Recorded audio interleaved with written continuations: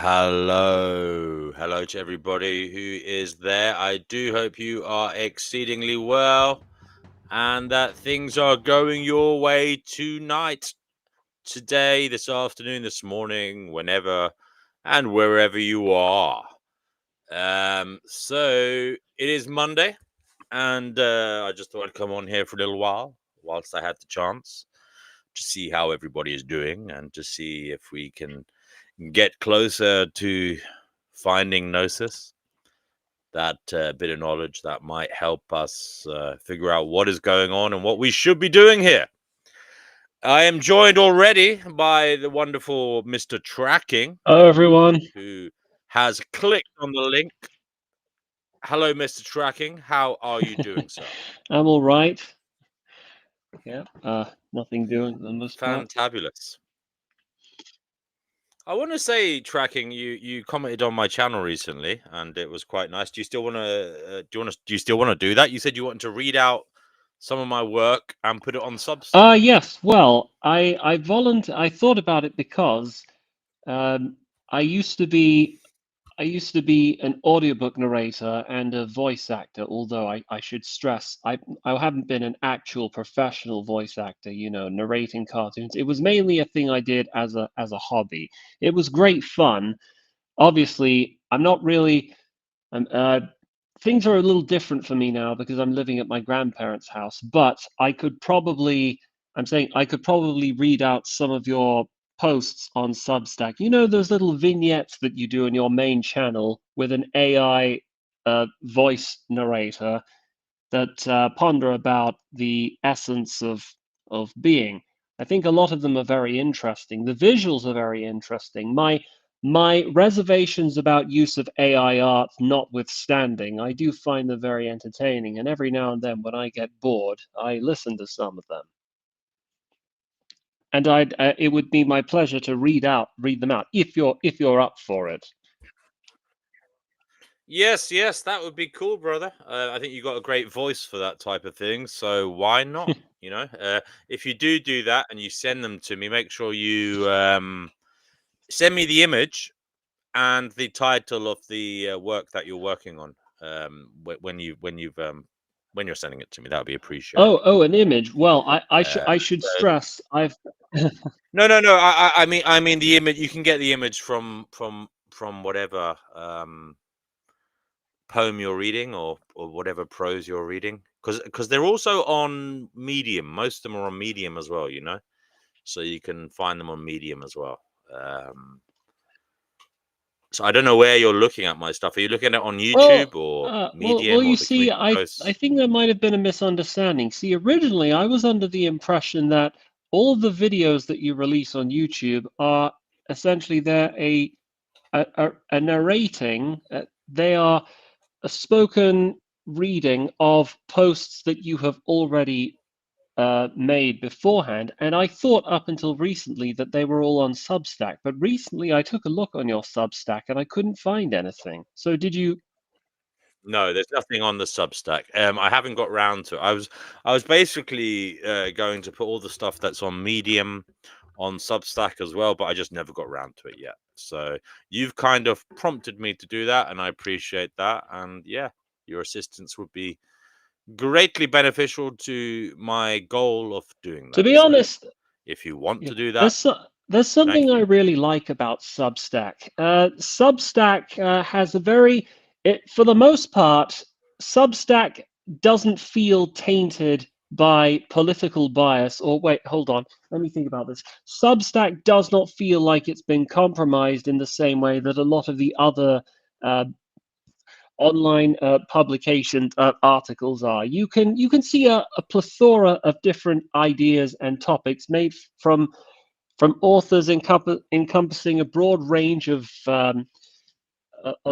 beliefs, and it's very often it's not like Twitter, and I've made it a goal to never use Twitter or literally to try not to use Twitter as much as possible. But Substack is a lot more. It's it's very good if you're open-minded because you'll see very interesting articles. Unfortunately, the main problem I have with Substack is if you discover an author that you really enjoy, you have to pay them by each month in order to read their exclusive content. I think it'd be better if they had some system where you could pay a generalized monthly sum where you could read lots of different authors. But anyway, it's I like the aesthetic of Substack. I like its On format. Medium. Yes, I like it as a medium. I find it very interesting. No. On Medium.com they have that. Yes. Potential. You pay a membership of Medium, and you can read as Oh, many authors really? as you'd like. Oh, that okay. I didn't know Yeah. that. To be honest, I hadn't even heard of Medium until just now. But Medium seems to be more kind of magazine-y. Yes, You I know, can see it does. more the more serious writers tend to go to Substack, I suppose, because they make more money there. Someone has just joined. Sorry, Tracking. Keep talking if you want to. I'm just going to let that person on. Tracking. Have you got anything else to say on what you're No, about? not really. Just that I'd be happy to narrate some of your written works, and well, you can put them on Substack if you want. But since you've told me Medium is where you primarily upload your written content, I'll take a good Well, look through. yeah, I mean, I've already got the stuff on Medium, but it would be good to populate the content on Substack as well. You know. Hello Hi to there. Chickpea. Chickpea, how I'm all are right. you? Yeah, I'm okay. Been sleeping all day as usual. Good. See, you are Yeah, okay. well, I have to be so Everything tight. is okay, What? Chickpea. So there's no need to complain. There's no need to No, complain I about don't. anything. Not really. No, but I've Um, had this interesting thought about life. And I've noticed, this is it. I'm putting it on the yeah. screen now. Why is it that this world has been designed in such a way? It has been designed like this. It is so easy to do bad. It's very easy to do bad things. Just a click of the fingers. But to do good that resonates for you, is so difficult. It's been designed like that, hasn't it? And it has been. I don't think it necessarily has been Yes, designed like that. I think we exist in a chaotic universe. Yeah, a Okay, horrible, shitty place. and life somehow popped up in it because there was a moment of environmental situation that allowed the right set of circumstances to be Mm. in place for that life to Yeah, pop but into being. And as I said, the universe itself is moving. It is a thing that is ever changing, and so life has to exist within that, which is very difficult. Which is why lots of things yes, can go wrong you see, for life, now, and why lots of things do go wrong for life. So what I'm saying is it doesn't necessarily need to be designed, does it? What about you, Tracking? Would you like to answer that question? I find that what's really interesting about life and being within a society is that you're drawn between two different polar opposites. There are two wolves inside you. One wants you to be happy, and the other wants everyone around you to be happy. And being part of a society mandates that you live your life in such a way so that you accommodate the needs and wishes of other people, so that you become selfless. And the other is about self-preservation, self-instinct. And if you follow either path to excess, then you run the risk of, well, being antisocial or being judged negatively by society. Then, on the other hand, if you live to be a people pleaser or a servant of everyone else's whims, well, then you'll make everyone happy except for yourself. What I've noticed is society, and when I say society, I'm essentially referring to everyone who is outside your individualized experience, because I kind of take on a solipsistic view here that you're the only thing exists and no one else does when I'm talking about this. But society would rather that you do what everyone else wants, and there's so many examples of this, but it's this inescapable facet of life. It follows you around everywhere. I noticed many years ago when I was in my late 20s, I was doing a job as a food busser and and a sommelier. I'd bring food to people's tables, and I was in a really bad mood. I felt like my life wasn't going anywhere. But at the same time, despite our pretensions, despite the fact that we're open and candid about mental health and the fact that we want people to open up and tell us about their struggles, in practice, nobody wants this. If I people do. come up to you, okay, all right, I maybe do. you do, but bear with me here. When people come up to you and ask you, "Are you all right? How are you?" The correct answer is, "I'm fine, fine." thanks. You're not supposed to tell them the truth, because if the you truth read- is, I'm sorry, I feel dreadful, then this is a deviation from the script. Because the truth is, they're not actually interested in what you're really feeling. It's an empty form of, it's a form of protocol where they're sort of following a script, really for no reason than to show that they're actively taking part in society. But I'm But always that's the saying thing. that. Yes. Society would rather. Sorry, just let me finish what I'm saying, and then I promise I'll let you speak. Society at large would rather that you suffer in silence, that you play the game like everyone else, than that you actually be honest and truthful about yourself with other people. Yeah. And in my opinion, this is why I think it's so easy to be self-centered, and it's not, or in some cases, it's difficult to be the opposite. But there's a clear gravitational pull towards, the way we're socialized from an early age is to do what other people want, which isn't always reasonable. And I think that's the inherent contradiction that comes with existing. Anyway, I'm really sorry for talking over you, Chickpea. You can tell me what you wanted to say. It was me talking over you. No, there's a book on this subject called Smile or Die. I've actually got this book, and it's written by an American lady, and she talks about the way in America, in particular, you have to be happy, clappy, and cheerful all the time, which is one of the reasons why America's got so psychotic. And she writes, it's written a book on this subject, and it's true, even when they go for cancer treatment, you're expected to be in a jovial mood when you've got breast cancer. I mean, and this is how bad it's in America. But in America now, you could be fired if you're a miserable employee. You can actually be fired for being miserable. It doesn't matter if you're doing a job, you have to be happy, clappy.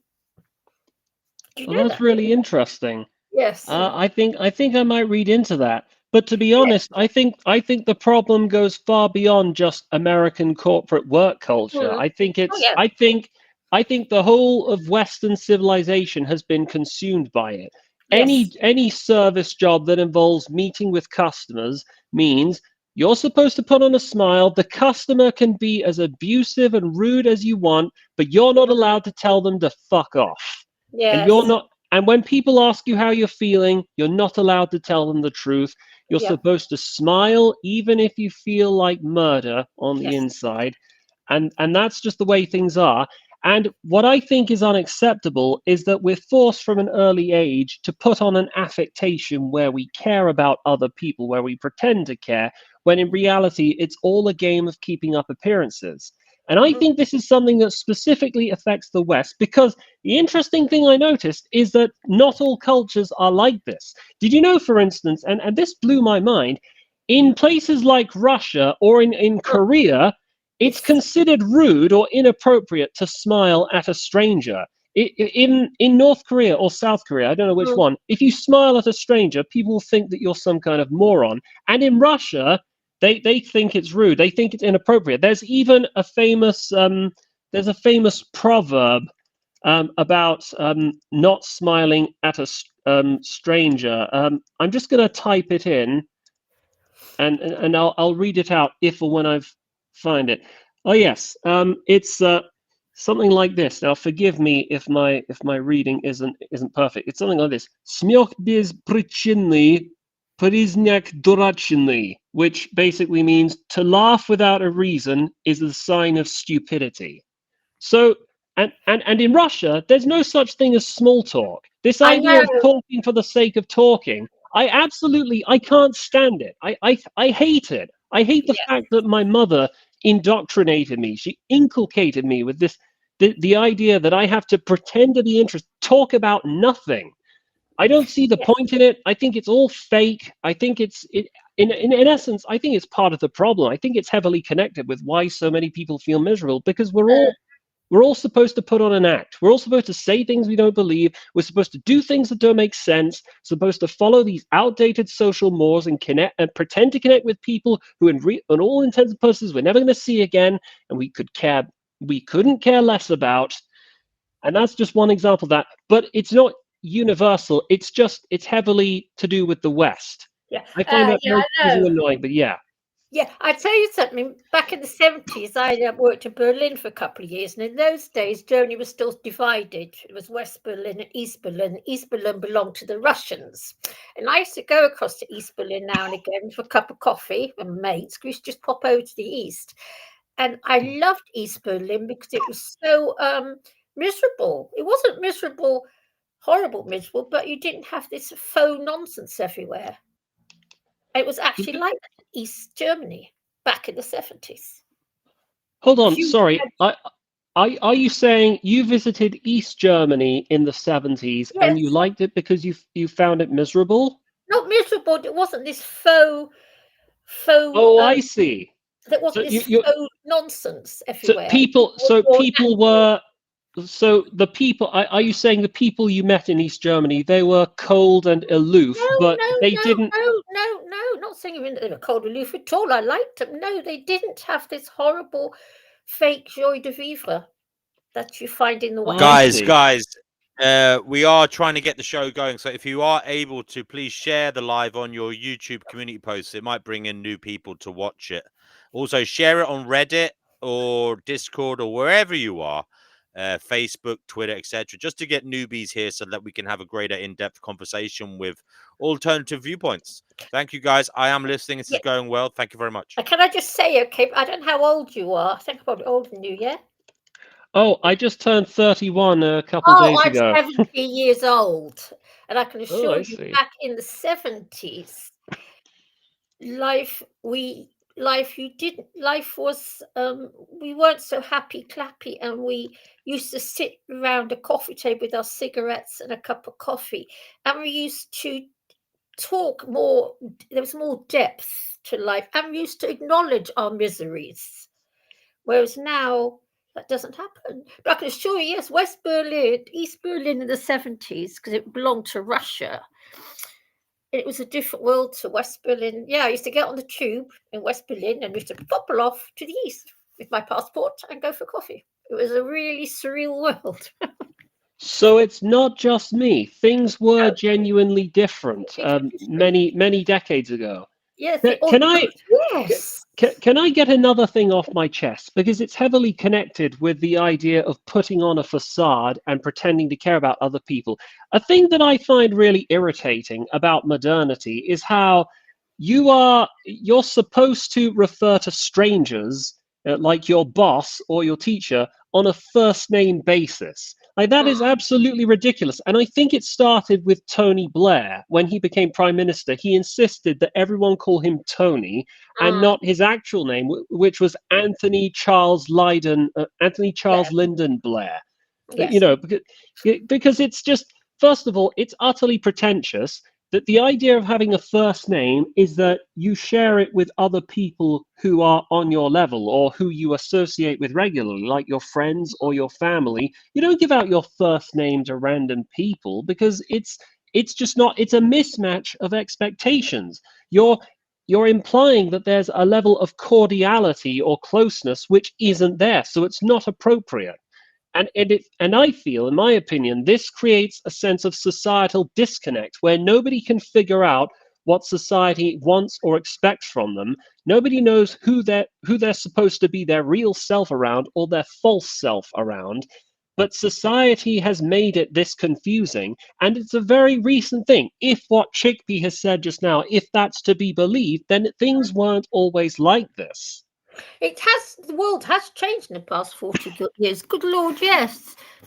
God, it's changed a lot. I just found 40 years ago, back in the 70s, we used to just gather around in the pub with a, have a few cigarettes, and we used to discuss things, and sort out our differences, and we didn't have this horrible joie de vivre thing. But the joie de vivre thing is very American, by the way.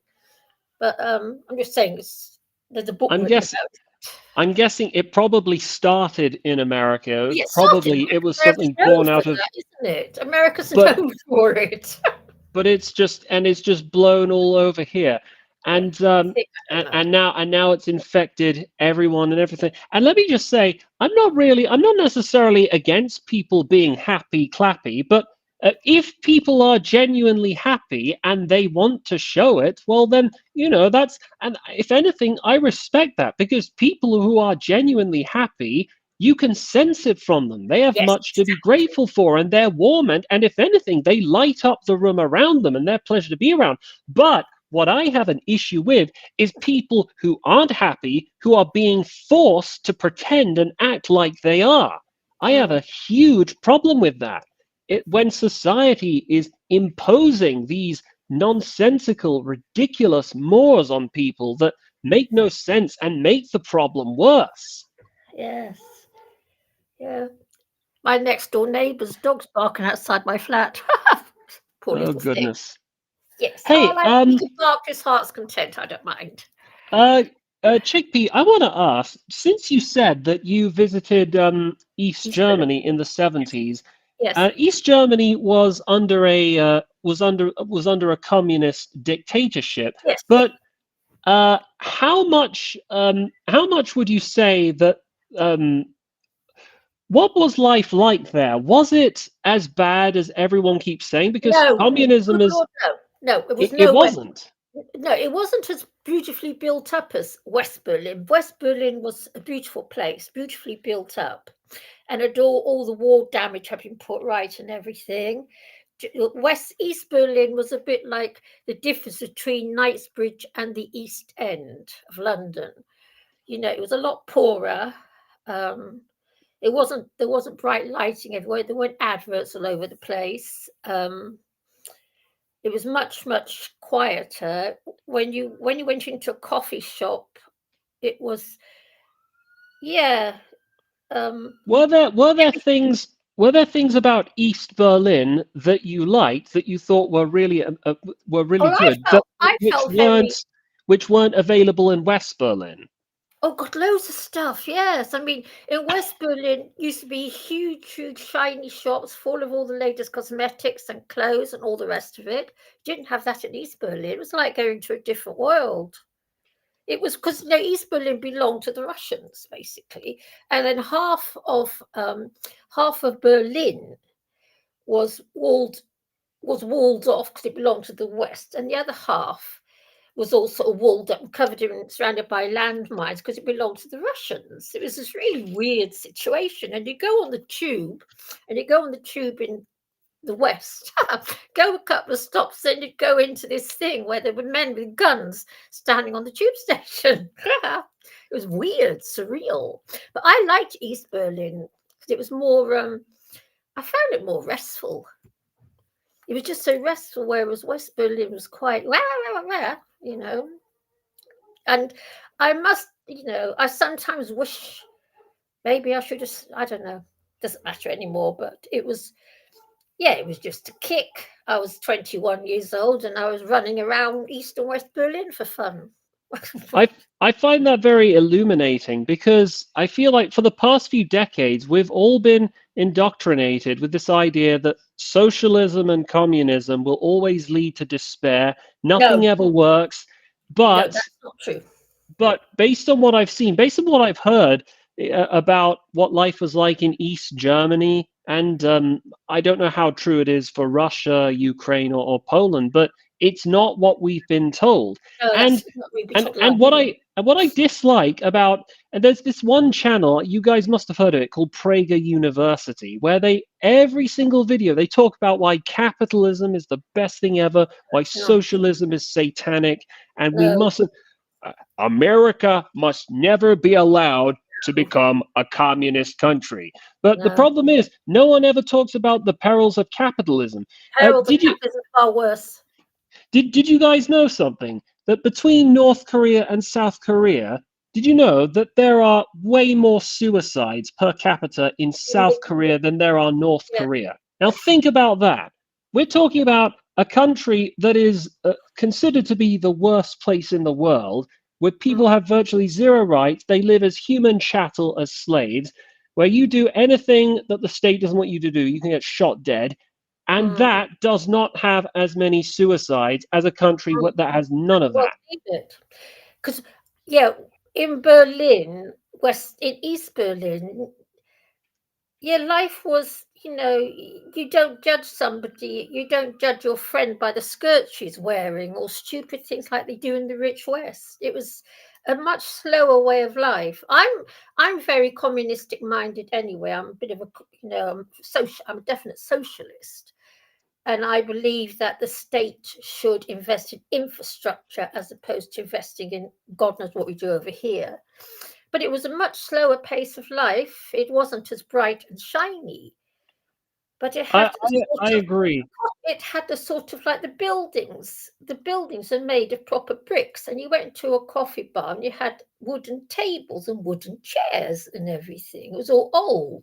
It wasn't a load of plastic from some modern IKEA or something. It was a whole, it was just, but I liked it. It had a lovely atmosphere. And I loved going across. I used to love it. I used to find it really exciting. I'm quite socialist adjacent too. I describe myself as a socialist, although personally I will say I have a preference for beautiful buildings. So I probably wouldn't have liked East Berlin personally. Yes, you would have liked East Berlin because it was the buildings that were built at the beginning of the last century, not this modern rubbish we've got now. Oh, really? Well, of course. Wait, hold on. Let me see if I understand you clearly. So you're saying those gaudy old Bauhaus architecture or brutalist buildings you're talking about, they were in West Berlin or were they in East Berlin? East Berlin. All the old buildings are still. West Berlin is very, very built up. It's so highly populated. There was a lot of old buildings there, but there was new buildings too. There was old stuff as well. But Berlin was still old, and the old road was still there, and everything was still old. It was. So I'm not really sure. I would, if anything, I'd have to say my utopia would probably be a country that has the authenticity of a place with the atmosphere like East Berlin that you visited in the 70s, but with the architecture of West Berlin from the 70s. Yeah, there was a time when West Berlin and East Berlin were one united city. That's before the Second World War started. You do know that? Yeah, no. Of course, I know that. But West Berlin was very, very rich, so they totally rebuilt. East Berlin wasn't rich, so they didn't rebuild. So a lot of the stuff was still there from before the war. So you can see the similarities between the East and the West, but the West with all cars everywhere. You tripped over the ruddy things. When of course in East Berlin you didn't. I see. That's good. That's good. Yeah, no, and living in a place where there's no noise pollution, that wouldn't hurt either. Oh God, yeah, yes. I want to ask Finding Gnosis. Hold on. What should I call you, host of the stream? Do you prefer to be called Do Not Watch, or would you like to be called Finding Gnosis? D&W is cool. D&W. All right. Yeah. Okay, D&W. Can I ask, have you ever visited any countries before? I don't suppose you visited East Berlin, because that's probably a bit before your time. I'm guessing you're my age. But what other places have you been to? Yeah, I've been around Europe. A lot of the countries in Western Europe. So like France, Spain, Italy, Malta, Poland, Denmark, Norway, Sweden. Where else? I haven't been to Germany, funny enough. No, I haven't been to Belgium. Cyprus, Greece. What's your favorite place in Greece? Singapore, Australia, South Africa, America. Oh, you've been around. Yeah. Wow. Bali. Yeah. there's a few places I want to go, but mainly for the kind of I'd like to go to places for the kind of views and the walking and kind of maybe bike trails and nature. You know, You'd like when I say holiday, nature, holiday. I mean the physical landscape. I'm not too fond of nature in the sense that I don't like going to look at animals eating each other. But I do like the kind of flora, you know, the jungle, the you know the plains. I like the rocky outcrops of you know cliff edges and seasides. So yeah, I like landscapes rather than nature itself. But having said that, obviously you know animals are nice and sweet, and I do like them. But what I mean is I like to look at them, but I don't particularly like nature, wildlife as a phenomenon because of how much suffering there is in it. But sorry, tracking, I'm going on and on. What was the question? You said where have I been? I've been Well, to a lot of places. well, I'd like to ask on the subject, since we're talking about life and reality, and then we sort of diverged into East Berlin. Had there ever been any places you visited that have reformed or refined your outlook on life? Were there any cultural practices or Uh, institutions you were exposed to that really made you stop and think for a moment? well, yeah, there's been a few places. I mean, some parts of America, I think, made me realize how crass humans can be.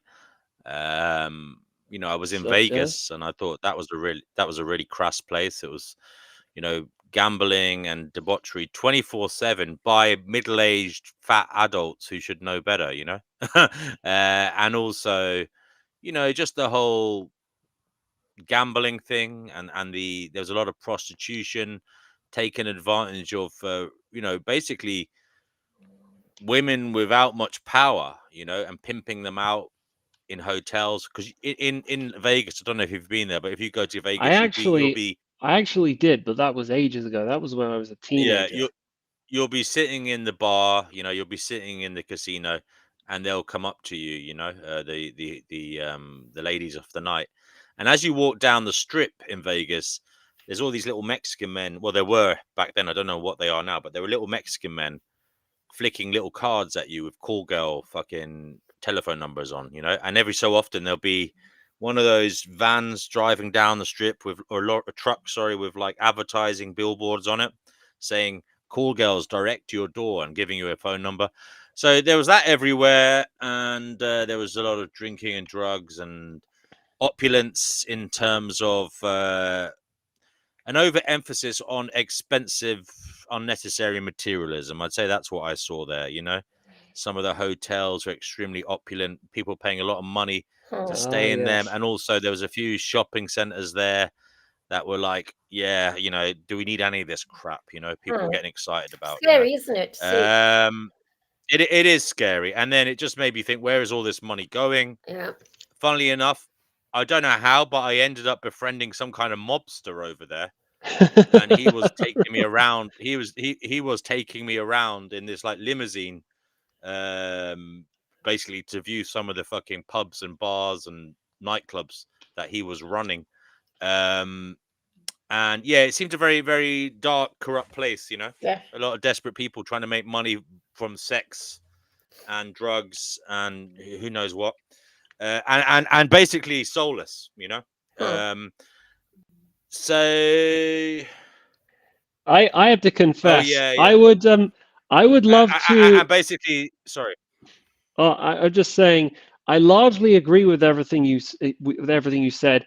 I would like to visit Vegas for probably a few days, but I would not like to live there.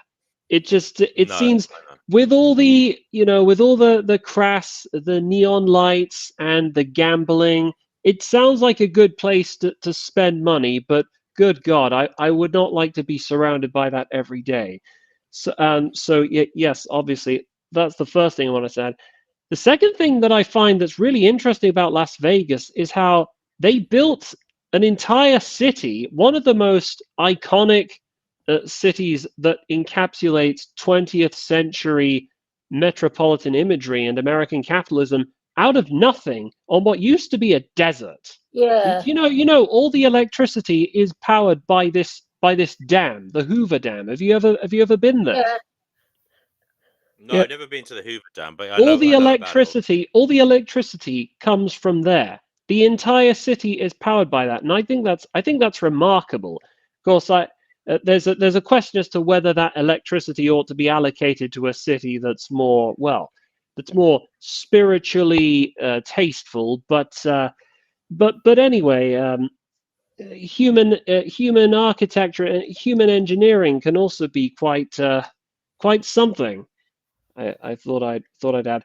But all right, so that was very interesting. So there was lots of businessmen over there, married businessmen, going to get lap dances and hookers at night, and obviously not telling their wives, and there was a lot of cheating going on in general over there, which was interesting, and also it was a place that made me question a lot of human nature. But other than that, South Africa, I suppose. When I went to South Africa, I thought it was to be as polite as possible. Hell on earth. It was an atrociously sad place to be because there was so much poverty, so much suffering over there, and it seemed that the disparity between the rich and the poor was unbelievably wide. There were people living in borderline Stone Age conditions, drinking out of rivers. I think it's actually. I think if you actually look, South Africa is the #1 most economically unequal country on the earth. I think it's the country with the highest Gini coefficient. The Gini coefficient is an economic indicator of how much wealth inequality there is. And South Africa is at the very top, or at least it was the last time I looked at it. I'm amazed that South Africa hasn't collapsed, because it should by all rights. And no one is going to like to hear this. What I'm about to say is going to ruffle a lot of feathers. But don't say it, please. I think I can imagine. You're going to say it was better. No. He's going to say it then, but I'm going to disagree with it because I know what he's going to say. None of these problems existed to the extent they do now back when it was under apartheid. For fuck's sake. Well, look. If only things were that simple, tracking. The thing is, when countries collapse or when they revolt, don't forget there are outside interests involved in the revolts and rebellions. And sometimes those outside interests have an interest in keeping the country poor and benefiting from a disenfranchised populace who hasn't got that much power to enrich the country. So be careful. I firmly believe African politics isn't totally about inefficient governments. A lot of it is about outside influence. Okay, and maybe even global corporate interests as well. In fact, hugely about that. A lot of bribery, a lot of corruption going on, but it's not just the Africans doing it amongst themselves. I firmly believe that.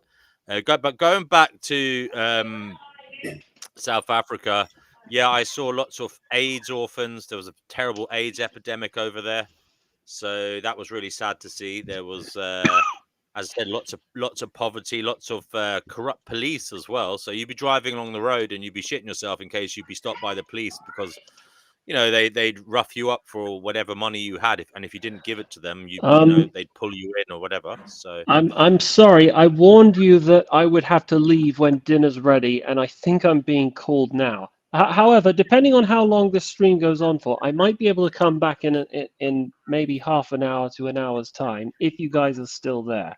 I'm sorry, I'd like to hear more about your time in South Africa. I've never been there, and probably I'm not in a huge hurry to go unless I can get a stab-proof vest. But anyway, you guys take care. I'll see you later. Take care, tracking. Right. Goodbye. Chickpea. Take care, buddy. Must tell you something. My cat, Dave, my ginger tomcat, he started doing his dirties in the loo. Oh, wow. I know. I know. He's been trained, has he? Yeah, did he just follow by example? No, he used to use the loo with his former owners. So I've only had him since last year. I've had him for about 16 months now, I suppose. And he used to with his former owners. And now he starts doing it here. Yeah, uses the loo. Ever so Amazing. cute. It's gorgeous to watch. It's Okay. lovely to watch. Doing his poo-poos on the loo. Oh my dear. What? So you can hear like a little. I'm sure you can hear the plop from quite a Yeah, of distance. course I can. Yeah. Every day I clean up the poop of 6, 7 cats. Oh God. Oh wow. Yeah, well, of course I do. What do you think I do? Yeah. I'm always cleaning up cat poop. And, No, I mean it's a lot of poop, is what I'm saying. Most people only have 1 or 2 cats. You have yes, quite a considerable amount there. Yeah, yes. that's why I was going wow.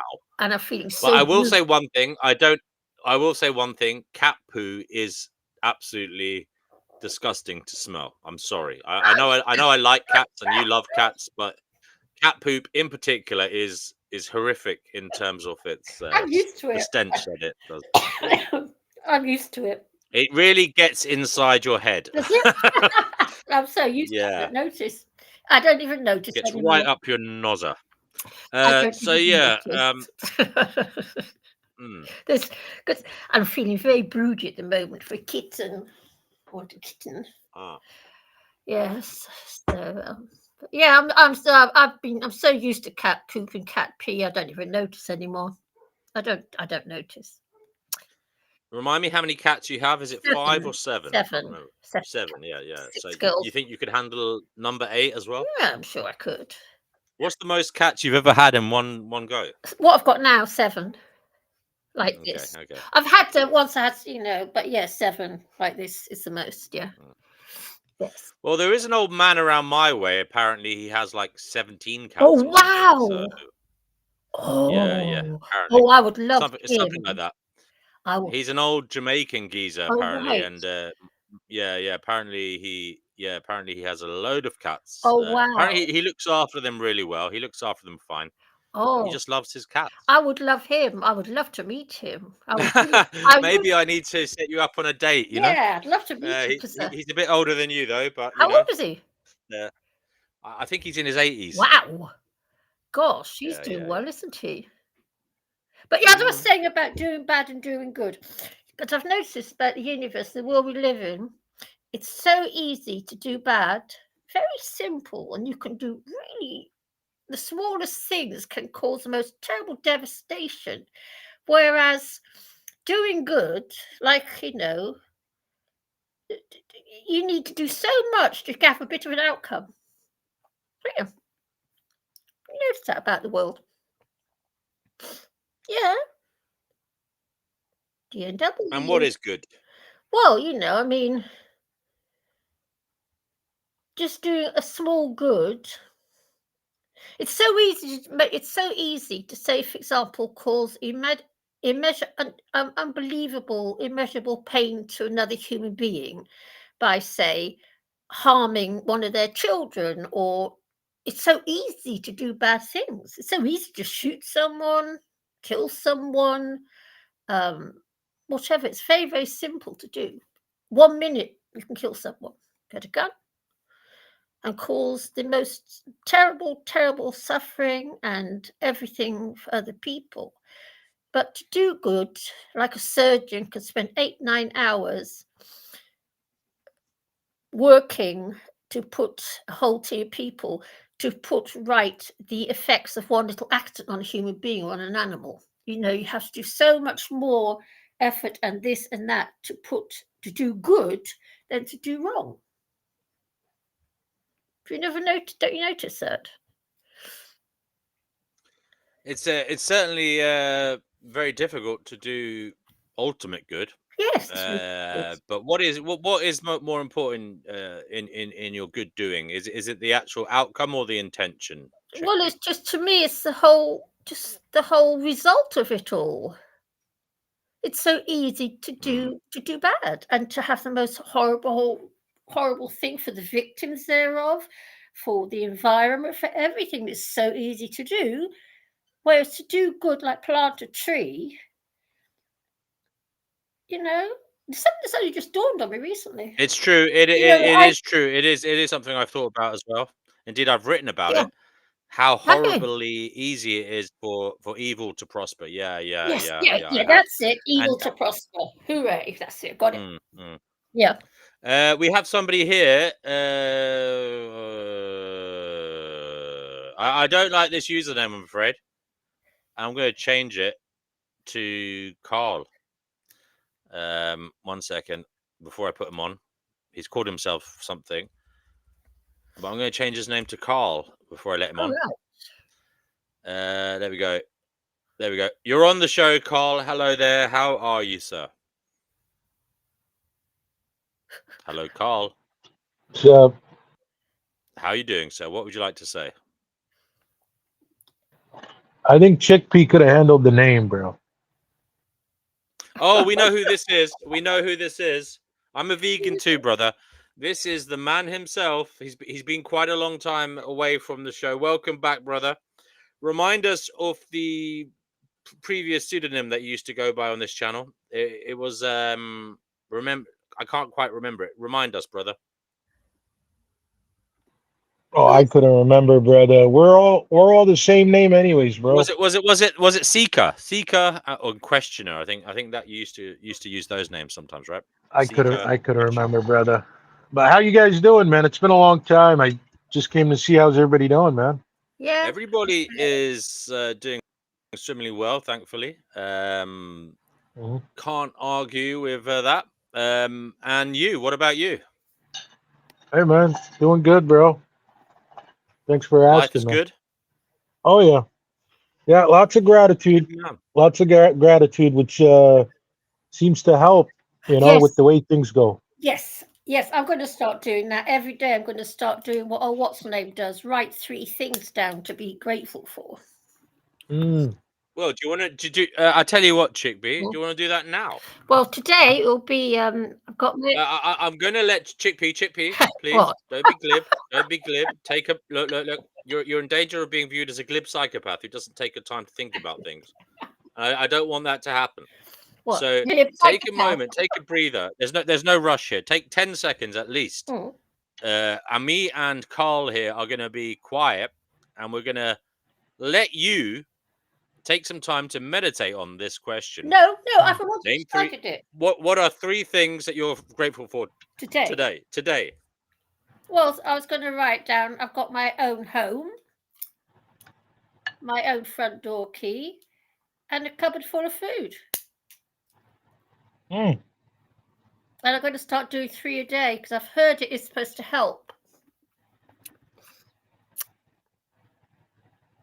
Well, there's certain things I'm grateful for, D&W. You know me. I've never had to have any children. That's something to be grateful for. How about life itself, Chickpea?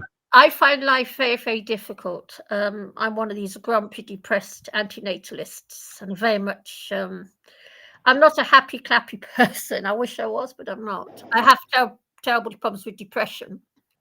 I've had it all my life, and but I'm going to start doing the gratitude thing because I've read that American actress does it, American model does it, and I've decided I'm going to start doing what she does every day. Write down 3 things to be grateful for. Let's see how that goes. Yeah, it's really good. Yes, I'm going to start doing it. Yes, because there's a lot to be grateful for.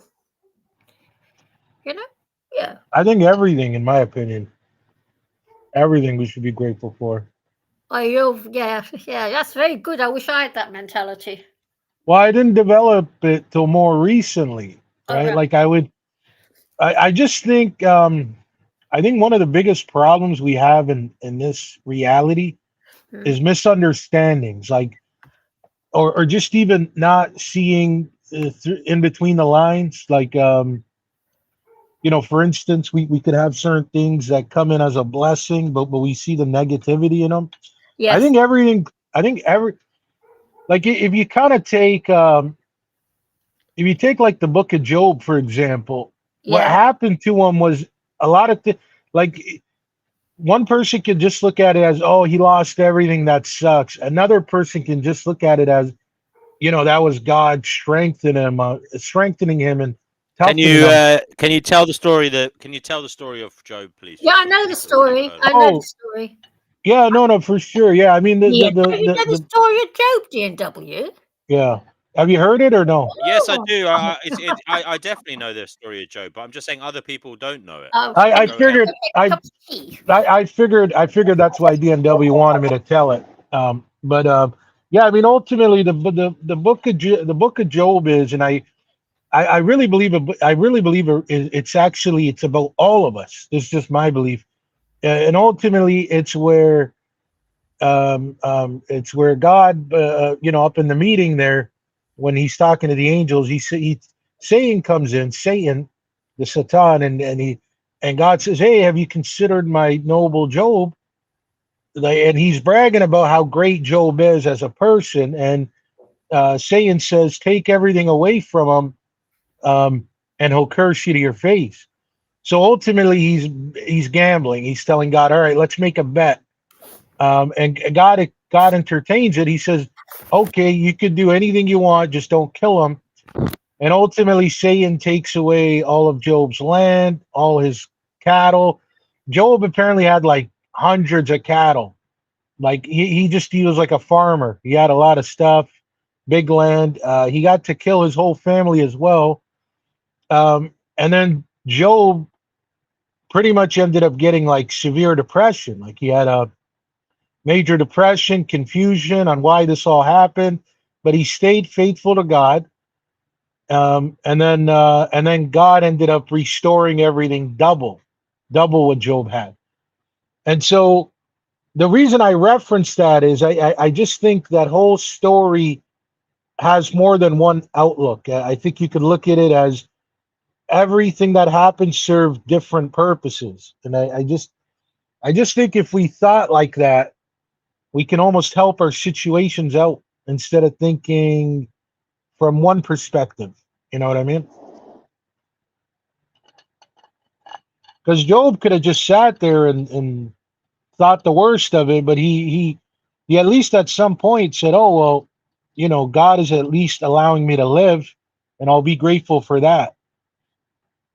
So that's him being appreciative for something, and not. I don't appreciate that. Well, I'm going to tell you this, Chickpea. I get where you're coming from because I don't know if you remember me, Chickpea. I've talked to you, man. My name's not Carl. I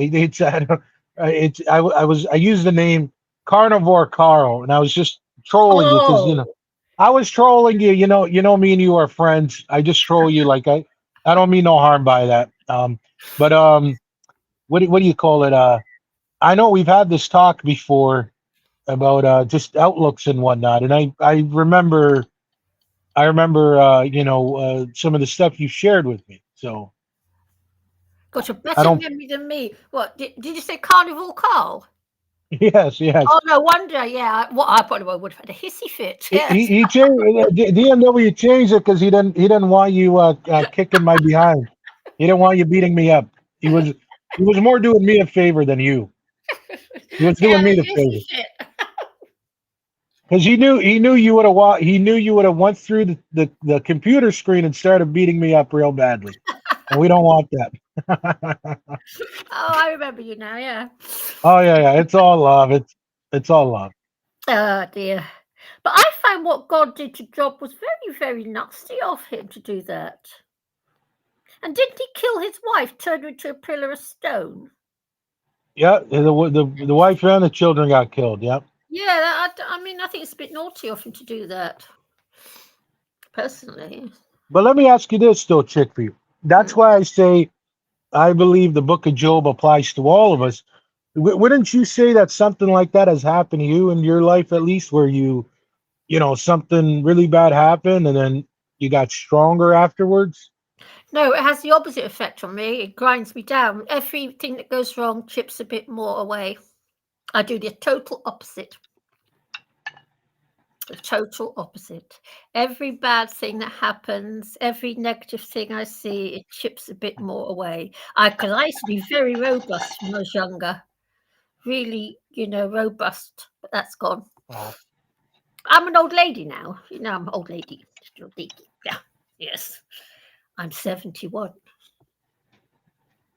God bless. How old are you? I'm well, do you remember? Let's take a guess. I can't remember. I Does don't know. DNW remember? I think he's gone off to make a cup of coffee. Are Oh, you he wants washing to up make. your dishes? No, I was eating my oatmeal because I got a right after this. I'm gonna do a gym session. Oh, aren't you good? Yeah. Yes, I used to. When I was young, I used to do the Jane Fonda workout and all that sort of thing, and go down to the gym and everything. I've become really lazy in my dotage. Mm. I'm still very thin though, but I've become very lazy.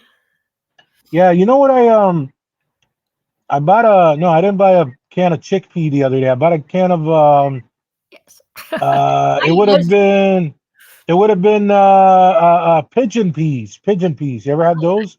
No, I've never had pigeon peas. Was it pigeon? What the hell? What kind of peas were they?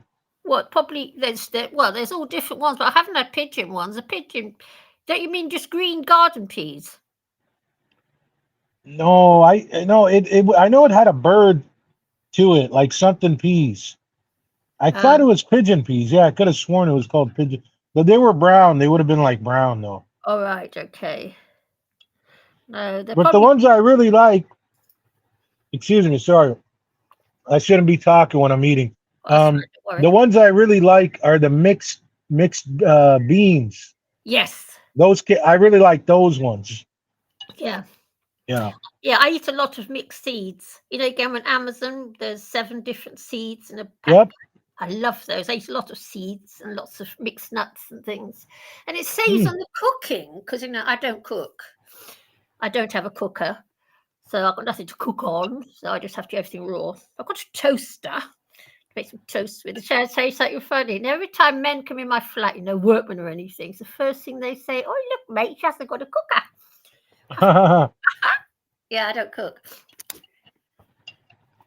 Yeah, so you just because as a you just eat everything from the earth. You don't have to cook it, I don't right? have to cook. No. I eat bread, but that I buy from the supermarket. But when you do your chickpeas, I didn't ask you. When you do your chickpeas, do you buy the ones in the bag where you got to boil them? Sorry, where you got to soak them overnight? No, Or do you just buy the cans? I just buy a tin that's already all done. Good cooking. Okay. I don't cook anything. I just buy everything in tins, and I buy. Right, but How much are your tins there, chickpea? What it? Mine are 49p. I get them for about 49p chickpea. Yeah. What I want to know how much chickpeas are in your area. Mine are 49p around here. I tend to just buy hummus a lot. I probably got a tin somewhere in the cupboard, but I buy a lot of hummus. You know hummus? Yeah. It's made from chickpeas. Yeah, I love it. I love it. Yeah, I love it. I do mine. I grate it all with raw. I get loads of grated raw carrots and olives and sesame seeds, and some more seeds, and mix it all up together. Gorgeous. Mm. And no cooking required. Cooking. See, the thing about chickpeas and hummus and all that, I'd really love to be able to eat them more. It's just they really what do you call it? Just explode the calorie intake for me because they're higher in calories than other things, but chickpeas do have a lot of protein in them, which is really really good for yeah. Yes. But it's just they're just high in calorie. I just wish they weren't that darn high. You know what I mean? Oh, don't worry about it. You gotta mix them with rice though to get the complete protein. Really? Oh, By right. themselves, they're not. Right.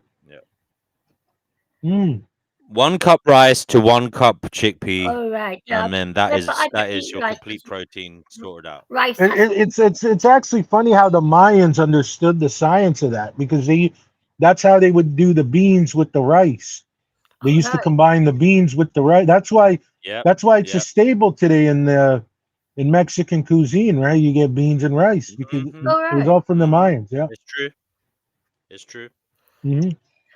I get a lot of my calories from just high protein soya milk. Just sit drinking that all day long. I'm very lazy when it comes to cooking. Soya milk, huh? Huh? Yeah, I drink the high protein one. Welcome to Brother Marcus. I do hope you will. If you want to come on, bro, the link is in the chat. The 50 grams per liter. 50 grams of what? Protein? Yeah, 50 grams of protein per liter of soy milk. Really? I didn't know it has that much. Wow. Yeah, if you get that soy, you have to get the Alpro high protein one. Okay. Yeah, Yeah, I get, I drink 1.5 a day to get my 75 grams because you need lots of protein when you get old for your bones because we need protein. Oh yeah. It's actually funny, Chickpea, because I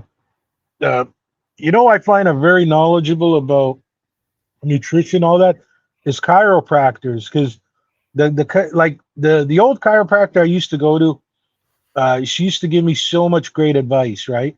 And this guy, I haven't been to her in like 2 years or something, but this new guy, I've been going to him for a couple months. He pretty much affirms like everything she ever says. And like for example, when I was telling him about vitamin D for bone, he said don't take that because it actually doesn't get absorbed. He said you got to take vitamin D3 with K3, I believe. I got it somewhere. Yeah. I got it somewhere. It's vitamin D3 with K2. Yeah.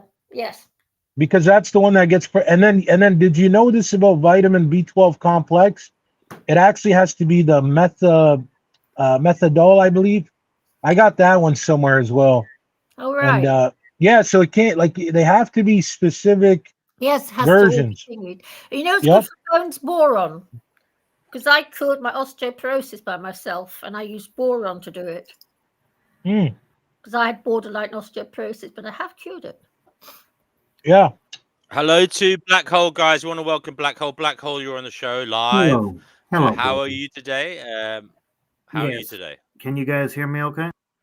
Yeah. Yeah. Perfectly. Yeah, I'll just stick around with you guys for a while. It's just another miserable Monday, guys. Don't want to say. Sorry to hear that. Don't worry, I know you feel. I know you feel, Black Hole. You can moan to your heart's content because correct. I like listening to good old moans. Black Hole, you're welcome to say whatever you want here to cathartically release your thoughts in the endeavor of trying to feel better. So please do, if we can, we will help you. If not, then hopefully just releasing the hurt, the pain, the misery into the void, into the abyss, may be somewhat conducive to feeling better. And I do hope you do feel better. Black Hole, what exactly has really is grinding your gears?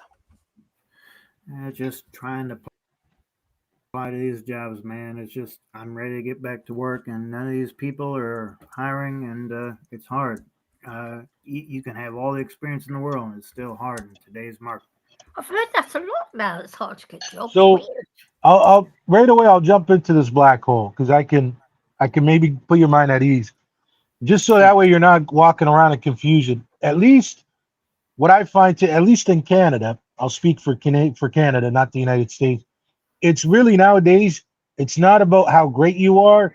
It's not about who's the best for the job. It's about who you know. And heard that. Yeah, and I just exactly. Guys, please share the stream on your community posts on YouTube if you're here. Just to bring newbies here so we can expand the conversation. Also share it on whatever social media you have, Facebook, Discord, Reddit, Twitter, or whatever, or wherever. That would be great. Thank you. Sorry, go ahead. Yeah, because I'll say this, like Black Hole, I remember, I'm fortunate enough to do what I do, right? And I love it. And but I for example, I'll tell you this. I remember 11 years ago when I applied to this one place, and the guy's looking at my resume during the interview, and then when he gets to the volunteer part, he gets a big smile on his face, and he's like, "Oh, you volunteered here? I know this person there."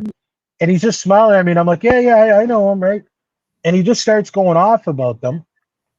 And I knew then and there, Black Hole, I'm like, all right, I secured the job. Because this guy got like personal with it. Like now it's like he's talking to me like I'm a friend. And yeah, like a minute later, he's like, yeah, so when can you start? So it's like, I find that, like if you don't know somebody there, then something like that kind of helped. But it's really hard, man, when you got to go through that 6 months or 1 year of like looking for a job. And it could take a year. Like I feel your pain, bro. I've been there, man. It's pretty crappy. Huh? It's hard to get a job in today's market, even when you got good experience and you're applying well and going on good interviews and everything. It's still very hard. Yeah, you hear it a lot nowadays. Very shitty, man. Mm-hmm. Yeah, I hear that a lot. How long have you been without a job? It's coming up on 2 years now. I'm pretty much reaching a God. point of desperation. Yes. Oh man, that's really. Looking at- Do you got Let me ask you this, Black Hole. I'm assuming if it's been that long, did you go through any like work, like temp work agencies, anything like that? I've been calling agencies all morning. I've been living with my parents for about 2 years. I'm 43, and I'm aware of the fact that I need to get as soon as possible. And they're not any help, are they? Those work temp agencies. They are not helping nothing. They're not doing They're nothing. very ageist as well. And you're at that Ridiculous. age now. But of course, I will never bring children into the world to witness this miserable experience that I'm having to Yeah, go through. I know you feel. Can you type, Black Hole? I'm sorry. Oh yes, I can type. You never thought about just doing becoming a secretary? I know it sounds say to guy be a secretary, but Yeah. it's it's easy to get into a place, even just temping, because places do take male secretaries nowadays. All right. I haven't really looked into that. I might. Yes, yeah, we thought about giving that a try. You know what might even be a good one? If you're a fast typist, they will give you work. You know what might even be a good one, Black Hole? If you were, I don't know if you have a car, but if you were able to like borrow a friend's car, you could maybe do like Amazon deliveries for quite some time if you wanted. I have looked into Amazon deliveries before, and yes, I do have a car, but it's hard to even get a hold of that. That was just before I started working in their warehouse. Amazon, they did have a job that I almost had, but it just didn't work out. Oh, okay, yeah. Because that one. See, the cool thing about that one, Black Hole, is you got nobody nagging you, man. Like you're just on the road by yourself doing your own thing. I think I find it would even be better than like Uber, like doing Uber, because Uber, you could just get some entitled person come in your car and they'll say, "Oh, change the radio," or the AC's on too much, or it's just like the tone of the way they might say it might just irritate you right away, right? And you might just be like, "Oh, fuck, this person's annoying me," Yeah. It's just hard. It's hard to get a job in today's market, man. I know where you're going, but yeah, I know what you're saying. Now, let me ask you this, Black Hole, because I'm just sharing with you something I just recently tapped into. Have you ever looked into manifestation? No, I have not. Okay. Because it's been kind of crazy for me. Like I just recently started getting into that, and myself and everybody else that's tried it say it works. Nobody that's gotten into, I've never heard of anybody that got into it says it doesn't work. Sure. Have you read that book? There's a book by a certain female, isn't there? Forgotten her name. You got that? Hold on. Maybe we should let we'll call him Carl today. Sorry. Carl, describe what this manifestation technique is that he's using and why it's working for him. So ultimately, let me just start with this. This is the most important thing. Your mindset and where your heart's at. So like, if I'm sitting here and I'm going to really manifest to get a specific job, but in the back of my head, I'm doubting it. And I'm like, I don't think it'll ever work, but I'm going to say, yeah, but I got the job. Like I'm going to say it every day until I get the job. Then it's impossible to work. So ultimately, I'm just starting with step one for you guys. So step one is you have to genuinely, in your mind and in your heart, already believe that what you want, you don't believe like, first of all, you don't use the word want or I'm going to get it. You have to use words like I already have it. I've attained it. So ultimately, like what the law of attraction is, the law of attraction, when you manifest things, what you do is you envision yourself as if you already have the desired life or the desired material or whatever it is that you desire. You have to already envision yourself already having it. So that's step one. along with the side that you have to mentally believe it, like 100%, not 99, not 95. You have to 100% believe that you have it. Mhm. So that's step one. Very good. And then you gotta manifest that every night. Like when you go to bed, you gotta, um, for example, count money. If you count money every day, eventually you're gonna be counting real money that you get from the job. You got to do stuff like when you're going to bed every night. Also envision yourself in that job that you want, and ultimately, this type of manifestation, that frequency will align with that timeline of you working that job. They will align together, and it happens. There's no way it can't happen. It's actually impossible that it wouldn't happen, because you're just your frequency level is going to match to that frequency level. Good. So there's no way I'm it can't happen. I'm actually selling out some stuff even here as I'm talking with you guys. So yeah, it is. I definitely hear where you're coming from, brother. But it's hard in today's market, even when you got good experience. Right, but you're not hearing what I'm saying, because all you're I doing heard is every filling word out. you said. No, I heard every because this word. is what I'm saying. All you're doing is filling out applications, but your mind is not focused on what I'm telling you, bro. See, because Okay. look, this is what I'm saying, Black Hole. Right now, okay, just hear me out. Hear me out. Just give me like 30 seconds, so you can get the floor after that. What I'm saying is the mindset of I can't find a job. I'm handing out resumes. This sucks. That what you're telling your mind is you are poor, you are lacking. You see what I'm saying? Lacking Right. is the opposite. Dude, I could have $400 in my bank account, but I could tell my mind that I'm abundant. And then that automatically gets me more and more money. But if I'm saying I'm lacking, right? I think the NW is going to introduce this guy. Were you going to introduce him, or should I keep talking? Tracking is back. Good to have you back. Interject Oh, whenever hey, you feel like it, brother. don't mind me. You can carry on talking. Okay. Yeah, but Just Okay, no recharge problem. tracking. after an hour of being away. Everybody interject whenever you feel like it, but please Yeah. wait for a gap in the conversation. Don't interrupt. Thank you. No problem. So again, I'll keep it short so everybody else can chime in. So what I'm saying is, Black Hole, I get your struggle. I 1,000% get it. But like I'm saying, the most important thing is if our mindset is thinking lacking and not abundance, then that's, I'm telling you, you're gonna stay in the loop. You just really got to hear me out right now. Like I'm giving you a helping hand. If lacking, right? Like I'm sending resumes every day. I'm not getting any jobs. What you're telling your mind is, yep, I'm gonna keep staying in that cycle. Because now you're ultimately you're looking at the problem and you're not looking at the fact that you've fixed the problem. That's what abundance is. So abundance is I'm counting money because the job I want, I have it. I have it right now.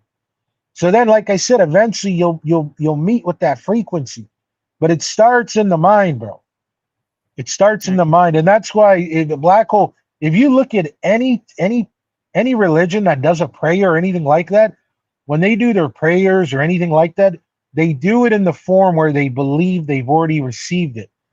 That's why Right. Jesus himself also already says it. He says, whatever you pray for, believe you have received it and it will come. Because Good that's advice. what they teach you. It's all in the mindset. It starts in your mindset, bro. That's good Yeah. advice. I preach that on my channel all the time. So thank you very much for that. That's a good speech. Oh, not a problem, brother. Not a problem at all. Do you have a YouTube channel? Me, no, not really. I do. just I like coming on channels like this one. Huh? I just said I do have a YouTube channel. You're Oh, more do than you? welcome. Oh, what is it? Can you It's can just you Black drop Hole. it in the? It's Black Hole. Oh, it's okay. Let me look it up right now. Let me see if good. I can find it. Yeah. That's gonna be a hard one to find, though, to be honest with you. Oh, cool, good. DNW? Yes. He's not responding. I'm DNW. listening. Yeah. Would you like us all to contribute some money towards this restream? Because you have to pay Well, for this, don't you? maybe at some point, but not.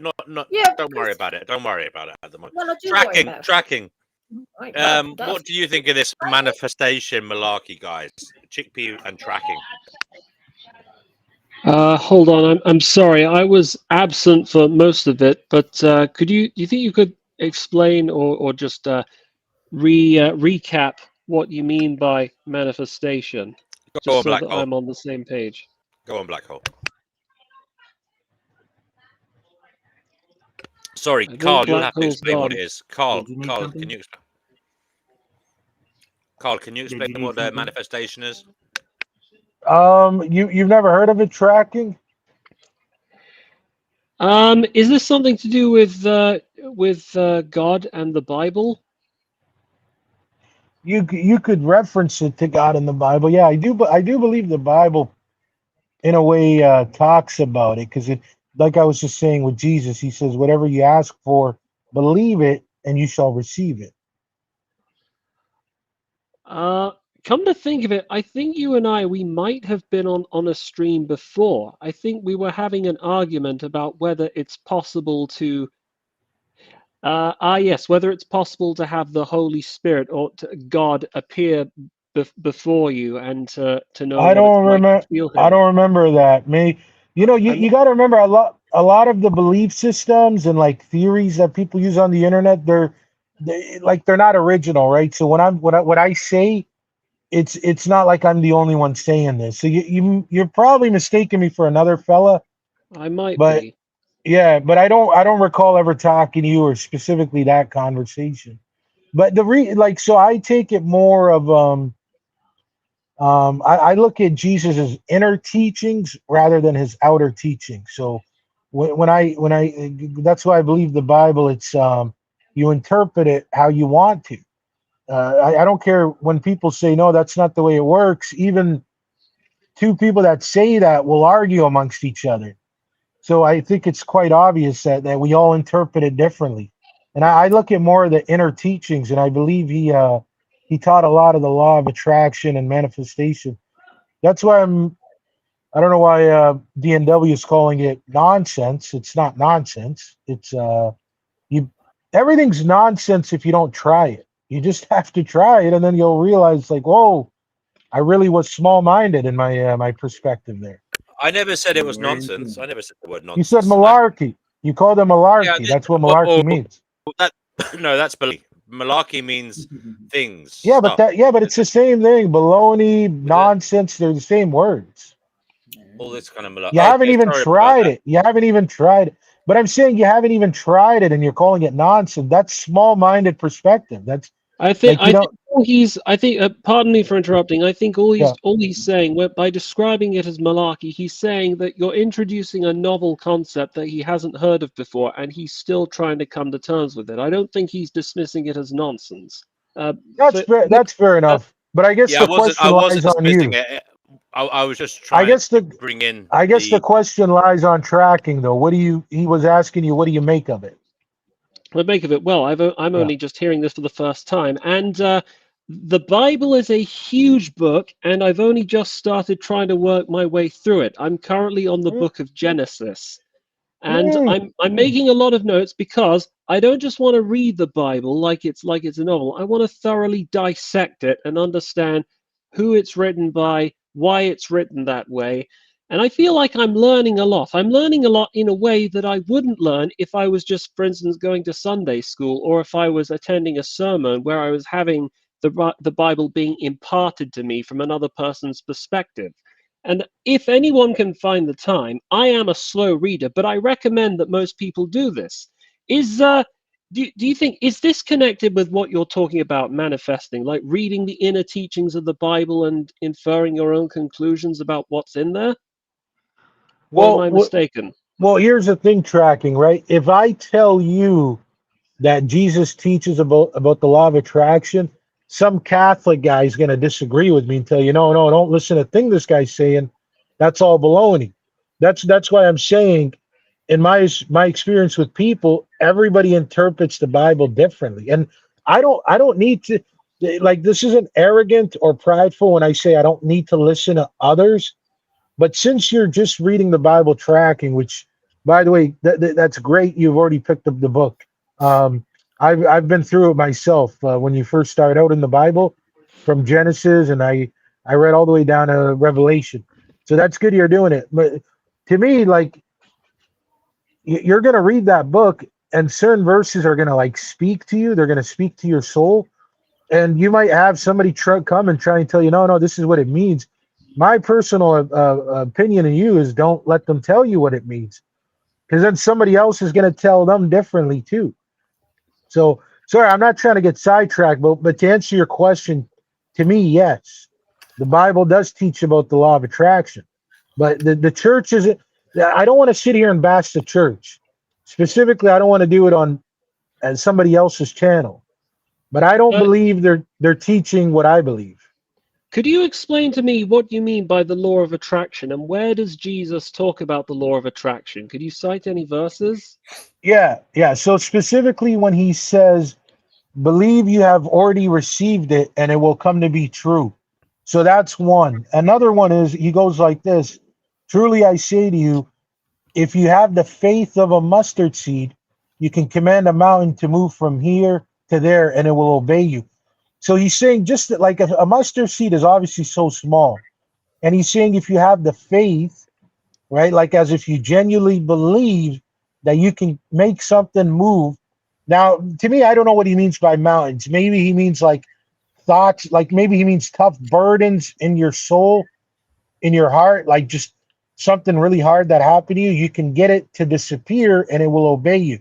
Maybe that's what he means by mountain. So, right? this is what you mean by manifestation, by belief, by sheer will of belief. You can make this manifest into something like a mountain moving or a mustard seed.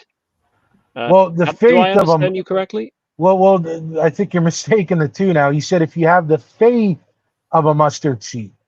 So he's really emphasizing how small a mustard seed is, and that if a human had just that amount of faith, right, just that amount of faith in what they want to accomplish, that it can, like, okay. Another thing is forget about the moving mountain.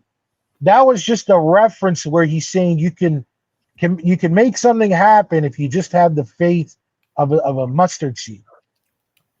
Mm-hmm. Are you following it? Like if you just have faith in what you want to happen, it will happen. He's saying it's that simple. Yes. I see. Good. So that's all right. So that's what you mean by the law of attraction. Yeah. Why else would he say that though? But why else would he say that? Why would he say that? Yeah.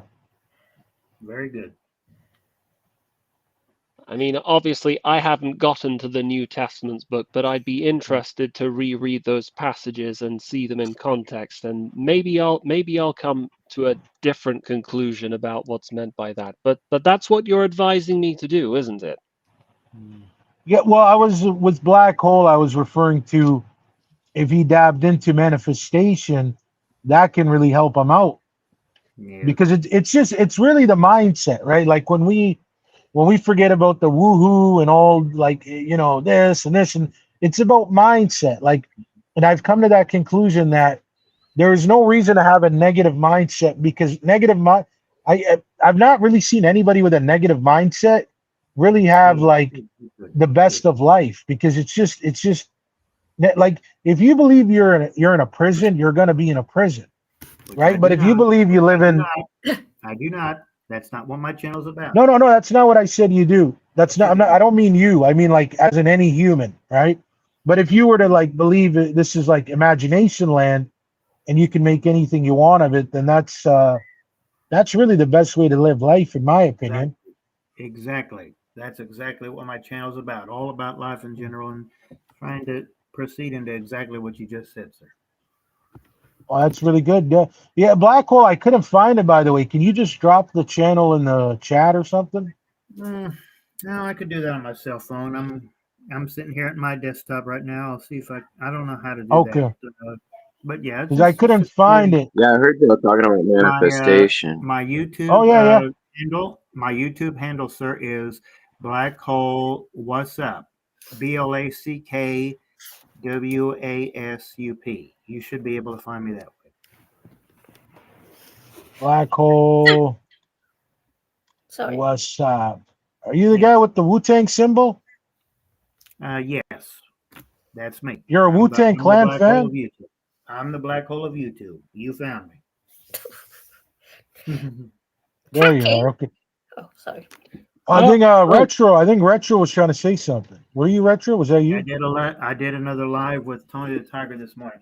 Let me verify. I've been trying. Yes, we got someone else in here, Retro/astronaut painter. Yeah, hello. I heard you talking about manifestation. I work a little bit with that kind of stuff with metaphysics on one side and manifestation on the other side, and not really joining them, but I feel like one graduates into the other, if that makes sense. What was the other one? Sorry, you said manifestation. What was the other one? Metaphysics. Oh, metaphysics. Oh, yeah. I love that stuff. Which to me is just magic. It's just the same as your dreaming world connected to your waking world, and then getting something out of it that you learn from, and then using your mind, the way you dream and the way you think, to push yourself outside of your own box to catch it again, like throwing a ball ahead of yourself so you can catch it. Yeah, that's deep stuff right there, bro. It's something that's hard to catch. There you go. Yeah. Am I being called? You're a Brit, tracking? Yes. I currently live on the Isle of Wight. I thought it was you. Because I have been manifesting moving to the Isle of Wight, and there's somebody from the Isle of Wight, because I was thinking about moving there. Well, it is a lovely, beautiful island, and most of the people live here are pensioners. So yes, it's like what? Well, I wasn't trying to. No, right, I wasn't trying to play anything, but yes, it's a lovely island. It's largely untainted by the ravages of modernity, so there's not a lot of big cities, and the people are very nice and friendly, and there's some stunning views of the sea. Yes, so I know. So do feel free to come by. Apparently, David Icke lives here. Yes, I know. I'm a fan of his. I've got all 13, 14 of them, because I live in London at the moment, and I've been thinking to myself, Isle of Wight. It's funny that you turned out. I thought it was you, but I thought you were called something else. But not to worry, because I'm thinking about moving there. Yeah, I'm really, really thinking about it. Do you think it'd be okay for someone like me? The only problem is I've got 7 cats, and it's very, very hard to find. Only 7. Only 7. Do you drive a seaplane? Do you burn the Wicker Man? It's not round here. Not round here, we don't. But who knows? Maybe if we, maybe it'll be a new ritual we could think about bringing. I'd be up for it. I like how your show DNW. I like how your show brings in people from all over the world. Like Black Hole, you sound like you're definitely from the deep south. I don't know, Alabama or Texas. I live in America, Oklahoma City. Oklahoma, there we go. Also, .C, are you Canadian? Yes, I am. Yeah. I thought so. Yes, I heard your accent, and instantly it reminded me of when I lived for 9 months in Ontario. And I've been able to distinguish now. There's a subtle difference in accents between someone who lives in Canada and someone in America, but you won't be able to hear it unless you've taken the time to study it. It's really fascinating. Are you from Ontario? Yes, I am. Yeah, we got the we have a different type of accent. You know what I mean? We're more of we're kind of more like take bits and pieces of everywhere. You know what I mean? We've been told we kind of have like the Ontario accent. Sorry, the California accent. I called it in the chat when he came on. I said, this dude's Canadian. I thought so. Yeah. I'm guessing you live around the GTA, so if not Toronto, then somewhere like Mississauga or what's it called? Etobicoke, the surrounding area around. Oh yeah, you definitely remember the area still, man. So you were were you in the GTA or were you in a different part of Ontario there? Well, the reason I went to Canada, this was ages ago, it's because I wanted to visit a different country. I wanted to be independent, and I wanted to prove to myself that I could manage it. And I did it all by myself.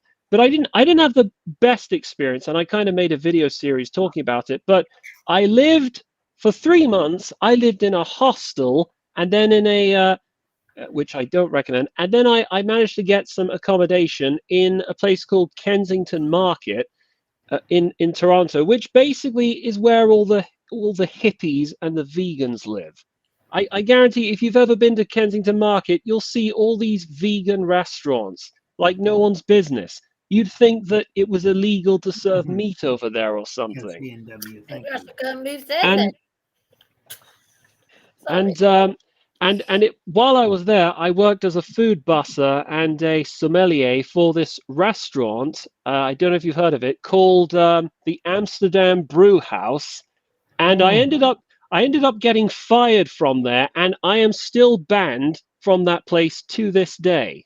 Oh, Banning sucks. Jesus, man. Banning sucks. My father's away at the moment, so I'll go ahead and scream it. Banning sucks. Okay, continue. We salute you. We salute your banning. Thank Yeah, you, no, thank you. it's basic. I learned the hard way that if you trust or you make a silly joke to the wrong person, it can be fatal. You'll end up getting fired. There was this vindictive Correct. female server. I made this joke. I'm not going to repeat the joke because as soon as I do, you're all going to roll your eyes and think, Jesus Christ, I'm not surprised you were I already fired. understand. But The black hole understands everything. Black hole understands everything. But anyway, yes, I lost my job. And for the first 3 months, I don't know if this is all of Canada or if it's some parts of Ontario, but you're basically on probation. If you make Oh, yeah. an indiscretion like that, they can sack you without any notice. And you don't have any means of recourse. So that's just the way things are. But all things considered, it was a lousy job. I was barely getting paid above minimum wage, and the cost of living in Toronto was so ridiculously high, so I couldn't stay there in the long term anyway. And then I took a Greyhound bus and moved up north because luckily I was able to get a different job in a small town called Collingwood. Oh, yeah. Which is I think 100 miles or so further up north, near a ski resort called the Blue Mountains. It was a stopping place for tourists who wanted to go skiing there, and I worked as a front desk clerk, and I had a really nice time. I loved it there. If it weren't for the pandemic, I'd probably be staying there to this day. Right. Did you move back to England? Yeah, I had to because pandemic. Oh, I had. Don't get me started on that. I had to because this was in March of 2020 and the lockdown was happening all over the world. And our Prime Minister said to all British expats, you have to come back to UK. It was the Cher concert, and that's when I found out about it. Like, why can't I go see Cher in Oklahoma City? Well, because everything's locked down, and that was it for me. It's like everything's been falling apart ever since. Well, that was an interesting time. It was. Yeah. I don't know if it's the kind of thing I can do again because traveling is expensive, man. But I'd say more or less I got what I wanted to get out of it. I don't regret doing it. I only regret how it turned out. Yeah, but tracking, it's still a good experience, you know. I know with a lot of us, yeah, like we haven't really had so-called the best experiences, but I think they're really good lessons, just as far as when it comes to life, right? Like just dealing with people, dealing with society, and just seeing how people can be. I've even gotten to the point tracking where it's like I feel like in a way, like the intelligent ones have to kind of cater to the lower ones, if that makes sense. Like it's almost, you got to remember, emotions are not above intelligence. And it's like someone's getting butt hurt over something you said or joked. It's almost like you got to be like, all right, I got to cater to that. So I got to, I kind of in a way have to cater to it because like now the emotions are leading. Am I on an echo or something? I'm afraid so. Oh. Oh no, I think we all are. What's going on? Okay. Can you Oh, still all hear right. us well, Well, DFW? I don't hear you on an echo Okay. anymore. Yeah. I think the echo's stopped. Luckily. Yeah, it went away. It went away. I think DNW put a little zebra thing across the upper part of the live. Everybody Oh else can yeah. see that. It There kind we of are. reminds me of. Oh, we got the fucking echo zebras. again. That's Yeah, what it looks like a zebra rabbit hole matrix. We got the Zebra echo rabbit again. hole matrix. Are we overloaded? I can hear myself. Yeah, I can hear it too. But I don't know. Something's wrong with the stream, I guess. I'm gonna head out for now and see if that helps. I think it might just be overloaded. Yeah, I don't know. Maybe. No, it's not overloaded. I think Black Connaught, when you're talking, when you're not talking, can you mute? Everybody, when you're not talking, just mute. When I'm not talking, can I mute? Okay, I will mute it right now and let's see what happens. And whoever wants to talk, please talk. But when you're not talking, guys, mute. Hi. Sorry. Yes. Sorry about that. I'm probably going to have to leave the chat soon because I have an early shift at work tomorrow, and also my grandma wants to know when I'm going to leave and when I'm going to be back. Yeah, unfortunately, I still live with her in the meantime. Okay, I'm getting better at this live streaming stuff. I'm getting better and better at it. Hey, no problem, Tracking. It was good talking to you, bro. Oh yes, no. It's lovely hearing from you as well. And I'm glad that you brought up this this business about manifestation, because I have this idea that by reading the Bible more, I will understand it, but more importantly, I'll have my own unique perspective, which will give me a sense of conviction. So I'll be able to tell what I think Christianity is about, and I'll be able to stand my ground when people say to me, "No, that's actually not what happened. That's not what Jesus said." And I'll be able to look them in the eye and say, "Yes, actually, it is," or "You're wrong." Brother, I love you. I love you. And I owe, No, exactly, I owe Tracking, DNW exactly. time. Because that's all it comes down to. Time on his live. Huh? I haven't been live with him in a while, so I owe him. Black Hole, are you talking to somebody else or something? No, I'm just talking. I'm just saying I owe DNW some time on his live stream. It's been a while. Oh, okay. But yeah, Tracking, that's 100% it, bro. That's it. Because you just got to go with what your heart says, right? Like, I know it says in there the heart can be deceiving, but I believe it talks more about other things, like I don't know, maybe regarding falling in love or something like that. But like, if your soul is telling you that's what it means, yeah, don't. And from my perspective, don't ever let anybody, not even me, bro, don't even let me try and tell you, oh no, that's not what it means, because that's not the way I perceive it. So don't even let me, bro. No, That's how you know I'm telling you the truth. Yeah, if I don't even listen to me. Don't even listen to me. Exactly. If I do read Jesus's part about the law of attraction, and I might come to a different conclusion, well, you're going to hear from me, and I'm going to explain that, and I look forward to it. It'll be like a verbal sparring session. But I am a slow reader, so you might want to wait a few months or maybe a few years, but we'll see. We'll see. Oh, I am too, bro. Don't worry, I'm the same way, bro. It took me a while. You know, it took me a while, so no problem, man. Long, hard road. Cool. Can I ask you something? Cool. Yeah. Cool. Yeah. Yeah. Right. Bible. You know, it says in Genesis that God created humans to live on the fruit of the trees. Yes, you do, supposedly. Well, it didn't necessarily point out, but like, okay, yeah, it did get into fruits. It did get into fruits and vegetables.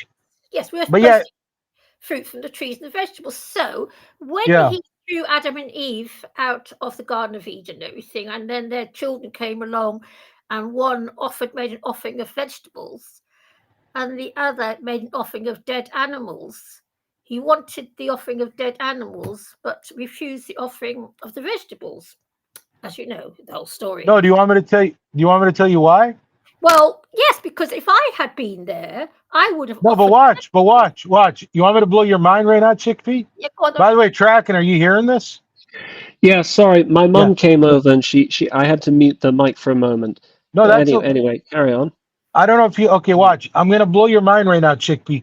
Yeah. Do you know why he took Abel's offering and not Cain's? Yeah, go on, tell me. If you go earlier to Genesis, right? This is when, and by the way, I have my own perspective on why they ate from the tree of knowledge of good and evil. I don't really think that that's a wrong thing to do. I think that's like taking the red pill and No, I awakening. don't need to go back that But, far. but anyways, I'll get to my point. So when they had sinned Yeah. by eating from the fruit and not listening to God, what did he say? He said to the snake, right? First of all, he cursed all three. He said to Adam, because of you, the man's gonna have to sweat. He said to Eve, because of you, the female's gonna have to go through a hard bearing to get a child.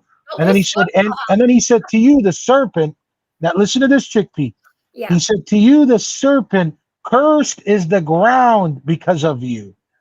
Now, Chickpea, the thing that Cain was offering to God, where did it come from?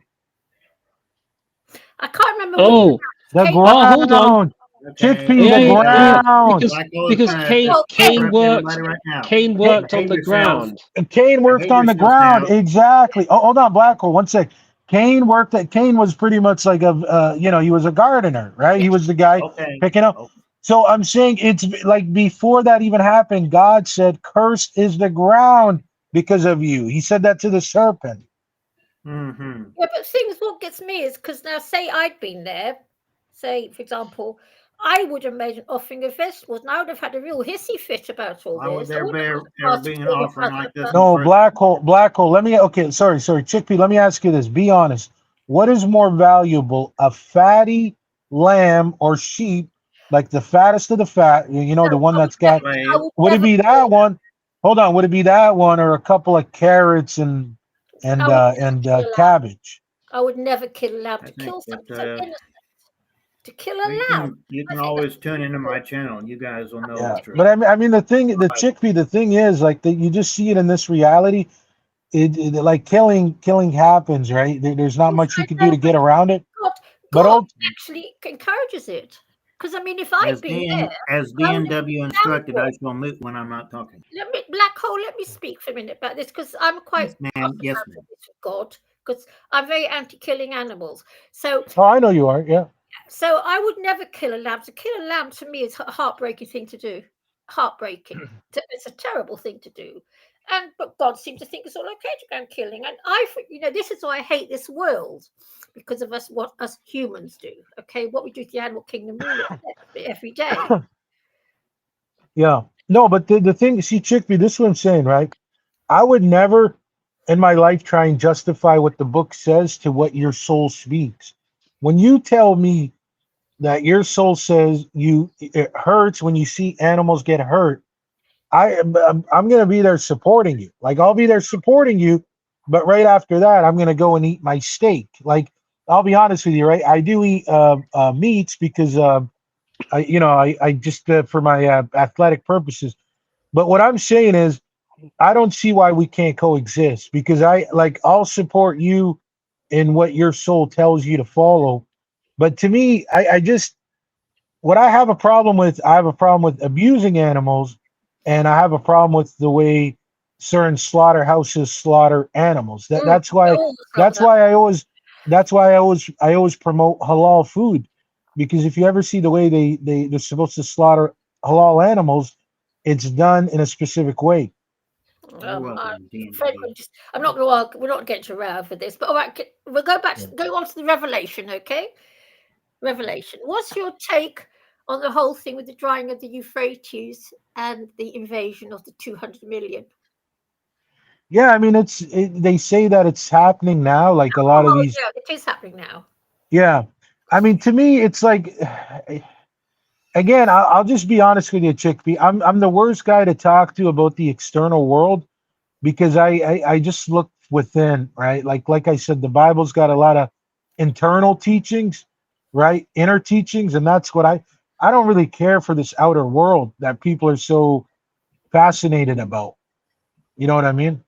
So I don't like the river drying up, right? Whether it's really happening or whether they're orchestrating it. Just to fit, huh? It is drying up, and when it dries up fully in Iraq, it's going to dry up in Iraq. Syria, it is the fault of Syria and what other countries that's involved in. It's two different countries. Syria and Iraq have been building mines, have been building dams everywhere, which is what's causing it to dry up. There's going to be a war. Imagine there's no countries. If you The war's within. I promise you, the war's within. Trust if me. you if I do believe the war's without. I think what's significant about Anybody that watch is that Forrest Gump? Are you guys all familiar with the movie Forrest Gump with Tom Hanks? you sound like Forrest Gump, mate. And imagine life as a box of chocolates. You never know what doesn't have her. you'll get.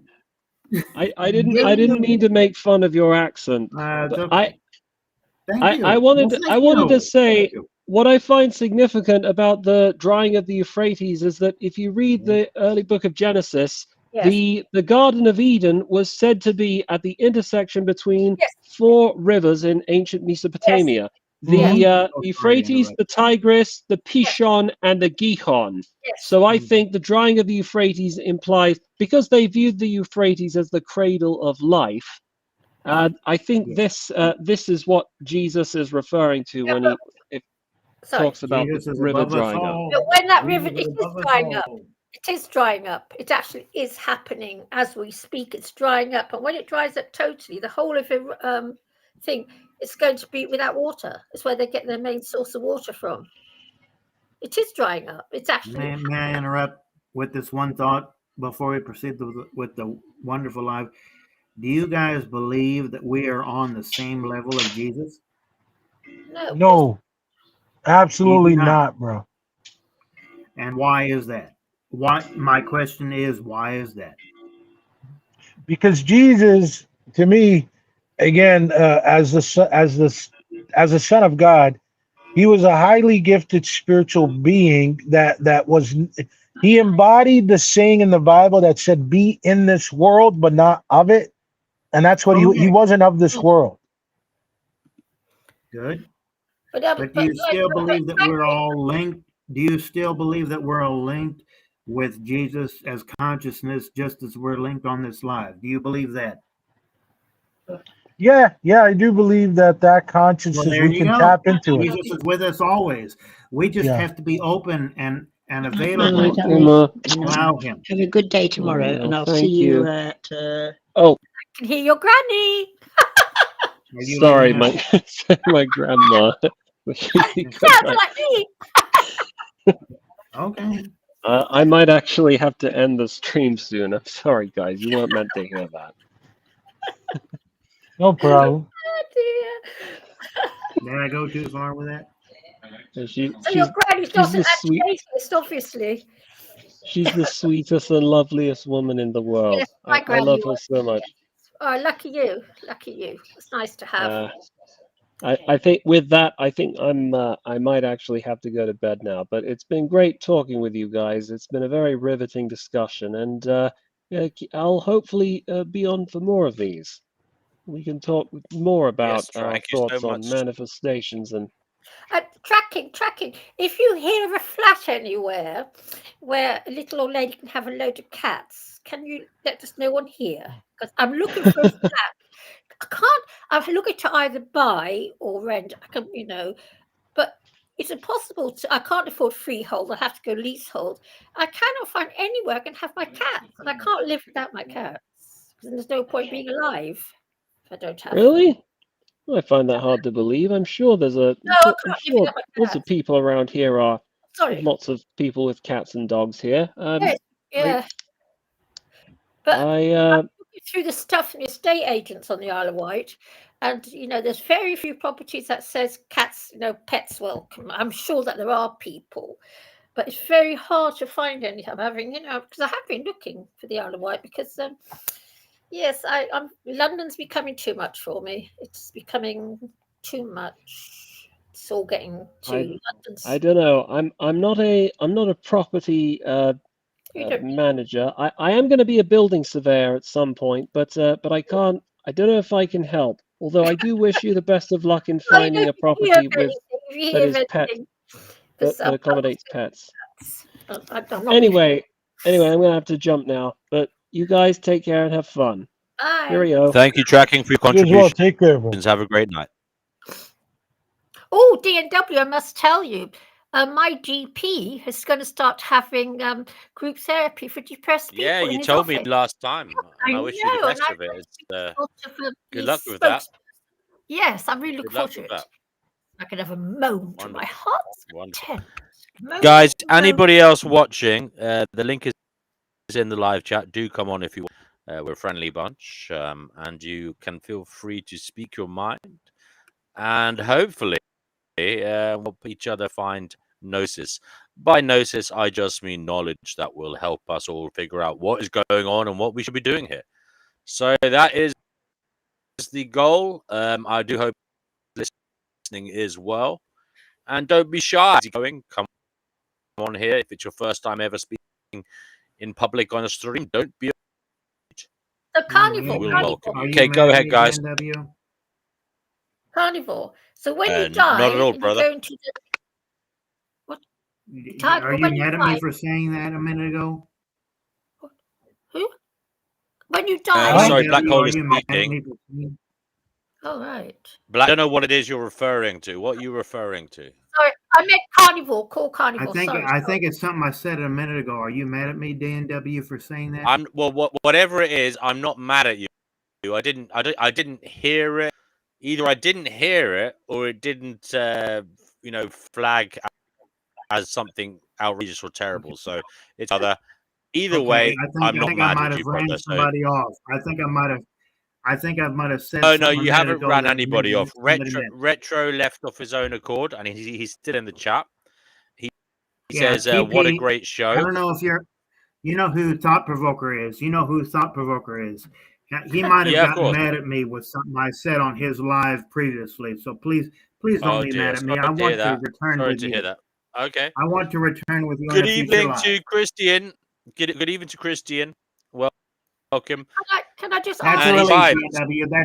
That's a relief, DNW. I'm so happy to hear that. I'm still. I hope to return with you for many future streams, and I hope to stay on this live as long as I can.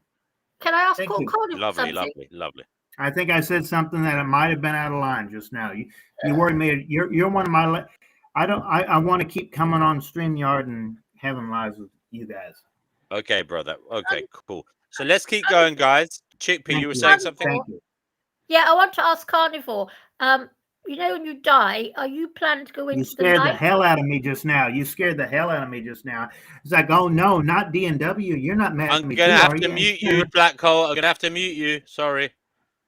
You're Carnivore. butting in when Chickpea's talking. Be careful, bro. Yeah, But I go get cross. ahead, Chickpea. Carnivore. So what are you going to do when you die, Carnivore? Are you going to go into the light or into the dark? Carnivore. Now you're calling me carnivore? Now you're calling me carnivore? Cool. Are you going into the light? No, you can call me carnivore. Listen, as long as you're not offended, I'll go by. I actually would rather go by carnivore. No, as long as you no, I'm going to leave that little subject alone. You know, at the No end problem. of the day, no.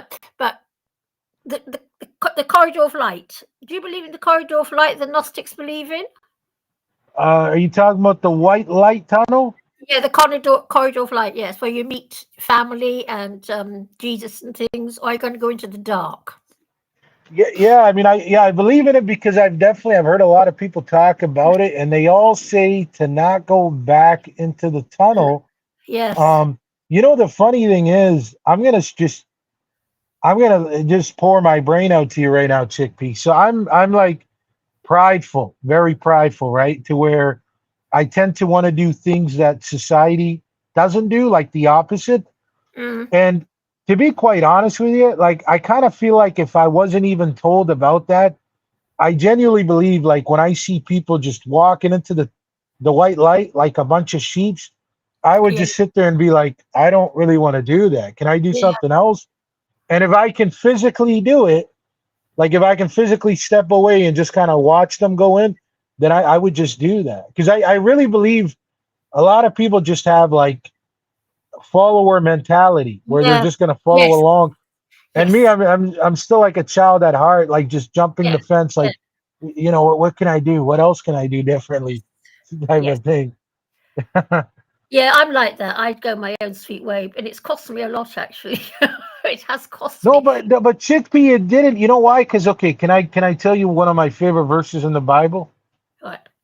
Matthew 18:3 says, "Unless you change and become like little children, you shall not inherit the kingdom."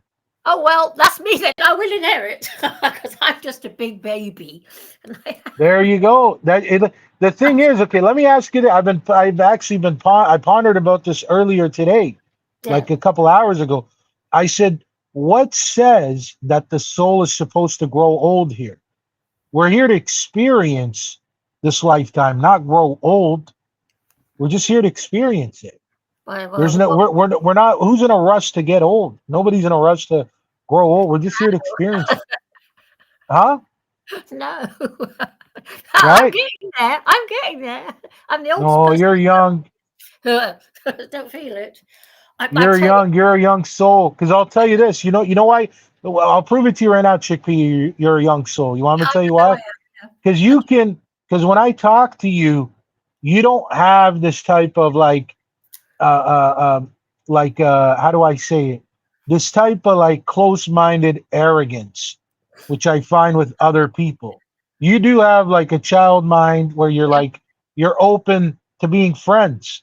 Yes. See, the fact that you're open to being a friend to me, that already tells me that you're a good soul. Well, I don't know about that, but You're not a good soul? Child, I can tell you. But yeah, I know because I've always gone my own sweet way. I've never gone the way I've been told to go. If I don't want to do something, I won't do it, and nothing will make Exactly. And I'm not talking about anything profound. It could just be staying in a job or doing something. I just get some head. I don't want to stay in this job, and I just walk off. Exactly. Yeah, just leave. I never force myself to do anything. Never have done, apart from housework. I force myself to do the housework. You know the saying, Chickpea, right? The saying, I'm sure you've heard it, says, if you do something you love, you never work a day in your life. Yes, I know. Yeah. I used to be a legal secretary. You know what? I used to like doing that. You know what? Life gave me RA. So that put an end to that. RA? What's RA? Rheumatoid arthritis. Oh, okay. Yes, 30 years ago, all of a sudden, I was working fine. All of a sudden, started getting terrible pain everywhere, and that was the end of that. So off the treadmill, I was thrown. Yeah.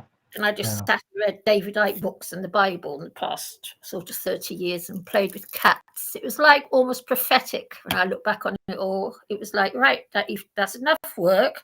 I go down, sit down, read a book or something. Yeah, I haven't worked for 30 years because the RA took my whole life away. Well, it didn't take my life away because I've just been able to stay at home. Because the UK is very good. It's not like America. If you become ill, God knows what happens to you. The UK, they look after you. And they do. You know, looked after me. I can't say it's been a difficult life. Yeah. But yeah, so I was 40 and RA hit. So that was that. I've been reading the Bible and it works at David Icke. David Icke? David Icke. Yes. I remember you've referenced him before. Yeah. Well, he's he's quite a famous writer in the UK. He writes about the paranormal and the elites and all the weird things. And I do wonder I sometimes think maybe some kind of government shill, because you know that the elites, they practice, it is believed that they might practice black magic. And if you inform your victim of what you intend to do, the spell is more powerful. So when you read David Icke's books, you are being informed of what they're doing. It's an interesting concept, isn't it? It is, yeah. And they do tend to show us. They tend to show us all the time, whether it's in movies, whether it's in whatever. Yes. And yes, exactly. They're showing us everything. And apparently, if you're forewarned and informed, the spell is stronger. And people don't realize that. Yes. That's crazy. I didn't know that. Yeah, yes, it's very scary, isn't it? Because I read all these books and I start to think to myself, I wonder if David Icke is actually a shill, because where does he get all this information from? I mean, he doesn't know some stuff. He really does know a lot of stuff. It's weird. He knows all the stuff about Elon Musk and everybody, and thinks, where did he get all this from? Mm-hmm. It's fascinating. It gives me something to do, I suppose. I mean, yeah. Have you got any pets? Me, no. I don't got the time for pets. Oh, why not? Oh. For pets? Yeah. Who's got time for pets, man? Cats. No cats. I like them, but I don't have time for them. I tend to get to enjoy them, and when I go visit friends, and they got dogs. Most of them have dogs. Yeah. That's what it is. I love. They're the only reason. They are why I carry on. If it wasn't for them, there'd be no reason. I wouldn't have a reason to. They are my only love that I feel. I've got no family. I never had children, so and my parents are dead, and they're the only love that I feel now. Yeah, the cats. I love them to bits. My tomcat, I've got a tomcat, right? He's 7 years old. He's just started using the toilet like a human being. Like the toilet? He's using the toilet? It's dirty. He's on the loo like a human being does. He sits on the loo. Wow, yeah, he does. Caught him today. Yeah. Handsome bruiser boy. So that's one look. That's, yeah. Keep the litter clean. So, yes. So you're going into the dark as well, are you? The dark? Well, the light and the dark. You've got the tunnel or go into the dark. Oh, yeah. Yeah, I would definitely go into the dark. I mean, it's, I don't, like, that's the thing. I don't want to come bayou here again. Well, I'm not coming back here. No, because I don't want to. Yeah. Oh, you don't know about my little story in the blue light, do you? No, I don't think I have. Please share. Yeah, back in the 80s, I went to see a hypnotherapist to stop smoking. Anyway, I don't know what happened, but I found myself in a blue place, and I witnessed my own conception. And I watched the cell grow and grow and grow and grow. And it was in a blue place. And then something happened to the forehead of this fetus. So I put my hand out, put a V on it, on this forehead of this fetus. And it kept growing. Then I went into it. But I was born with a great big red V on my forehead. So that, what happened at the hypnotist, my mother confirmed in real life. There's a few other weird things. And I still haven't managed to find out what was going on. But I know I've been there before because when I was a little girl, I could knit and sew and crochet without anyone teaching me how to do it. A tiny little thing. I could already do it all by myself. And I remember being at school in sewing classes, thinking to myself, why are you teaching me all this? Because I already knew it all. Which suggests to me I obviously learned somewhere else. Yeah. Very unhappy about it. I can tell you, I'm not happy about it at all. When I find out, when I die, I'm going to get myself a great big silver sword, big long sword, a yard long silver sword. And I'm going to poke out the eyes of whoever's responsible for me being here. And I am. Kind of a real hissy fit. I hate to tell you this, Chickpea, but you played the biggest role in coming back here. So that would be at your own self, at your own soul. Because I didn't. Oh, yeah. You don't remember. None of us remember. But when you really just see, that's why being in solitude and meditation is important, because we can get a lot of downloads that way, like the downloads we seek. And only through then we'll really realize nobody punished us by bringing us here. Like, we chose to have this tough experience. And just think about it, Chickpea, right? Like, we all kind of, we all suffer one way or another, right? So, yes. But all of us as souls chose to come here to come to the, this lifetime, this reality, to learn whatever lessons we wanted to learn, but it's not going to be easy. Now, there's a lot of great pleasures in life. Don't get that wrong. There's a lot of great, I got a lot of things that I love doing that just bring me joy, and I have to do them every day, or else I'd go crazy. But life is also work, right? Like, you gotta be some sort of productive, and then also you're gonna have some weird hits come your way that you're like, whoa, I didn't see that coming. and you have to know how to react. You got to know how to react. But the saying is calm under pressure. That's the saying. You got to be calm under pressure. But yeah, Chickpea, I believe just like all of us, you chose to come here. I don't think anything forced you to come. You chose to come here, man. Because the Gnostics believe differently. They believe that we go through the whole thing with the archons and everything, and they trick us and wipe our memories and God knows what else. That's what I'm a pessimist. So I'm inclined to believe the most horrible stuff because, it's the way I am. And I'm terrified, petrified. But that's the thing. Why be a purist when you can take all the things? Like, for example, right? You're that, right? And I understand the philosophy. Now look at optimistic. That's another philosophy. What if you were able to dabble your hands in both of them? Yeah.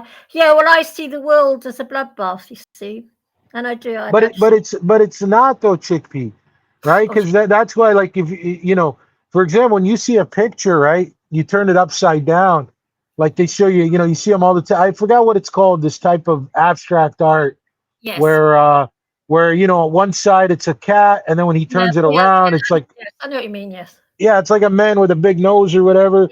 Yes. But that represents everything. There's no absolute truths. They're all perspectives. There's no absolutes.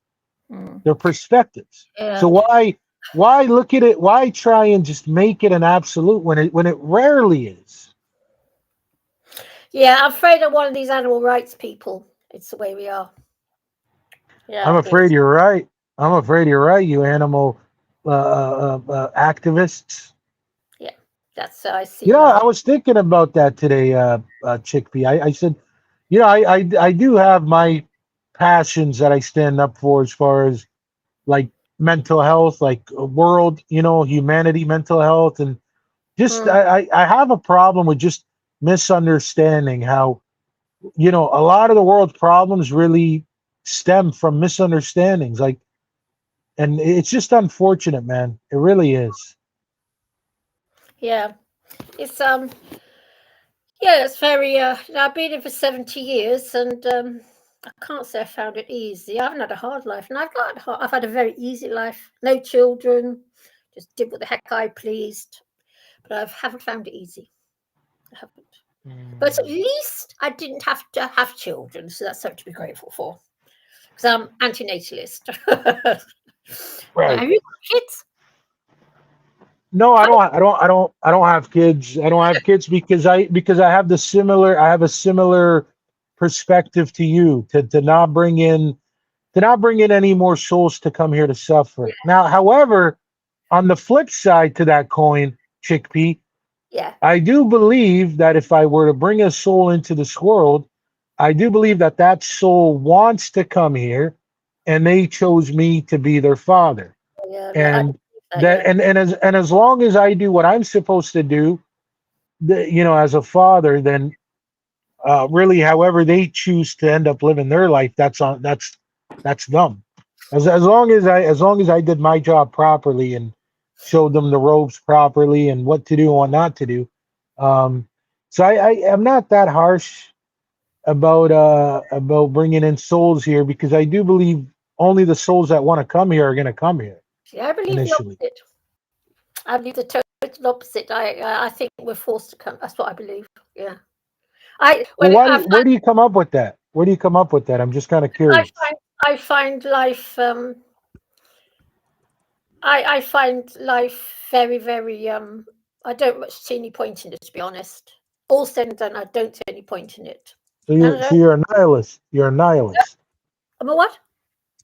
You're a nihilist, then. Yes. Well, yes. Nihilist. Nihilist. I'm a nihilist. I just feel that there's something about it I just don't like, and I've always felt this way about it. I think I do have something wrong with my brain chemistry. I have a terrible serotonin problem, which is why I suffer from depression anyway. So I tend to, I do have a serotonin problem. And I think people with serotonin as well, they're the people that go around committing suicide, what have you. So, But I'm not a grumpy person always think that I'm a mess or my flat's a mess or anything. I don't actually act on it, but it's always there. This is why I come here, because I can get rid of it a bit. I think actually D&W should start charging us, and we could have group therapy. Nice little group. We could sit here and whine and moan and pay him. You can sit and listen to us. D&W. It's gone. Yeah. Well, it technically is in I'm a not way. a therapist. You don't need to be a therapist. You don't need to be a therapist. Just let people get their So Chickpea, Well, that's Chickpea, what let me ask you this. Why? I'm letting people have their say. People have their say, and that's good enough. But I'll prove to her, D&W, I'll prove to her that this is therapy. Chickpea, do you have any idea what a therapist does? Yes, good Lord, I've had so much of it. I've had so much therapy you wouldn't believe. Right. So okay. I'll tell you this, right?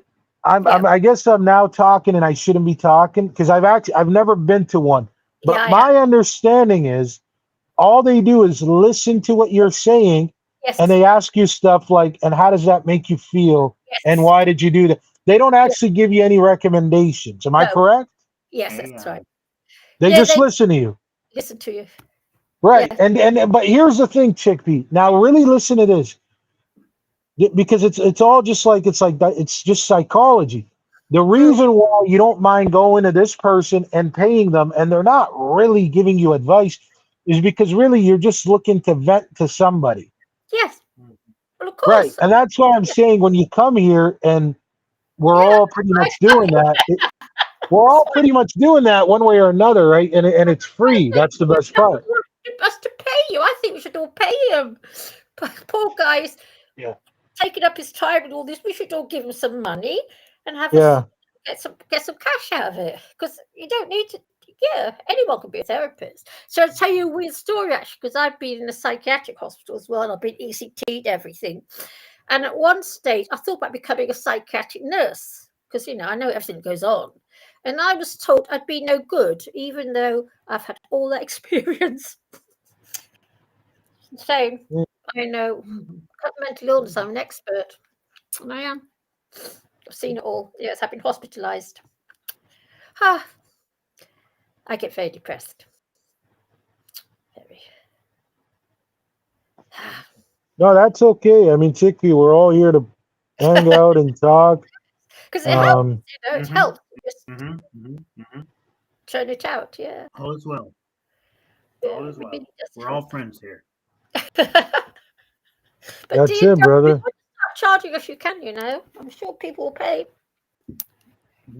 Thank you very much. Tracking says he's forgotten something. So Tracking, we are waiting with great anticipation for what it is that you forgot. Maybe he'll let us know very soon.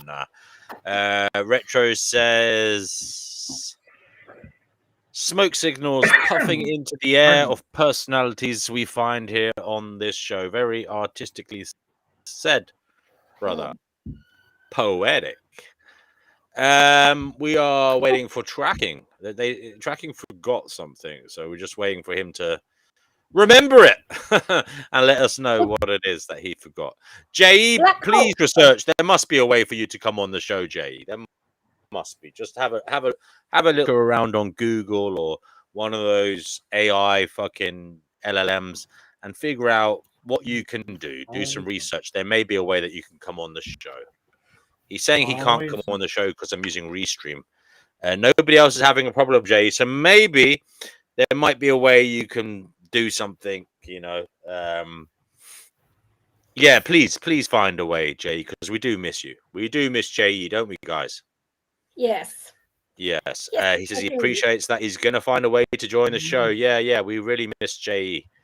Because I tell you, it really helps have it coming here. It does. Well, I'm very glad to hear that. So we're still waiting on Tracking to tell us what it is he forgot. So whilst I'm keeping an eye on that, I'll let you continue conversation. But we also have Yerf Dogs is here. Hey up, he says. Hey up and good morning. He is in Japan, so he's entitled to say good morning. But yeah, Yerf, if you want to come on here, can do so using the link, as can anybody who is chatting here. So he's in Japan. He's I didn't in know Japan. that. The man in Japan. Right. Okay, Yeah. guys, as you were. So Black Hole, have you got any pets? My last pet I had was a Basset Hound. Oh Died wow. when I was in 10th grade. So what was that? Oh my Oh, you're goodness. very young That must then. have been 2000. That was like 1999, I think. So Oh, yeah, right. I like the wiener dogs. Yeah. Hmm. Yeah. I couldn't do that. I couldn't do that. My cats. If I didn't have them, they'd be. I have no pets, so I ain't bringing no kids into this world, though. No. You know what? When I was young, okay, because I decided young I didn't want to have children. I could not find a man that actually was happy to go along with that thing. Mm-hmm. They all want kids, and I didn't want to get myself in that situation where I'd have in-laws saying, "We want children." Yeah, Mm-hmm. becoming more common now. This thing, because back in the 60s, 70s, 80s, so God, they used to breed like rabbits. Mm-hmm. They did. Everyone I knew was at it. I was the only one. I don't regret it. I did the right thing. Yeah. I think it's also barbaric. So anybody who's watching, please do come on and add to the conversation. It's always good to have a little injection of new insight and thought. But yeah, I am interested in what's going on here tonight, this little dialogue that's going on. And C, seeing as I'm talking to C here, C, seeing as you're kind of revisiting us sometime, let's just have a little think about your for the future, because I want to. You seem to have changed somewhat. Do you have a vision for the future? You've spoken of. You believe in manifestation and the law of attraction. What about perhaps humanity's future? Have you got any thoughts on that? And when I say future, yes, I mean short term, mid term, long term. Yeah, I think when it comes to the psychology of humanity, at least in my experience all these years, is that we are so behind psychologically wise, right? Like we're very behind, and I don't think it gets. I think ego always plays a big part. Ego and not much logic, reason, and understanding. So I'm not optimistic about the future, although I have a mindset where however it turns out, I'm cool with either way. But you can see a lot of people complaining about just the cost of living, a lot of the wars that are going on. There's not much good going on in humanity. So I don't have too much good things to say. But I always tell people it starts within, man. You got to know thyself, and that's where it starts. And I don't think this will ever become a good world unless everybody gets a chance to know who they are. First, you have to know who you are, and then we can have a better humanity. But until then, I don't see the future as too bright. And we were just talking about the Euphrates River drying up. I believe a lot of the prophecies in the Bible about the end times. Yes. So yeah, the mark of the beast is already in effect. The mark of the beast is already in effect. Yeah. Oh yeah. Yes. You know what scares me is that they're putting this nonsense on a mobile phone. So if you go outside, somebody nicks your phone, which is very common in London, they've got your whole life, blah in their hands, and they think. Well, but you need a password though. So, like for example, I do have like I have Apple Pay, right? I have Apple Pay, and I'll be honest, I didn't start using Apple Pay till maybe like 2 years ago, because I used to be like spec about it, right? Like I was like, oh, this is dumb. I don't like. You're telling me it's gonna have all my information, but yeah, I ended up going with it, and on Apple Pay, I have all my credit cards, I have all my debit cards. And I also have all my point cards. Like when you go to the gas station, or like the Subway, like Subway's got its own gas, it's got its own VIP points or whatever. But the thing is, there's no way to access it unless you have my password. Now, Yeah, but what do you do if your phone gets stolen? Okay, when you're walking down the street, so there you are with no phone. Then what? well, I always have my wallet too.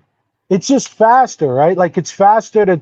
So the thing about the phone is, right? It's actually not even a password. It's a face recognition. And that I at first I didn't want to do that either, just to be honest with you.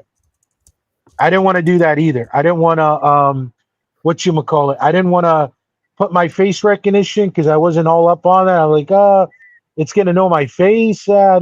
But then eventually I fell for it. I fell for the face recognition as a form of password, and I fell for the having all my credit cards on my phone.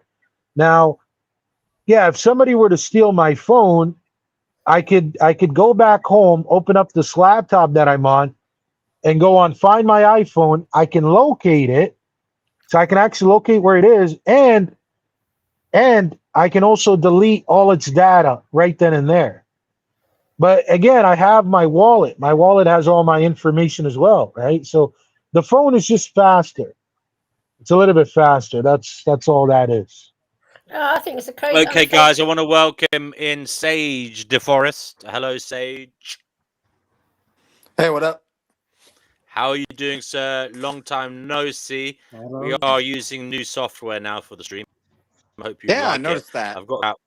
I've got to figure out if I can add you as an assistant, so I'll try and figure that out. But in the meantime, sure. feel free to interject and converse freely. For sure. Sage, you changed your name, bro? You changed the last name? No, dang, this has been my name for a minute, man. Like I don't know what was going on with StreamYard.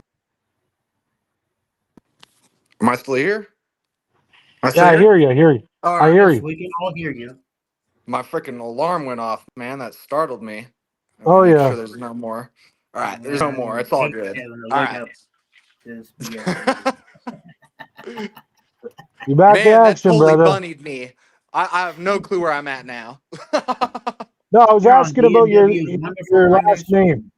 Oh yeah, no, this Yeah. is like where Because you what went I by go Gaia by. the Sage. You used to go by Gaia the Sage. Yeah, Remember? Yeah, that's like my old username. Like, this Yeah. is like the name of my creator channel, like my actual like name. You know, like the guy of the Sage. You know, I just brought that over with my Yeah. username. You know, onto the StreamYard, but I just figured Sage DeForest was more apt, more accurate. Oh, yeah. Yeah. Yeah. No, I separate my channels, so sometimes my identity online can get confusing. You know, I have a consuming channel and a creating channel. Oh, I'm the same way, bro. I know exactly what you're getting at. Right. You know? And you kind of have to. It's like you know, you get a lot of stalkers nowadays, and you kind of have to keep them guessing, as I say.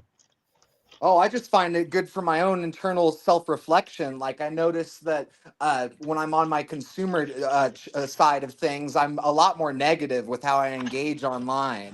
But when I'm creating on Oh, yeah. on my creating channel, I'm a lot more positive. Oh, yeah. Yep. And it's So like how you that's what I'm been? saying, man. Like if everyone was making videos, if like social media was like a video-based platform, like to begin with, and not like all this meme like fucking shit, it would be so much better, man. We went the wrong Oh, yeah. direction with the social media. Yeah, I mean, we kind of got a little spoiled with the how comforting it is, you know, like we could just kind of Oh yeah, do whatever we want. Think about like FaceTime and stuff like that. It had its time. It was like a fad and stuff, but now like nobody does video calls. I mean, even all of us, man. Like, look at us. No, not a single one of us, man. Like, The reason I won't cam up, the reason I won't cam, reflective of society, you know. the reason I won't cam up is people are willing to pay good money to get my fucking picture. So that's why I won't cam up, because I know somebody will screenshot it. What are you, some like local celeb or something? No, you know, specifically in a certain sport community, I've pretty much pissed off everybody there. Oh, okay, for sure. By I speaking always my forget about your opinion. background with the sports. Yeah. Yeah, but For by sure. just It's been a minute speaking my since opinion. I've been with you, Seeker. Yeah. Yeah. You know, they tend to. You could tell a guy. Me and Speaker chat on that. Seeker, I spoke to you on that stream a while back. You know I did. Oh yeah. It more revolves around. You were a little bit shirty that day, but it's all cool. Yeah, I mean, I knew who you were. Yeah, I remember. Yeah. Oh yeah. It was about man. boxing. I swear to God, that's the one fucking was about lingo. boxing. My bad. Oh yeah. But yeah, I mean, I you know, the thing is though, I like it better like this, anyways, though, Gaia, because like I prefer the underground channels better. You know what I mean? Sure. Plus, I mean, you can't go to the mainstream channels. They got so much rules on, you know, No, I feel you your with that, political though. ways. I feel you with that. Yeah. No, I Yeah. feel you with that. And I'm not trying to, come across critical in any one of us.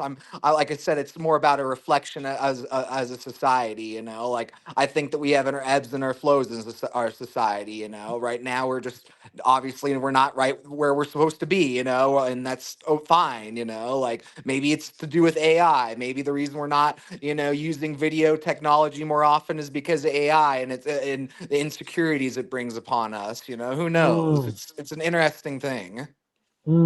Because I'm always thinking about that. I'm like, how the hell am I going to be doing this in the near future? Like, 2 years from now, like when freaking it gains, we get the general artificial intelligence and just everything's blowing the fuck up, man. And the internet's even more full of bots than it already is. And everything's supercharged with this intelligence. Like it's going to be fucking freaky, man. How are we going to like build our semblance of the world? How are we not gonna fucking lose our shit completely? It's crazy.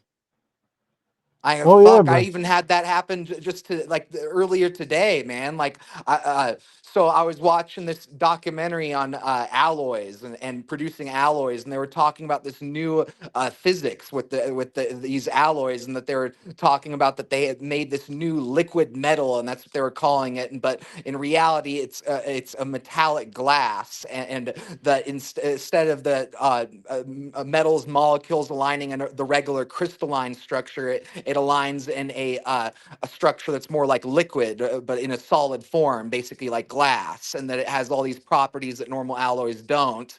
And I was looking up online, like trying to find the exact terminology, and I'm like, oh, it's amorphous metal, also called metallic glass. But my first instinct in my head was metallic glass. That's probably what it's called. But at the same time, I thought that this sounds like a misnomer, like, but more even accurately, a false friend, because from an artistic background, anywhere from the glass world, you're going to hear metallic glass and you're going to think like Tiffany glass, glass with, metal compounds or metallic strips inside of it or whatever, like you're not going to be thinking some crazy metal with a different atomic structure or molecular structure. It's crazy stuff how we're using our language, because basically I looked this up online, and online when I looked up metallic glass, the only thing that came up was everything to do with this new form of metal, but nothing to do with the art world of glass. From what I've have years of studying this stuff, and I'm like, okay, you'd almost think that the personalized algorithms would pick up on that this guy is, freaking has the glass knowledge, but no, it's gearing me to what I was just talking about and completely throwing away all the other background that I have, and this, semantic tunneling, that gears us in these, things, these are freaking, it's like the social bubble without the social element, man. You just get stuck in these, modalities of life without ever being able to open up your worldview. It's crazy. Yeah, that Metallica glass, it's the one, as far as it's the one that they use in the church, right? Those type of paintings, I believe, like specifically in the Catholic Church.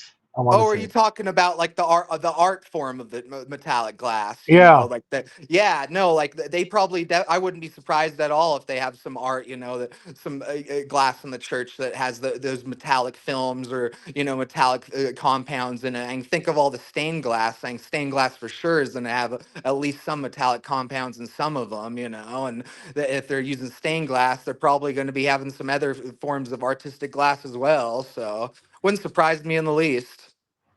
Yep. Yeah, makes sense. Yeah. It's Crazy stuff, though. Oh, it is, man, and Fucking it's even. language and AI, man. I was realizing it's like the transhumanism's in reverse, man. Like the AI is becoming more human than we are, and that's like fucking freaky, man. Like that's fucking freaky.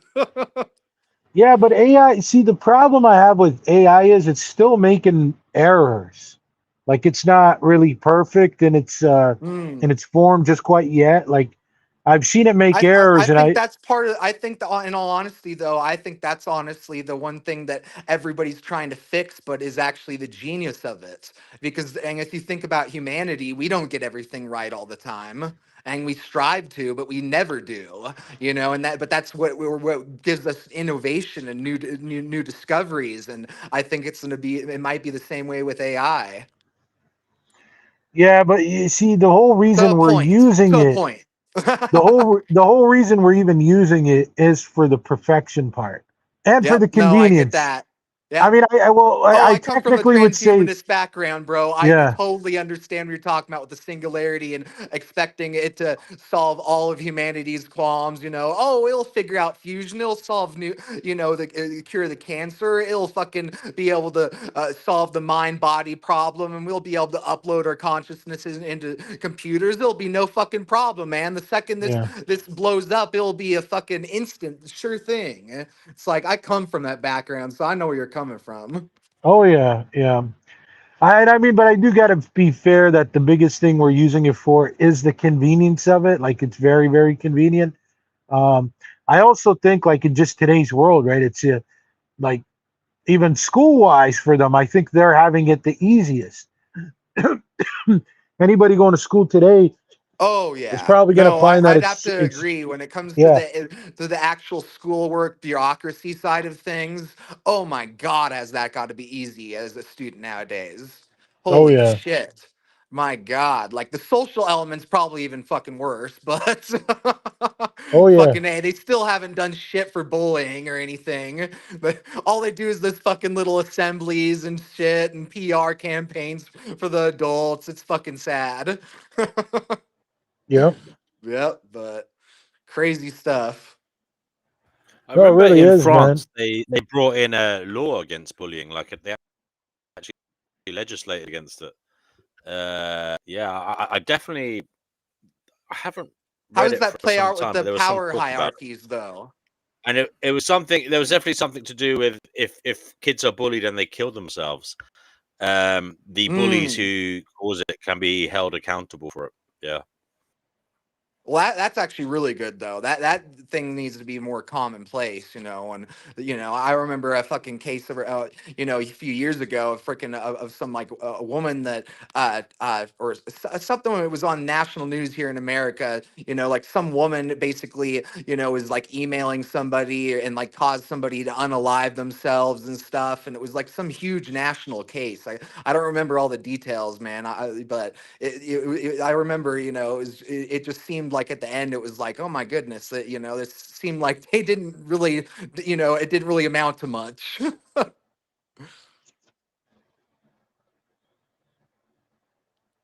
Wow, it just got quiet. No, no, we're listening. I'm just doing something on my phone. I've been here for quite some time, so For sure, I was just about to. I was like, I don't know, like, did I leave it off on like a weird or bad topic? Like, my no, bad if no, I did. no, no. You're good. You're good. I mean that's it's like when you pointed earlier, right? Like none of us are cammed up, so it's just kind of like, what's everybody doing, right? Yeah, I was gonna end up heading out to the gym, but yeah, where you been, man? I haven't seen you in a while. It's been a minute. Oh man, I've just been fucking tired lately, man. Just fucking exhausted all the time. Just fucking trying to sleep and not getting much sleep. Just fucking insomnia like crazy and shit. But I just been like fucking chilling, fucking playing some Fallout, watching some documentaries, just like doing some things. Had an epiphany here or there, you know, made some work on a little rough draft, but you know, just been sort of stalled since then. So Oh yeah, yep, yeah, yeah. just It's been a little slow going lately. you know what they say about uh, you know, when you're constantly tired like that, it's actually a good thing about the soul. It refers more to like the soul is like you got a lot going for you, right? Well, you sleep all the time. See? Oh, If I you're constantly used to. tired, I have chronic fatigue, Really? but I have big time chronic fatigue, but you know, and I used to sleep like 10 hours, you know, on average, you know, but now I pretty much get 6 hours on average if I'm God. lucky. I tell you, see, I can sleep. I can literally sleep for 17, 18 hours at a time. how Hmm. long? 17, 18 hours I've been known to sleep. Especially when I was See, young. the problem Yeah, with I could me sleep is like nothing on earth. I What? found nicotine, and nicotine completely Ooh. solved my chronic fatigue, but it's pretty much given me insomnia and sleep deprivation as a result Yes. Yeah, well, because it works too nicotine well. fires your brain. Nicotine fires your brain up. That's why. Oh no! What it is because I study the crap out of pharmacology. It's not actually nicotine. Nicotine turns into one of an active metabolite in the body called cotinine, and Mhm. cotinine stays in the body much longer than nicotine. So, Yeah, you well, know, nicotine, though, a cigarette, I'm an ex-smoker, and a cigarette really does give you quite a lift. Energy oh, lift. I never got that off cigarettes. Like I I like have. yeah, no, like I don't I'm not a I've never been able to get into nicotine the way that Oh, normal I people loved do. it. I don't like I loved smoking it. tobacco, but I love nasal snuff tobacco, you know, the powdered tobacco you put up your nose. Huge fan of that, and I'm a huge fan of nicotine pouches. Well, I loved smoking. Loved it. I stopped 20 years ago. Stopped it. But I still want to do it. I still get the urge to smoke. Oh my god, it is really social though. I do get that. Like oh my god, every time I watch Mad Men or I see like a commercial for that type of Yeah, shit, I'm just rabbit. like, oh my god, I want to fucking light up a Lucky Strike. Oh yeah, Lucky Strikes. Yeah, yeah, there. Yes, I do. I did love my cigarettes. But see, uh, what do you say about the soul and sleeping? I Because I'm just a love real sleep. smoking. That's what it comes down to. Because you know, like I smoke cannabis pretty much every day. You know, Ooh, it helps me relax and de-stress. But at the same time, I recognize that not it's expensive. almost more about the smoking than the cannabis itself. It's not Because I can expensive. do without the high. It's the smoke I can't do without, man. I need that. I need that lung incense, man. It's lung incense. It's a fucking ritual, man. Like it's symbolic. It's spiritual. I can't like. How can you? How can I get away in life without anything but smoking, man? It's awesome. Isn't it expensive though, smoking dope? Yeah, no, it is. It's pretty It's pricey. Like expensive, isn't it's it? gone down in price over the years, you know, with it getting legal and stuff, you know. But Well, it's it's illegal. crazy how weird the dynamics are here in America with it being legal and half the states and other states not, and just Yes, you so know that's all what the weirdness, man. I remember for a while all the bud and in my northern Nevada was coming all the way from Vegas. And it's like, why are we getting, you know, Southern Nevada's dry as shit fucking weed when we are you know, this whole northern part of the state could be growing their stuff themselves and, you know, on site and be making, you know, having fresh stuff that's amazing, you know, like versus this, you know, stuff sold for tourists that's crap, you know, like the dynamics are such a freaking weird thing because that's where everybody's actually getting back into the black market weed again because it's becoming safer and better. It's just it's like wow, this stuff is always the same. It's you know not grown with these pesticides or this bullshit. You know, like I don't have to worry about getting poisoned. It's fucking nutty. It's You know like what's you bugging me know. actually on the subject of drugs Because I've got RA and I take opioids for my RA. Yeah, what was The it? UK is now starting this whole Codeine. opioid, Yep. wiping opioid. This is all good. I can't take NSAIDs because of other problems I have with my health. So I have to take opioid, basically. Yeah, And no, also I feel you with the it- NSAIDs. I have a problem with ulcers, like I can't and take NSAIDs. Yeah. yeah, And now so it's starting on NSAIDs can me. cause ulcers. I'm like, I already get ulcers just from stress and bullshit in Yeah, life. I do I can't not take need to NSAIDs. get it from fucking taking any painkillers. But now it's starting on me. But what gets me is I have a recognized medical condition that shows up in my blood. I can't make it up. And they're Yep. hassling me to come off these opioids. Well, I don't know what they hope think I'm going to take because I can't take anything else. That's I fucked up. don't take loads. I only take when I'm in pain. But yeah, it's driving I me really mad. don't understand that one too, with the Thanopolitics at play, where they're, all these, fucking evil powers that be, are making money off of death and Yeah, well, it's suffering. really It's fun. like, But I can tell you because I've got an illness. they've been making money off the pain and suffering of old folks for fucking, fucking forever. Like, what's suddenly fucking changed? You know? That's with Like, it's codeine. weird. Like, there's so many weird things in the world, so many shifting thoughts and energies, like I'm seeing all the time where smart people are saying the dumbest things, but they're still smart people, and it's like the weirdest fucking thing. There's all this dumb smart shit everywhere. Yes. Yeah, you'll meet all these people where you're like, holy shit, you're like one of the smartest people I've ever met, but also one of the dumbest. Shut up. Oh, it's great. It's crazy. Yep. So, see, on the subject of the Bible, because I love talking about the Bible. What's your take? It says in the Bible that the human population is going to be literally wiped out. What's your take on that? Yeah, I mean, I believe in a lot of the things it says. I believe all of it. Yeah. So, what are you reading right now? Just Revelation, or you reading the whole No, I thing? read it all when I was very young. When I was a teenager, I was a little Bible freak. I was an absolute Bible. I was best in class, best in school at religion and all that rubbish. So I've remembered it when I was young. But it says in the Bible that there's going to be wars, plagues, and starvation and stuff coming, and that so there's going to be millions, billions of us wiped out. Basically, it's what it says, and I can see it coming. It's clear as day to me. What's your take? So your take is what? Say it again. Your take is what? Say it one more time. My take is that will happen. The whole thing says in the Bible's wars, famine, plague, and starvation is coming. The 4 horses.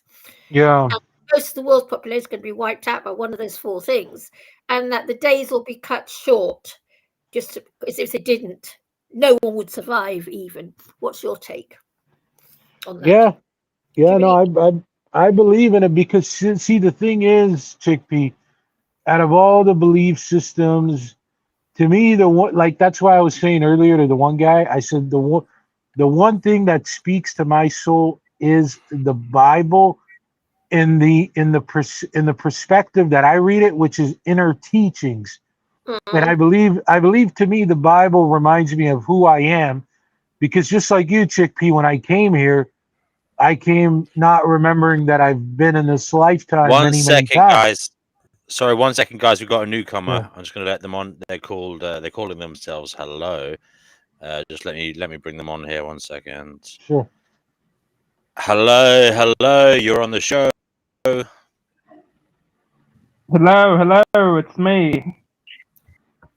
Oh, hey. Who's that, Noodles? No idea. But anyway, I'm sure they have. No, that's I can't see them on the avatar. Where's their avatar? I'm sure they had some great merriment, and it pleased them immensely. So, how lovely. Let's see if we can get them back. One moment. Hello. You're on the show. Hello. You're on the show. Are they? I don't see anybody. I don't see their avatar. They're having some problems. They're having some problems. Can I talk to you now about Bible? Oh yeah, yeah, That was funny. I'm a yeah, huge Bible freak. I'm not a yeah, Christian by any means, by any of these modern terminologies, but I'm a huge Bible yeah, freak. I own like 12 of them. Yeah. yeah. But see, but black hole, like what I'm saying, a chickpea is, and or sorry, black hole. Wait, where's Gaia? I'm right here. Like, I can't what's see going your on with the avatar. freaking avatars, I man? can't see your avatar. I'm a I thought, ghost. what the hell? I've turned Gaia, into a spirit. there you are. There you are. Now I feel better. Now I feel better now that I can see it. D&W, what are you doing to me? Oh Jesus! Man, you playing some Ghostbusters over here. Oh, Hello, you're on it the is. show. We've It got is this hello Halloween. character. Hello is here again. Hello, can you hear us? Hello, it is hi. What's up, bro? Is it JE? Maybe. Yeah, baby. It's JE in the house. Nice one. Welcome. How did you fix it? Oh, I had to download a different browser. I told you there was a way. Guys, this is real cause for celebration. Jay has figured out a way to rejoin the stream after a little time, being bamboozled by the fact that I had moved to Restream and he couldn't get on. So it's fantastic. And you know what the funniest thing is? He's the youngest one here, and he should have known how to do it. But all us old fogies, Jay, have shamed you. Oh no, we've lost him. He's gone again. Oh bloody hell! Oh Beautiful kitty. Hello, meow. Oh, look at the kitty! Look at the kitty there. 1 second, if I can make this large, I will. Okay, Prim. You got any black cats by any chance, Chickpea? You got any black cats? Yes, she's outside. This is Primrose. Little Prim. Hello there, Primrose. Hello, why do you keep popping Prim. in and out? Oh, the sometimes the browser kind of like closes down the stream every now and then. I have to keep reloading. That's But yeah. Okay, Jay, what's been going on with you, brother? It's been a while, so we'll have a catch up, a little debriefing about what's going on in JE's outlook in relation to what is going on and what we should be doing, where we're headed, etc., etc. Yeah, well, like I posted in the comments, figure that one of the main reasons and causes my depression is this thing called moral injury, where Jay, can you move closer to your Wi-Fi router or something? You're a little bit, it's a little bit shitty in terms of reception. But we do want to hear what you have to say. Please come back. He just dropped out again, which is a little bit annoying. Oh, he's back again. Crikey, this is a real fucking hokey cokey tonight. In and out like a fucking yo-yo. Hello. Yeah. No, yeah, so I was just saying that I realized that one of the main causes of my depression is this thing called moral injury, which is where someone participates, witnesses, or perpetrates actions that contradict or are contrary to their own moral values and beliefs. And so I feel like the things that I've been engaging with in this world, like, for example, eating meat or like just a lot of other different things that go against my core moral. A lot of those things fall into depression. I hear you. Now we're losing you a little, Jay. Your reception's very bad. So as I said, can you move closer to a router or something? But other than that, we hear what he said. He's talking about moral injury. He feels that his depression, or the depression he tends to experience, is rooted in some kind of internal uncomfort with the state of affairs around him, observing and sometimes participating in a society that does things that he views as morally dubious at best or evil at worst. And that's where he feels his ongoing episodes of depression emanate from. So that is an interesting diagnosis. Is that I'm just like sorry a to hear psych- that, by the way. I'm sorry to hear that he has these episodes of depression. But it might be interesting to hear, does that resonate with anybody listening Yeah, in I the get chat that. You know, or it anybody on the no, stage? If you do want to come on and talk about it, please do come on.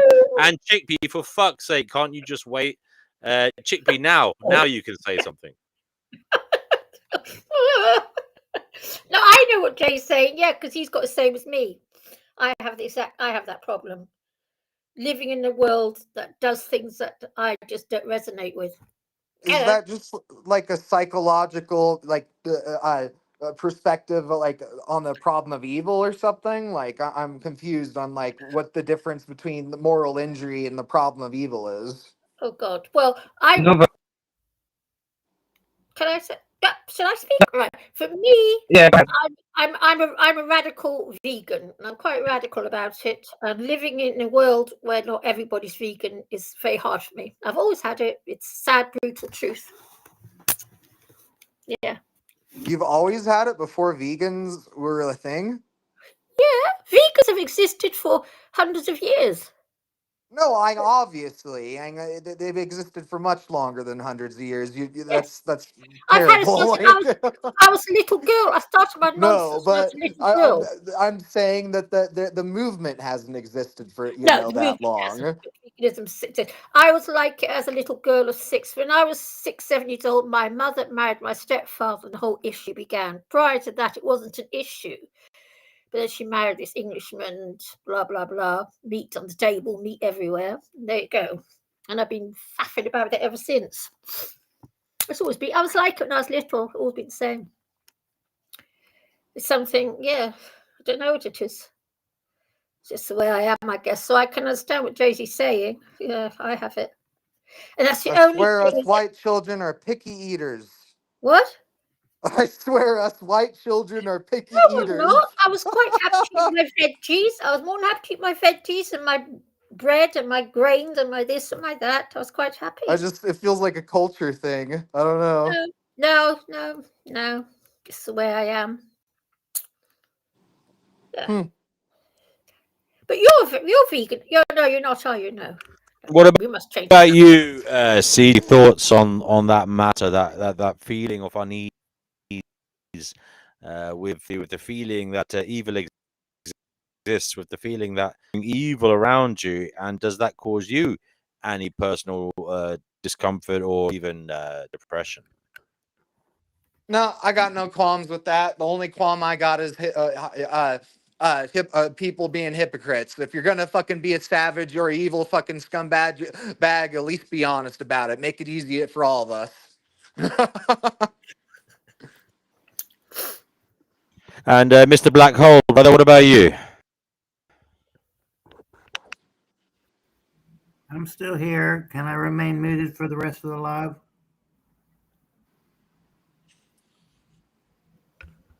Hello? DNW, you there? Yeah, I said it's up to you. Okay, I'm going to put it on mute.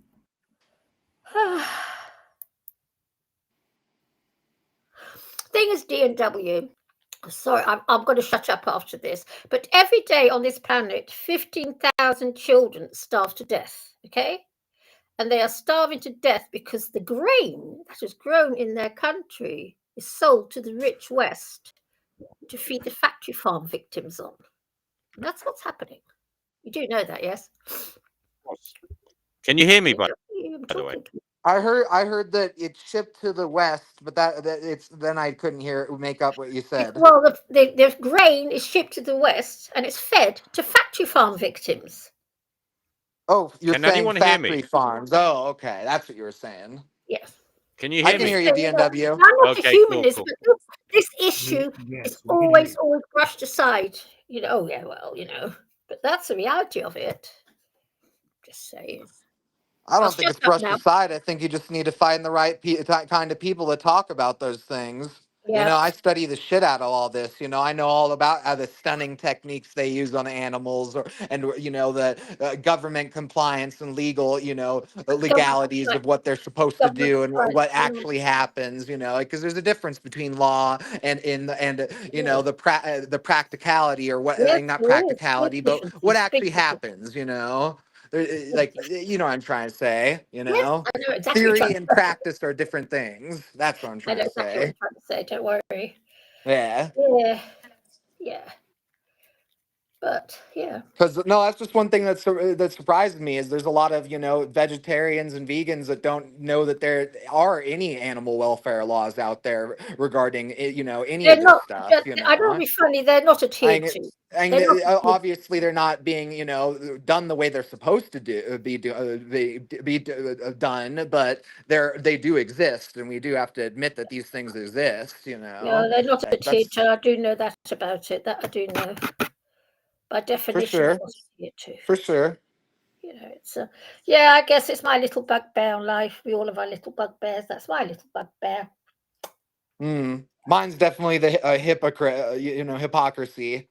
I'm a philosopher. I'm all about being authentic, like I said. So it's like, and it just seems like it also makes society function better. Like I've always been of the opinion, that radical honesty, is a benefit. That lies are such a limiting thing for our species. And I've always seen these things. I think it was they've even had it on like an episode of what was that show called uh what was that? You Fuck. watch TV then, Sage? Yeah, no, I watch a lot of TV. Twilight Zone, that's what it was. So, You know the TV. You know the TV is a very, very pernicious hypnotic. Do you know that? Oh, I love hypnotics. They're great. Oh, okay. My Well, you brain like is so hypnotics, that's fine. overactive, man. Well, My no, that's what goodness, you I like. love chilling with hypnos. What Oh are you no, talking no, about? no, I'm totally the opposite. Let me chill with Hypnos in his field of poppies, right by his cave. That sounds good to me. No, but the TV is a very pernicious hypnotic. It's actually, it's quite because they can hypnotize us subliminally on TV to do certain things, and it can be done. I don't know if you know Oh, that. only if you're really unaware of those kinds of things. Well, Like the most same thing. people are. Oh yeah, that's definitely true. Like that's the same thing with Most books, people, though. That's why there's so many book burners because books really do change minds. You know what? I'll tell you this much, Sage. I haven't watched TV for over 20 years now, but I noticed a huge difference in my bank balance when I stopped watching the TV because I stopped the constant shop nonsense. I actually started saving because we're conditioned to buy the TV. Oh, I've never had that problem. Lucky No, you. I've been an anti-capitalist since the moment I could theorize things, man. I was instantly recognizing, isn't this an entropic system that fucks everybody up, even the system itself? Like, I recognized that capitalism was not good at a young age. All right, then. Well, take, for example, then free sex. Now, I lived in the 60s, 70s, 80s, and Right. the whole free sex, have sex, whoever, was pushed down our throats, especially us young girls. And we all took it on board. All of us, we were all at it. Mm-hmm. And it hasn't done society much good because now look at the mess we're in. Oh no! I mean, if you actually see the impacts of the sexual revolution and its impacts on modern pornography, you see the modern pornography and how horrible it's become for it's become psychologically damaged. I mean, it's not just damaging to our souls or something; it's damaging to our psychology at this point. This is literally like you could find any psychologist that has any level of understanding. Go, this shit's fucked up, man. Like this shit is fucked up. When I was young, part of the problem though is it's all AI and it's all fucking. There's no AI. There was no AI in the 60s and 70s. No, that's exactly my point though, is that now the modern internet pornography, it's dictated by algorithms and AI. There's literally no humans saying, okay, maybe we should do this for an ethical or artistic choice. No, we're having AI algorithms go, what's going to get the most appeal? What's going to generate the most clicks, And it's doing doing the same fucking evil shit that social media did, but it's doing that to fucking online pornography, and that's fucking terrifying. It's fucking disturbing. It literally goes, okay, this country has these laws on censorship. We'll censor it this way, or we'll do this. Like, it figures out everything. Like, that's terrifying. That's damage. That's gonna damage our species, like, really bad. People worried about fucking like sex robots and shit. Fuck, my goodness, that's like fucking like the Satan hysteria of the '80s. My goodness, wake up to the times, wake up to the reality. Yeah, well, it was all going on in the '60s too. I know so because I was there. Oh dear.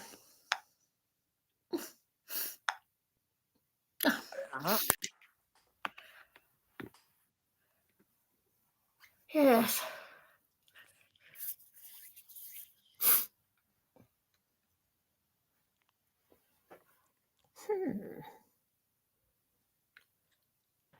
Yeah, I could appreciate Chickpea talking about that because they obviously would never want to admit it.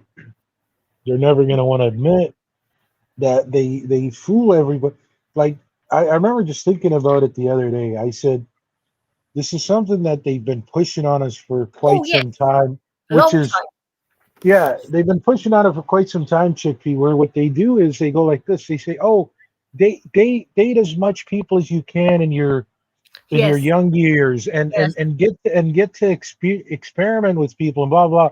What they're not what these people are not telling you is that's not how you're supposed to do it, right? Because what's going on now is you're like, first of all, a lot of people, I find this with certain individuals, they still reference their exes, which means they're still bringing up that they have, I don't want to say an attachment, but I mean, obviously you could have memories with somebody and it's done in there, but they bring up these memories, and obviously these memories are meaningful. Obviously they meant something to them. Yeah. Right.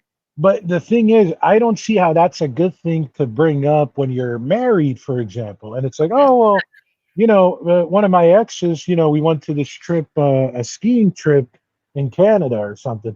I just, to me personally, this is just my opinion, right? I don't see how that's a good thing at all, because now you're married to this person, but you're telling them about certain experiences you've had with other beings. And I mean, and that's the thing nowadays, Chickpea, like they kind of want people to have numbers on them. Like they want you to have 5, 6, 7 exes. Well, yes. Like ex relationships. Oh yeah, and no, I know what you're saying with that. Yeah. Right.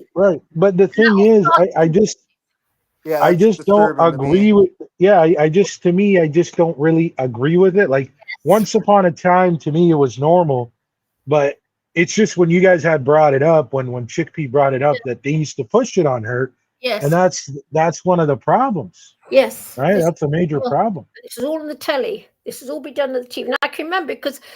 Yeah, I can remember it because I was 50. You mean the tele-vision? The tele-vision? Tele-vision, yes.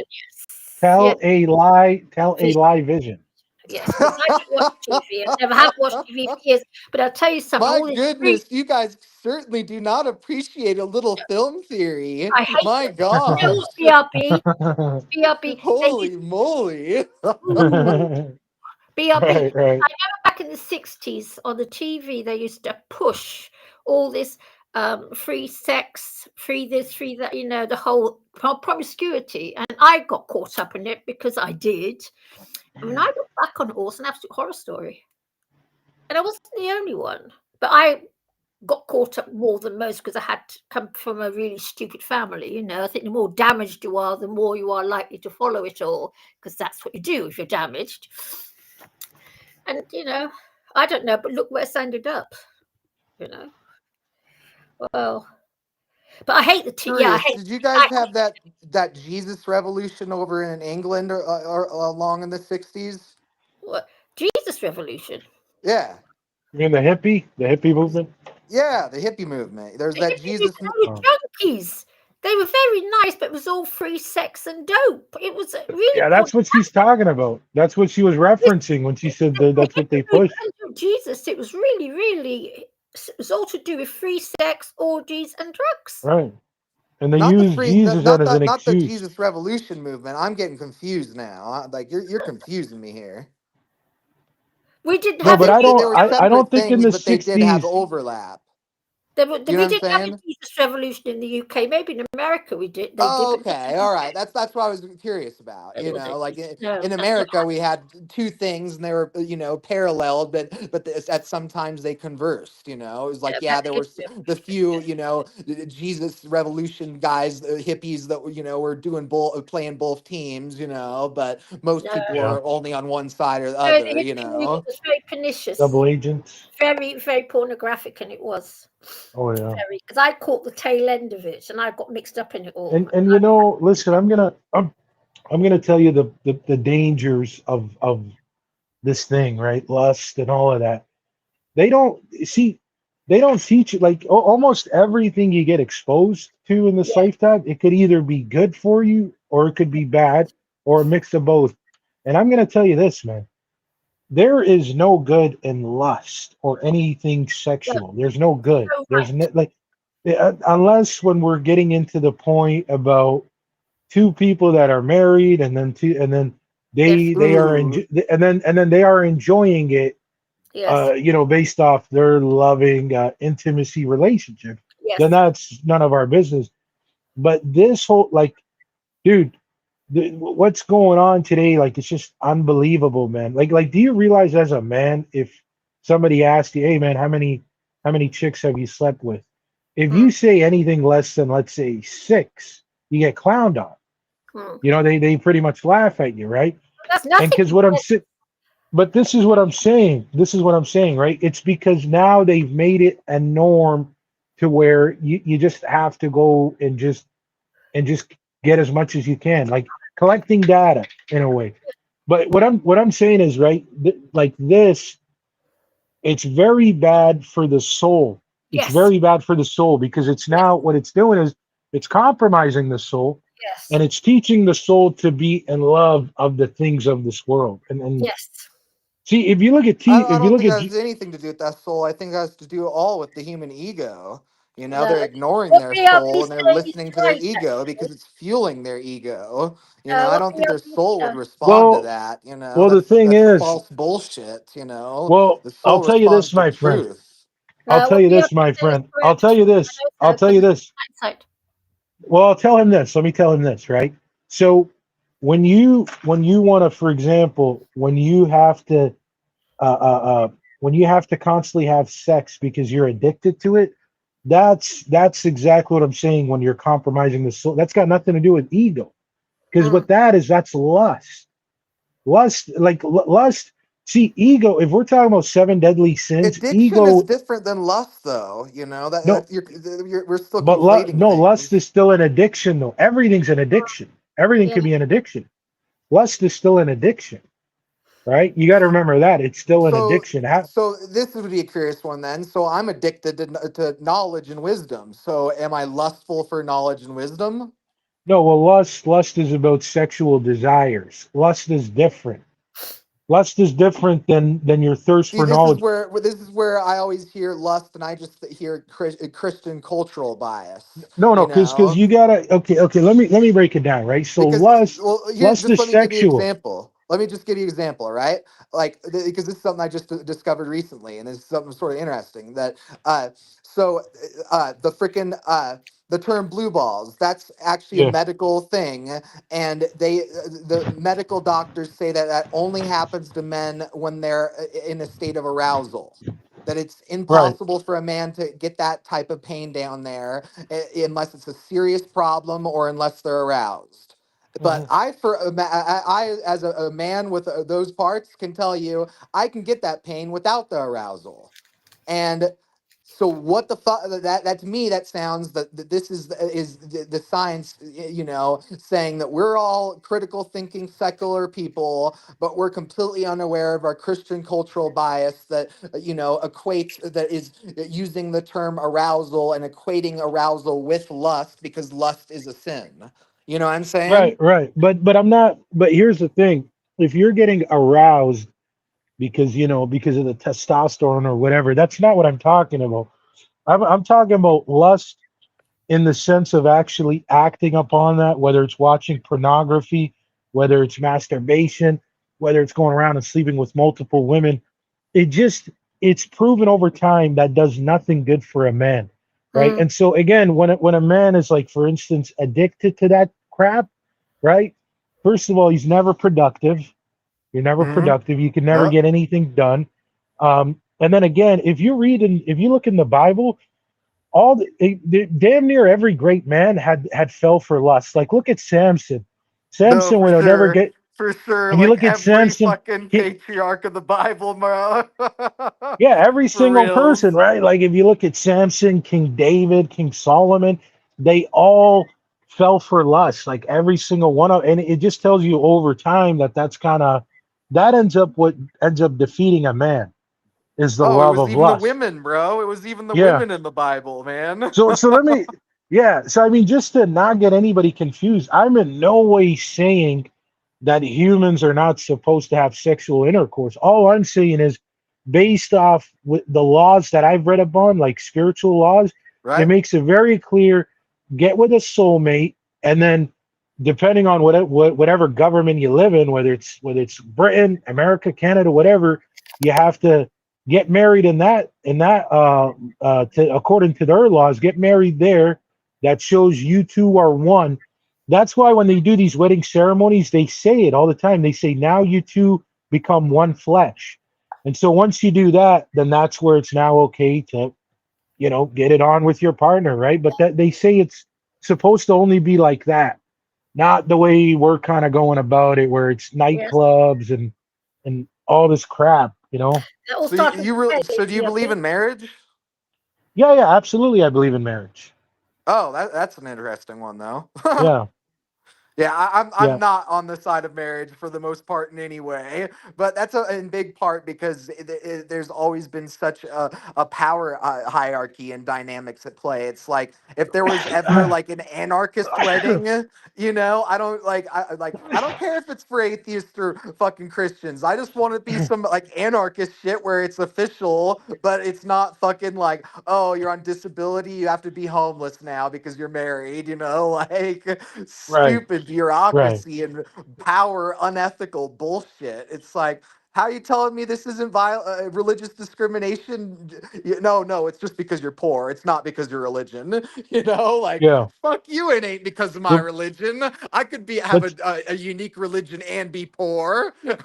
no, but see, it's a good thing you bring up the finances of it, and I appreciate you bringing it up because to me, the way I look at marriage is more of a business agreement than anything. So it's like Mm, you meet your soulmate, right? And then it's like, look, I want to marry you, but it's like once you guys are doing that, you both come to an agreement that marriage, it's literally like I don't want to put a percentage on it, but it's majority work.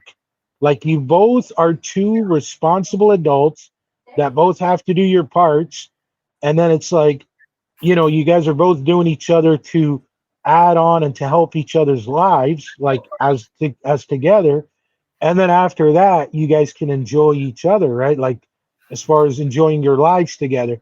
But a lot of people don't understand that's the concept of marriage. It's like I'm gonna marry you, and then in this household together, we're both contributing to like we're both helping out. I don't think people understand like a stay-at-home mom. That's probably one of the hardest jobs anybody can even Yeah, take on. Like yeah, I that's would. not even yeah, that's a tough one, man. That's not Yeah, even an easy gig.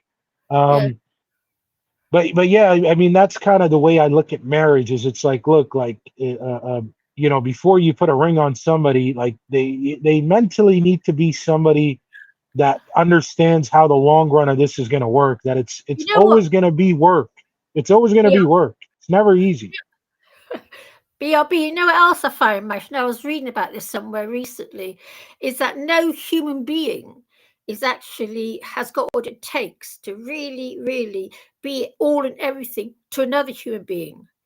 And I've always thought to myself, and I look at the average marriage of my friends. So there's this male, female, 2 kids living in a silly little wimpy house in the UK somewhere. And I tell you, if I had to live like that, I'd become violent, because I don't know how people do it, because I understand.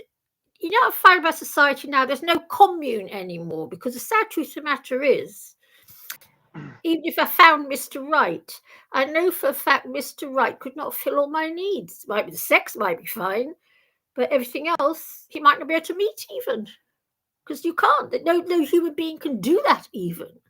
Right. So are we trying to date another human being, or are we trying to date God? I'm a little confused here, man. Well, you're in the wrong here. That's a great point, Gaia. That's an excellent point, Gaia. That's an excellent point. You're in the wrong this will say, because there's some psychiatrists we're talking about, and he said that no human being has got what it takes to be all and everything to another human being in a little house with 2.4 children, which is probably why marriage is why they break down so much, and why it's so difficult, and why men get so violent. I'm not surprised men get violent, because I tell you something, I couldn't do it. I think that's more of a Western thing too, on regards to certain aspects. I mean, obviously they have their own issues that cause their own problems over in that other side of the planet. But I think a part. Oh, damn it! I just lost it. I think life would be much better if we lived in communities of maybe 100 or 200 people. That's what it was. That it was years ago. The Western culture has this really individualistic, tribalistic parenting attitude. You know, don't you talk to my kid? You know, like don't you try to parent my kid? Like they will try to get into fights over the stupidest fucking shit left and right. My goodness, like oh my God, the parents are always wondering. My friends never hang out with me anymore. I wonder why. Oh, it's not because of your kid. It's because of your fucking attitude. You know, and it's like marriage is very hard. Over in the Eastern world, you know, raising kids is more of a communal thing. You know, it's like it's like that's the way it should be. You know, it's like that's the way it's been through our species throughout time. You know, like it's like that's the way it's supposed to be. We haven't evolved to that point yet. You know, we're trying to push things too quickly. I don't understand it, because I couldn't do it. I know that already. I did try for a couple of years. That was just a husband. I couldn't cope with it. Nah, I'll just live with 7 cats. How many cats? Were you just married once there? Were you married once, Chick? Yeah, not a couple of years. It was all over. I did love him, but once a romantic love wears off, you know, reality it rears its ugly head. And I didn't realize at the time that we were better off just as a couple. Him in his flat, me in mine, just getting together, blah, blah, blah. I say, I didn't know all that then, because you don't, because you're young. Because we were suited in a certain way, but it was just, but then I would have had a mother-in-law telling me, I want to be a grand. So it was probably just as well that we split, because I don't want to have children. I made that decision very young. Yeah. How about if you adopted? Would you ever consider adopting? I just don't want to have any children. I just don't want to. I'm not very good with kids. I prefer animals, and I do. It's a sad, it's the way I am. But I've always told men know it. It's something I've always been quite upfront about.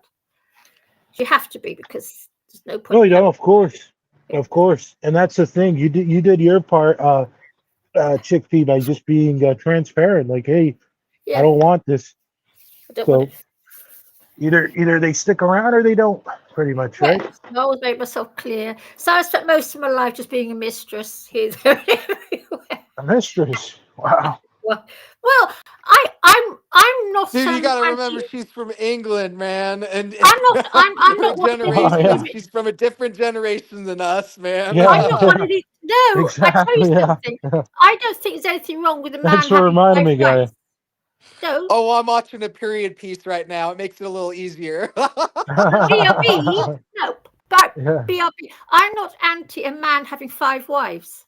and I'm not. Oh no, shit. Oh, you're No, not there you're isn't not anything wrong with it. anti-polygamous? I don't see anything wrong with it. If a man wants to have Yeah, 5 that wives, polygamy is and one that the always wives are makes me okay with it, laugh. I'm like, nothing wrong you're with it. so anti-polygamy, but you don't understand that your regular marriage is just about as fucked up as this is. It's still Well, a fucking I could cult, man. It's no. still a Right. cult. If Right. no, if you're one of 5 Exactly. wives, now listen to it. If you're one of 5 wives, if you're not in the mood for sex, you can have sex with one of the others. You've got those 4 or 5 other women to chat What if one of the others gets infected somehow and now he's gonna infect Yeah. you? Yeah, I know there is. Yes, I know, but I'm not anti a man having 5 wives. They need to like. That's what the problem was. They didn't need to ban polygamy. They just needed to force you freaking public health to actually fucking improve. Yeah. Oh yeah, but you Fucking could cast. I tell you something, BRB. I've never met a married man who wasn't up for it, and I learned that very young.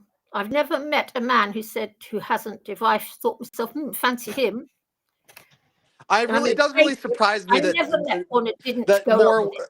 white young men don't fucking move to like Saudi Arabia and shit just to fucking get all those wives. No, there's not a woman in this world could trust her husband, and I know so because I used to date, and I'm no paragon of virtue.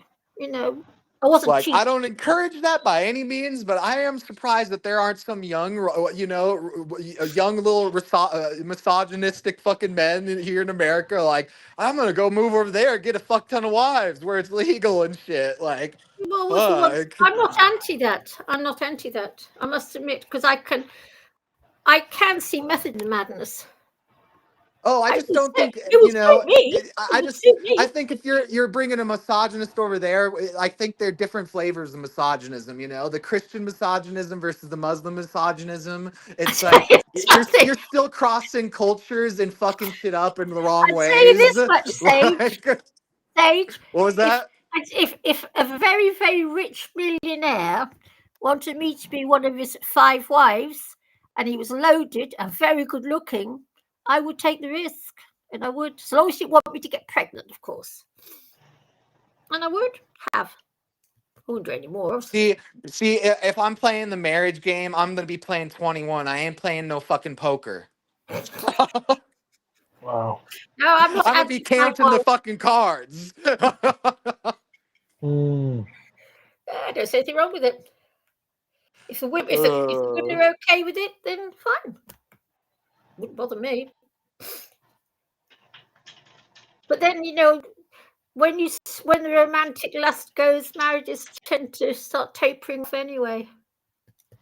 See, I don't have no problem with romantic lust because I don't fall in love anymore. Like I just have that romantic attraction and have that love that that mutual love for each other, and that's where it's weird though because I can see them lose their fucking sanity by actually falling in love with me, and I always feel like I'm leading some fucking sex cult or some shit. It's fucking creepy. All right. Well, I wouldn't know. I'm like, I swear to God, I'm gonna have to study some like cult psychology books just so I can fucking date and feel normal. Yeah, but don't forget, romantic love is a form of insanity. It's like, okay, I know I'm doing the right thing. I'm not fucking around with people. No, I read the books. Sage, romantic love is a form of insanity, and it is. It's a form of insanity invented by nature to increase the population. No, that's falling. I think that's falling in love. I don't think that's the actual romantic love. Romantic love is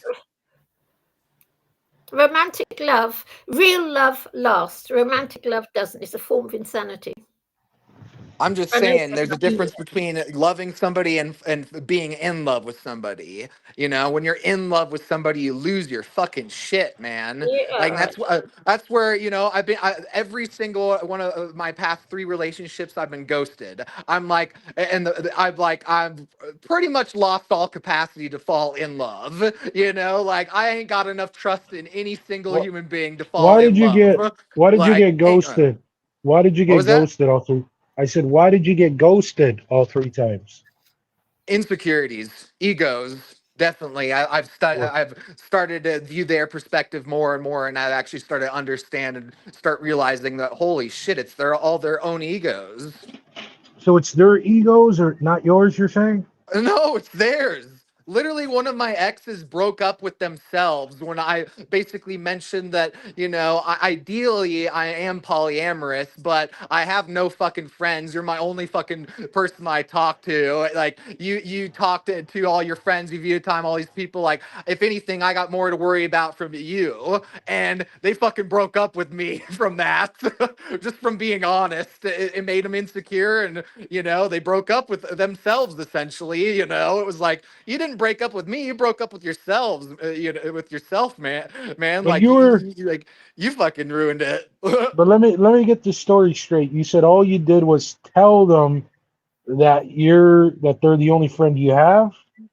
I said that that I ideally I am polyamorous, because I have no love life, no friends, no social nature, and nature, or not nature. I have no social network, like ideally I'd be have more people in my life. I was explaining this out very well done, not like I am right now, and just explain that the whole situation, the logistics, the emotions, and they just couldn't fucking handle it, man. They thought that it was like, oh, this person obviously doesn't want to be with me, and it was like, Yeah. I'd never said that, but now that you want to break up with me, I let them break up with me, because I'm like, if you're gonna break up with me over that, then obviously our relationship isn't as strong as we thought it was and stuff. Right. So I ain't Exactly. wasting my time.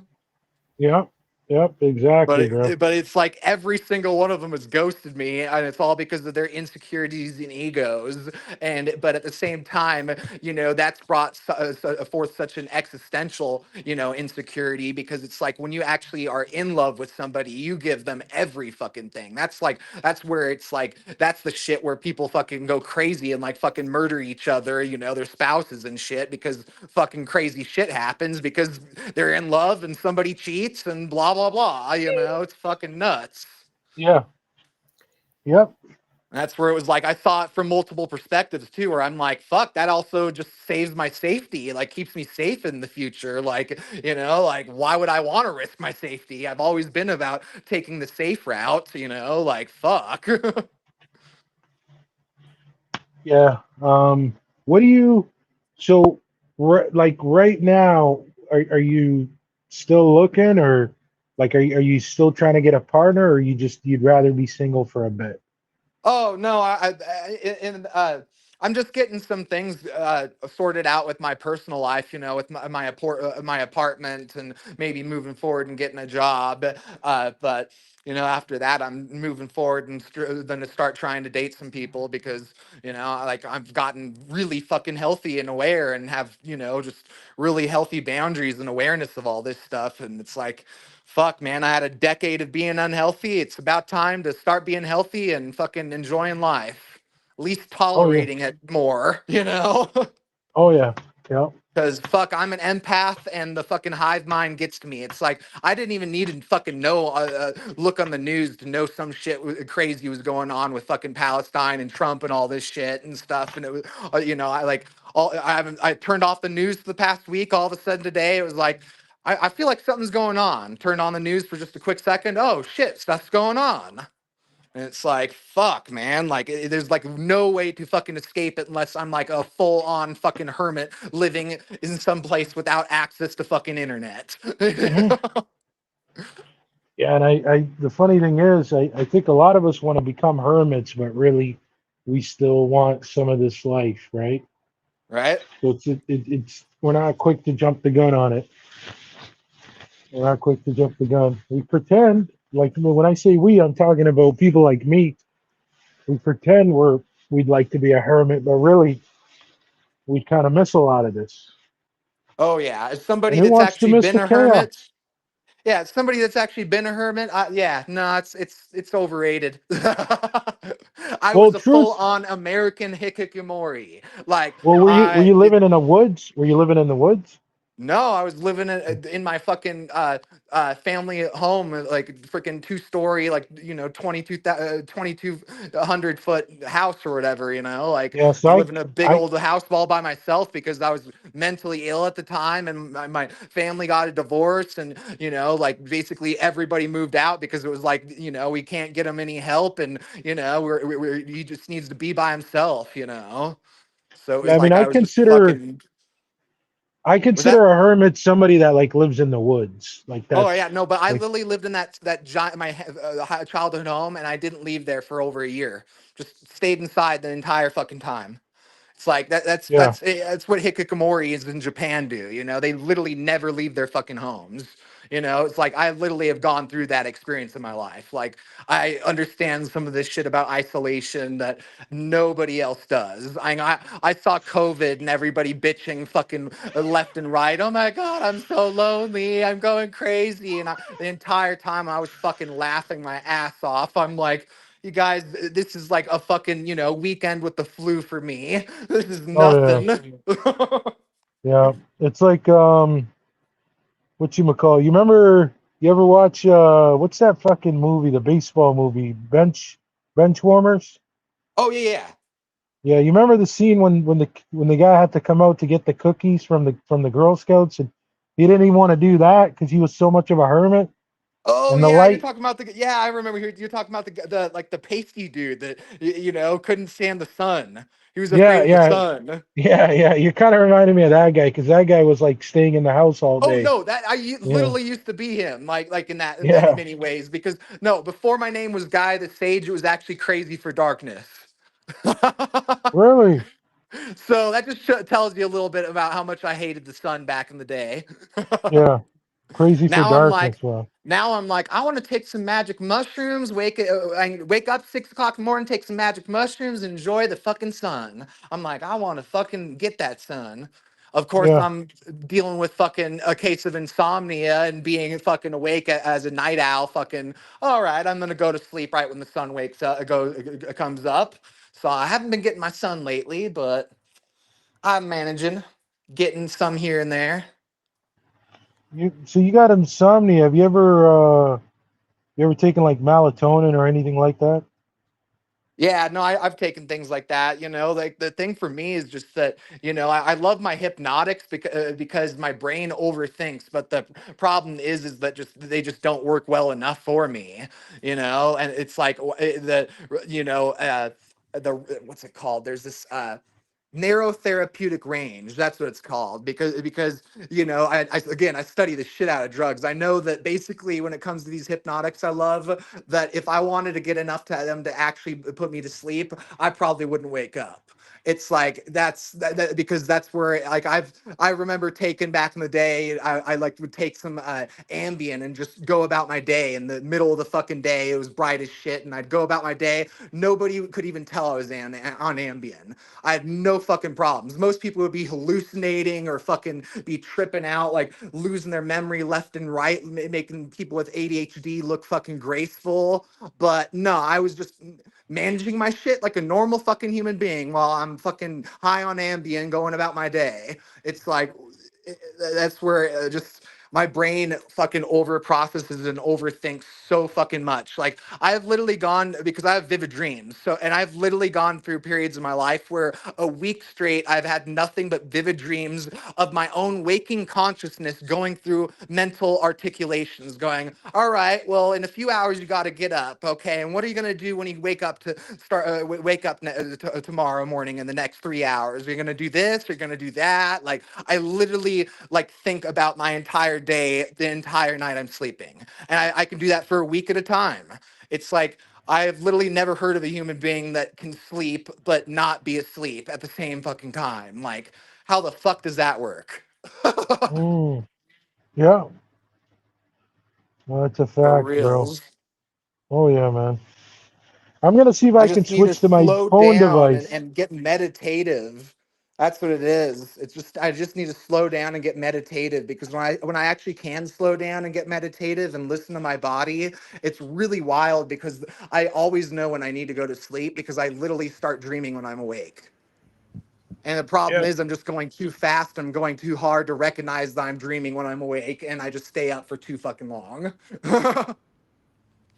Because Yeah. when I'm doing hella fucking good and I'm listening to my body and stuff, I'll literally be awake and watching TV, and all of a sudden I'll be getting vivid imagery in my head, of water parks and water slides, and going, oh, that's one of my dream worlds I visit on a regular basis. Like apparently I'm dreaming already. I need to get ready to go to bed and get some sleep. Yeah, I can't remember. Did we ever talk about astral projection? Probably. I talk about lots. Oh yeah. I'm gonna see if I can connect on my phone because I'm gonna head out of the house, but I'll stay on. I just got to see if DNW's around. For sure. Let me see if I connect to the phone if he'll see it. Well, actually, I think I was trying to initially, and it gave me a hard time. Oh, there we go. Okay, let me see if it's gonna. Are you around, brother DNW?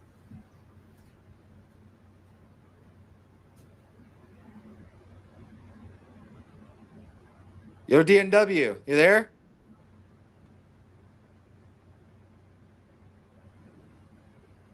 He might not be. I'm gonna try. Let me connect my audio to my headset.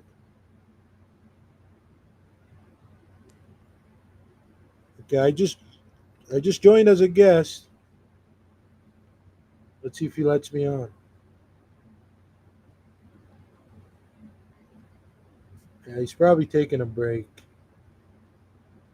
Whenever there's any of those one-on-one conversations that really gets going, I swear to God, DNW, it's like, all right, perfect time for a break. You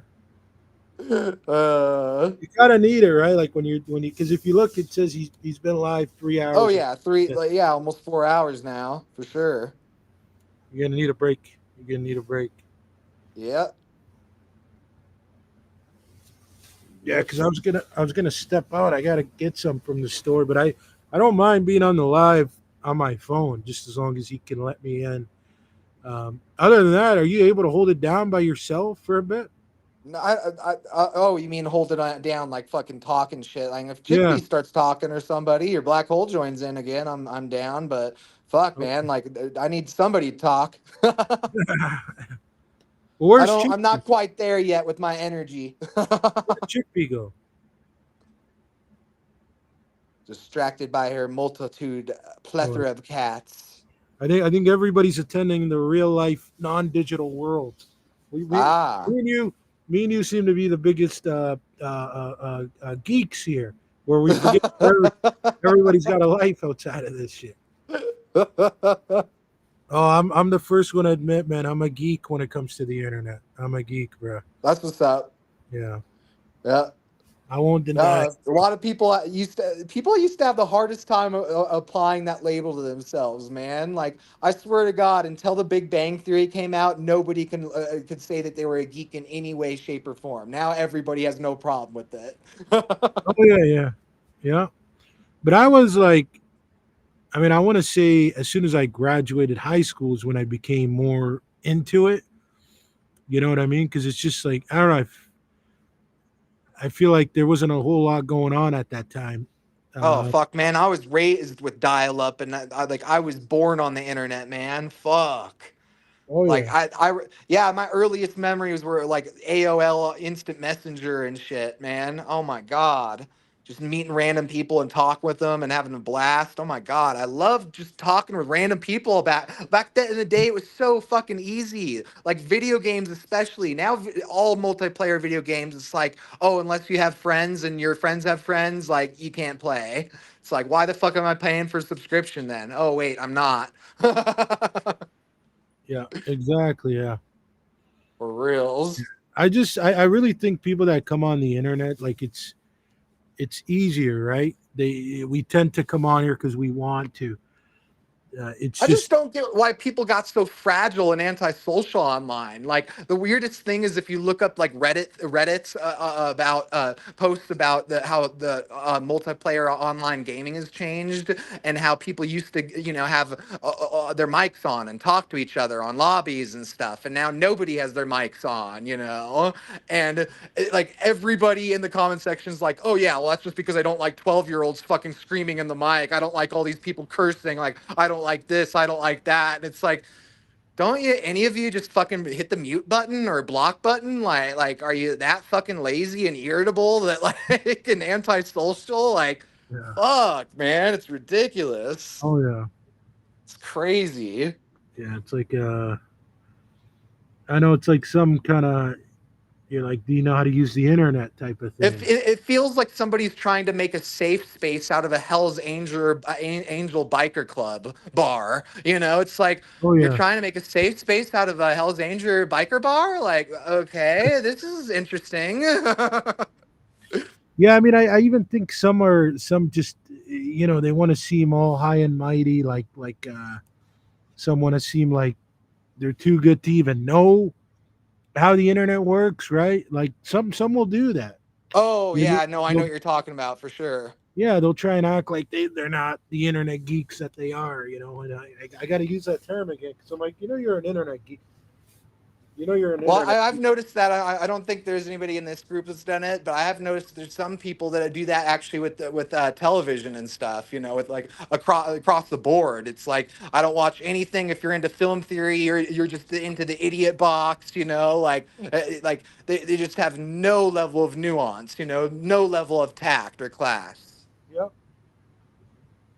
And it's like, I get where people are coming from with the idiot box, for sure. I get it. It took me a few years, but I fucking get it big time nowadays. But at the same time, you like, if you fucking label all of television like that, then we're never going to have any good movies, anything that we're going to want to put in archives or, to pass down to our grandchildren or anything. You know what I'm saying? Oh, yeah. Yeah. For reals. It's Yeah. like, why don't we just burn down all the film stock of freaking what's it called, Wizard of Oz while we're at it? Let's just burn all known copies of Wizard of Oz while we're at it. It's like that would be a terrible thing for our species. Like it was sort of a historical thing. That helped bring insights to different things of our culture and technology, and it's a pretty important thing. Yeah, it was funny because I saw somebody yesterday. He had this what do you call it, vault box, or what do you call those vault box thing where you store your money in your house? I think I know what you're talking about. Safe Yeah. bank. Yeah, like a safe bank, a safe box, whatever. Yeah. And he had he claims that he's got a movie of Shazam from 1996 or whatever, the one where everybody claims they saw, but there's no. Yeah, I know exactly what you're talking about. Shazam with freaking Sinbad instead of Kazam with Shaquille O'Neal. Yeah, and then he's got apparently they're two separate movies that both existed. That's the thing.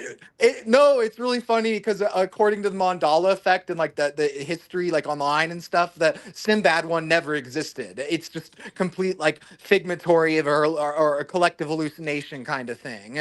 But at the same time, I think it's dimensional crossover. That's what I think the Mandela effect is. I don't think it's bullshit. Our memory of that, I think it is real. No, the Mandela effect would state that the movie did in fact exist.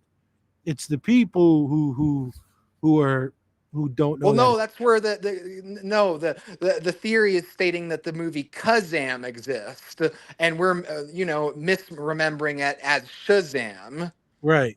Yeah, because the movie definitely exists, the one with Shaquille O'Neal. I remember watching that as a kid. And then I remember everybody when I was a teenager saying that no, it was Sinbad that was in it, and I was like, no, it's not. Sorry, guys. There's someone else just entered. So would you like to welcome them? That's me. Is it? No, that's me. All I'm just switching on my phone because I got to step out. But yeah, I will. All right, no worries. I'll be on my phone. But yeah, keep going. Sage. So what I'll do then is I'll end your Be Right Back one, yeah, and go seek, yeah. Way ahead of you, Alright. bro. That's what I did. Oh, come on. Keep but going then, guys. yeah, let's get into the whole. Let's get into this then. Let's talk about the Mandela effect. So I'm going to tell you why I do believe it exists, because what you just mentioned as far as shifting timelines, that's exactly what it's about. It's about just shifting timelines, and that apparently some people remember things that others don't. But before I didn't know how much I believed in it, right? I'm like, oh, this is woohoo. But just with what I'm seeing, with what's going on with this reality, it's really gone to the point to me where nothing is impossible, and that Oh no, all I these beliefs do 100% feel you with exist. that one. Yeah. Yeah. No, because my experience with Salvia divinorum, it was the same kind of experience that people would get with DMT, where they actually glimpse into the multiverse. I saw the multiverse. So, ever since then, the Mandala effect has been like hilarious to me, because I'm like, this is just dimensional crossover. This is all the people that don't know that the multiverse is real and haven't seen it. Like, this is them experiencing it. Like. Holy moly, man. Because, yeah, the second people talk about that stuff, I'm like, man, I literally get flashbacks, man. I get like flashbacks, and it's like, cracks me up. Yeah. Give me 1 second. 1 sec, Sage. All good.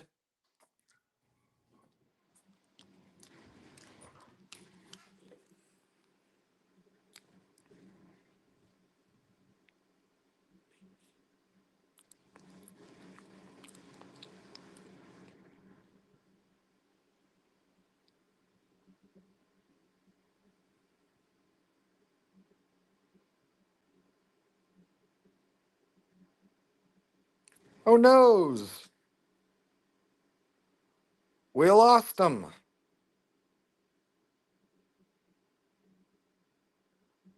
Oh, no. What's going to happen now? Okay, Oh, I'm he's back. back. He's back. Yeah. It's a good thing you were here to call it out, because pretty much that's what happens when you exit out of the Wi-Fi. I You know what I see. mean? Yeah, the second the satellite shift or a So fucking tree line blocks it or something, like, fuck. the funny thing is, it doesn't do that with StreamYard. The StreamYard, it wouldn't have really booted me out. So Huh. I know, isn't that weird how all the technologies, how we can actually sort of see what's happening, like, but there's nobody to announce these error codes to and explain what the fuck's going on. yeah. It's So, like but the maybe these thing digital is, platforms would be working better if they actually like listen to the consumers. so Instead of just so had AI like fucking dig through the shit that we're talking about right now and then report back to them. right.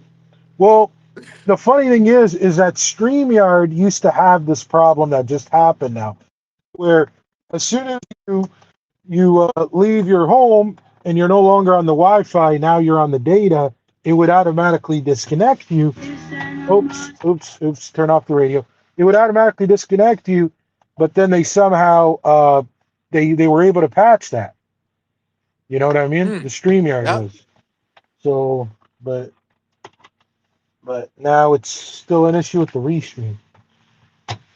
So, what the heck is this? What's up on our screen here? Is that a guy getting beat up or something? I know, right? Well, what are you watching, DW? Oh, that's an AI robot. AI robot. Oh, okay. Man, that little low-res robot literally looks like a kid for a second. Yeah, that's what I thought. Yeah.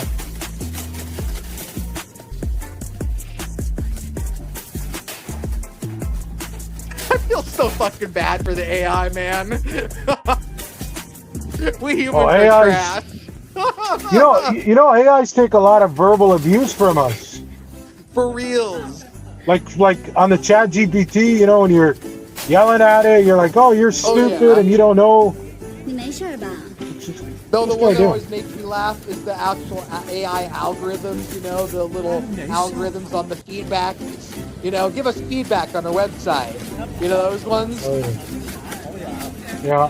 Fuck, this video's loud. I can barely hear you because of this volume. I know! Why is DNW always play the videos so loud? 可惜。 If my mom was here, she'd tell him, turn that shit off. I'm just like going like, what? We need some Mandarin person in here, something translate the video. Oh, yeah. Oh, The yeah. AI is not doing it for us. My mom would end up yelling at him and say, man, that shit's way too loud, man. That shit way too loud. Bro. Oh, look at that. There's a fucking drone above me. This is actually some Chinese robot company that is to see how sturdy they are, and basically, yeah, they beat them and they do all these things to them. And I don't know. It right just, now. Well, yeah, they're experimenting on them to see how they literally stand up to the rigorous events of day-to-day life. So here we go. Bang. Look at that. Rigorous. I mean, it doesn't all go well for the robots of the future, you know. We're getting them ready for what they're going to have to go like through. Looks like they're moonwalking. Bang! Look, see? I'm sorry. What was that, DNW? I apologize. It doesn't all go well for the robots, you know, that we're planning, what we're experimenting on them for, you know. We're building them to abuse them, you know. I know. That's what I was saying. We're trash species to be doing this, man. My gosh. Like, fuck, I get that you want to train them and shit, and that this might be part of their training models, but fucking A, my goodness. Don't beat the shit out of the poor fuckers. Well, it's basically seeing if they'll stand upright, you know, given, you know, being bashed into and such, how resilient they are, you know. There you go. Anyway, I thought I'd just share that with you. It's just interesting. There you go. Yep. My goodness, that was fucking funny. My goodness, the frame rate on that shit, it looked like I was watching from those old, like, black and white, like, little flickers, you know? Like the ones that they had, like, in the Wild West. Dude looked like he was moonwalking. How often do you guys see Vegan drones? Equilibrium here, who's yawning. Vegan Equilibrium, are you going to come on here, brother? The link is in the chat. Do entertain us, just insights, do enlighten us, do help us find gnosis. Yeah. Sorry, you were saying there, one of you was talking, probably Sage, was it? I think it was Seeker. Seeker, were you saying something? No, I was trying to say, how often do you guys see these drones up in your skies there, where you guys are? Oh, all the time. Not at all. Not at all. Yeah. Not at all. Oh, not at all in England. Oh. They're here all the time as well, bro. Okay. You're in Canada, right, Seeker? Yeah. Yeah, I sure. just saw one like a block away from me, and I was trying to see if it's trying to follow me because, you know, I'm just like, what's this drone doing, man? You know? But these drones can spy on you, right? Like if you don't have any curtains or blinds in your house, like they could just come up to your room, start peeking up on you, seeing you talking to us nut jobs, right? And they'll know everything about you, man. Type of thing. That's what you don't want a freaking one of those drones to see you. Is on one of these channels talking Dude, that did you ever see that real. South Park episode? Which one? The one with the drones. My goodness, man. Oh no, I didn't see that one. It catches some of the neighbors screwing with the blinds open, and they start making fun of the pubic hair of one of them. It was fucking brutal. Yeah. Oh, that's the worst, man. That's the worst. Is what you can't even get privacy in your own home. You got some weirdos spying on you and shit, man. Hello to Isaac. Everything's AI, man. It's not you. It's AI. And Isaac Yeah. is on the show, guys. Welcome. Hello to Isaac. can you guys hear me? Yep. Welcome, Isaac. Can you hear me okay? Yeah. Yes. Hello, Isaac. Oh, wow. Okay, good. Welcome, sir. Thanks. Isaac, you've just fallen into the show, and the guys are Mandela effect, I believe. But by the way, Isaac has just dropped out again. Hopefully, he'll come back. But you were talking about the Mandela effect, things, little weird little situations that appear to be glitches in reality, where things aren't what they used to be, quite literally.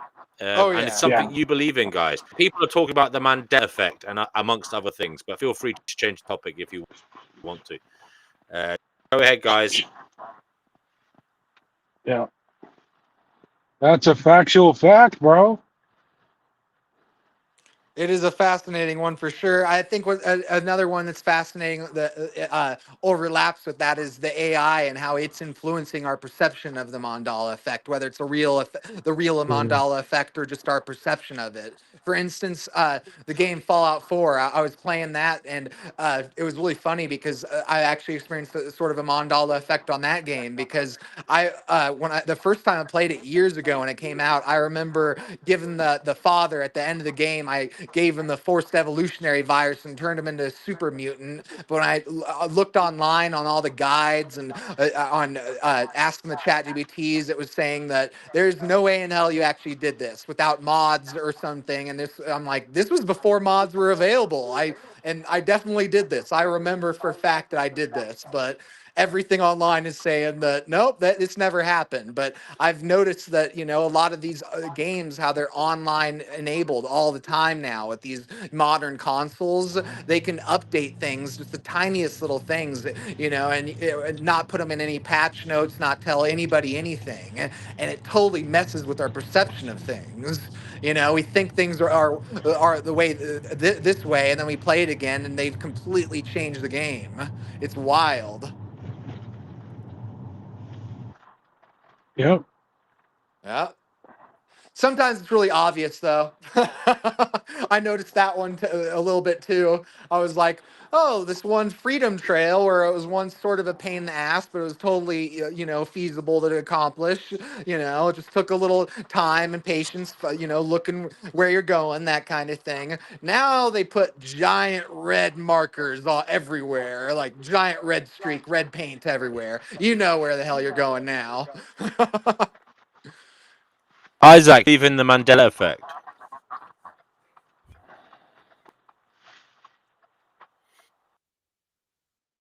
Oh no! We lost Isaac again. Isaac is having trouble here. I'm gonna tell you something real quick, DNW. I one time fired up a panel on the restream here, like I went live, and I'd say nobody was actually able to get on. 4 different people tried getting on to talk to me, and not one of them was successful. So I just thought of this now that you're having this problem. Restream is not actually the best streaming service out there because I've had problems of my own with it. Well, I've noticed that the browsers for it's really buggy. It suggested I use What would you Safari. recommend then? StreamYard? Just go back to StreamYard, man. Just go back to Stream. There's nothing wrong with StreamYard. Yeah.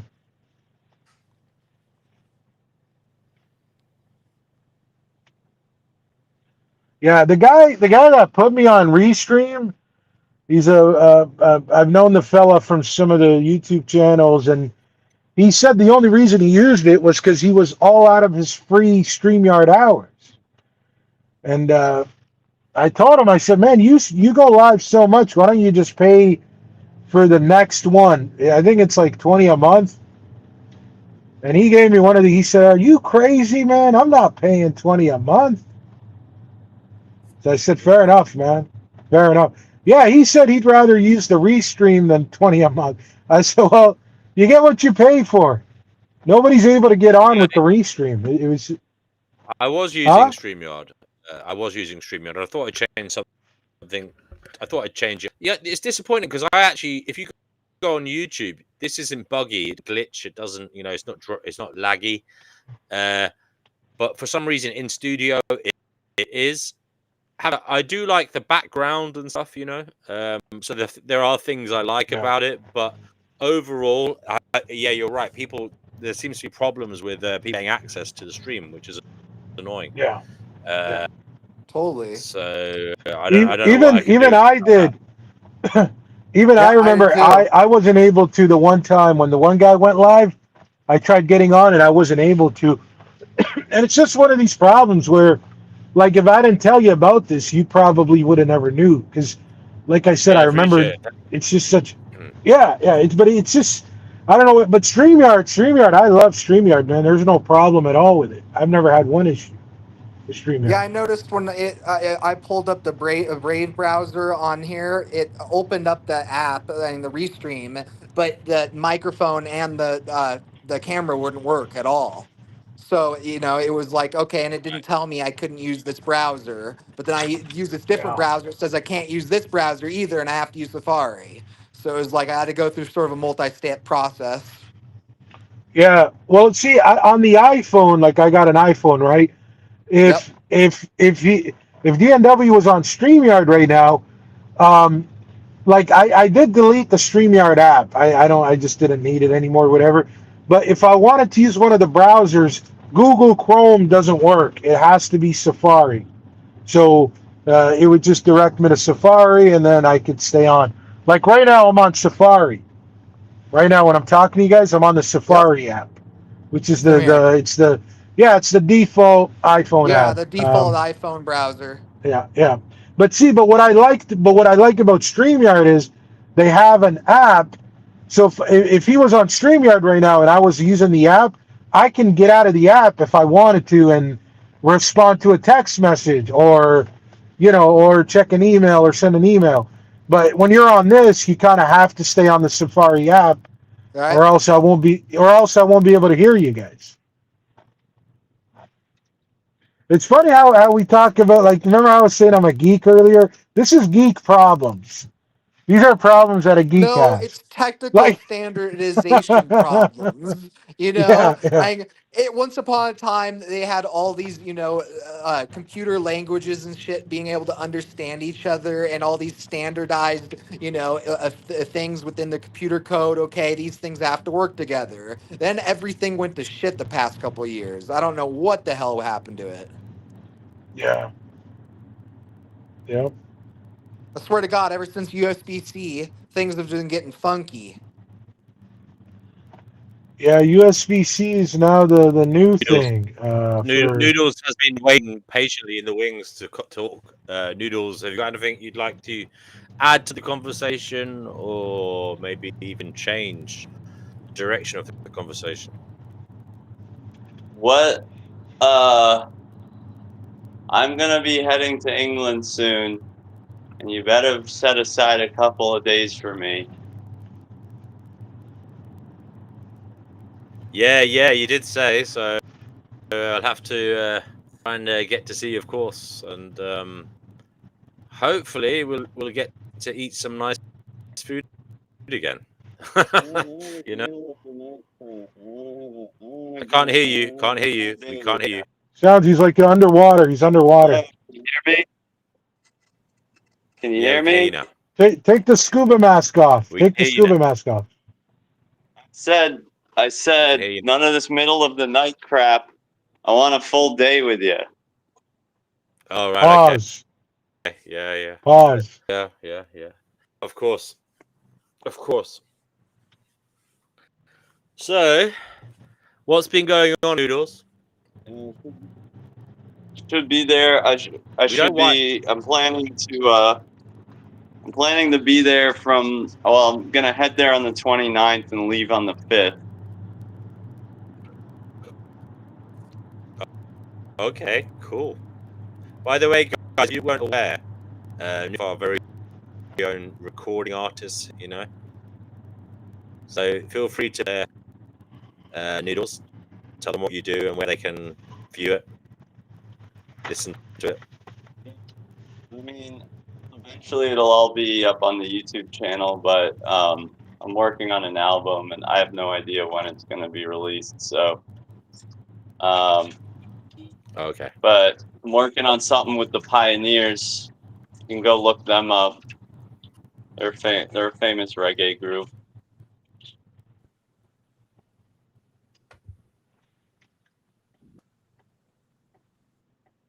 The Pioneers. Yeah. I don't know why. For some reason, I thought the Whalers for a second. But where are the Pioneers from? What country? Jamaica. What country? So are they based out of Jamaica currently? Are they based out of Jamaica currently? No, they live elsewhere now, but they're Jamaican. Oh, okay. I didn't know you're an artist, man, because I've talked to you on here a few times. What kind of genre are you in? Reggae and soul. You're a reggae and soul artist. Wow. Man, that's awesome, bro. I love soul. I'm not the craziest about reggae. Like reggae's really cool because it's just calm. It's calm music. It's real chill. But yeah, soul I like a lot. I got some soul. I'd have to look into my music category and see how much soul music I got. But yeah, I got some soul there. Yeah. So are you like, what are you like, underground or what? Dance to. Oh, you broke up there. I didn't hear you. You broke up there. I didn't hear you. What'd you say? I just like music that I can dance to. Oh yeah. Music to dance to. Yeah. So are you like underground, or are you trying to like blow up as an artist? What the frick? I'm pretty big time. You're big time right now? Oh yeah, I'm huge. Huge. Oh shoot, man. Well, drop the link to the music, bro. We'll check it out, man. I'm not really that big. I haven't even really released much yet. I have like a few things on my YouTube channel. They're nothing too special, but this album will be good when it comes out. So.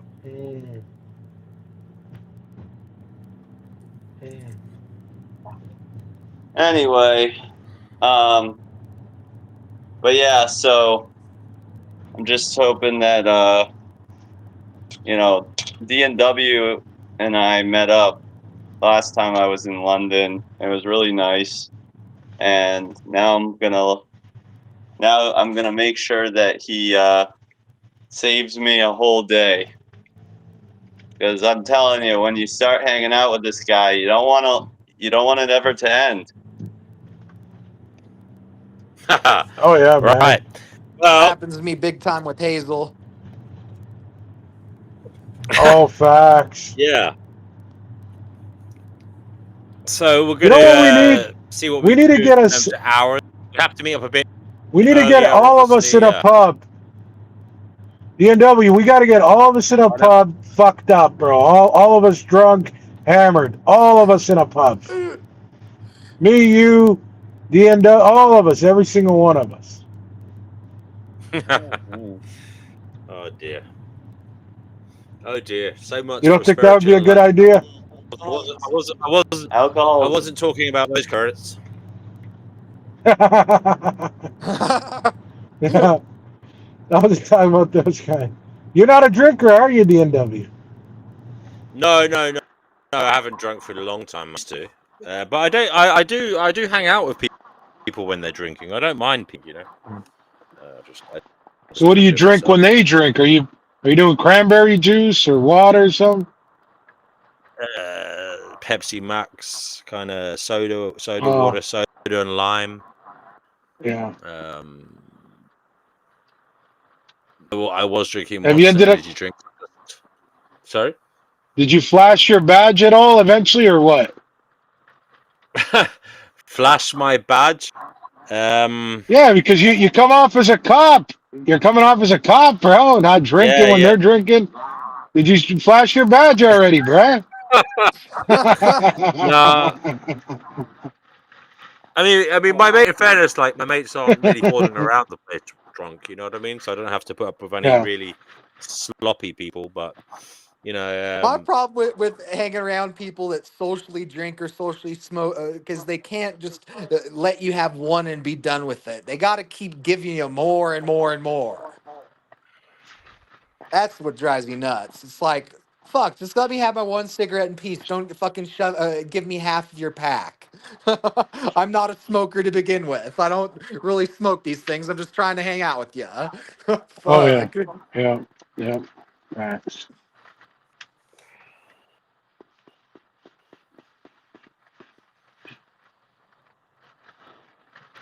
Yeah, so I mean, anyway, I'm not the guys, it's craziest getting about late drinking. here.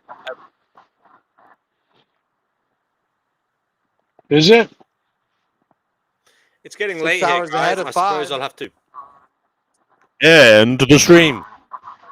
End the stream. End the live stream. You guys can stay on here and chat afterwards. I don't. But I will end the live stream. I suppose in closing, then, I think Chippy's falling asleep, but whoever else is left and is here and willing, do give your final words. Black Hole, are you still there? He's also asleep.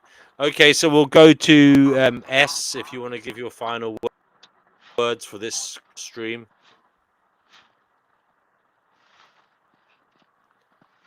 Oh, is that me? That's you, Seek. Yeah. Yeah. My final words would be know thyself. Okay. And you then, Sage, and I think to say in closing. Focus on the contrast, the liminal space between nothing and everything. Okay, thank you very much, guys, for helping us try to find Gnosis.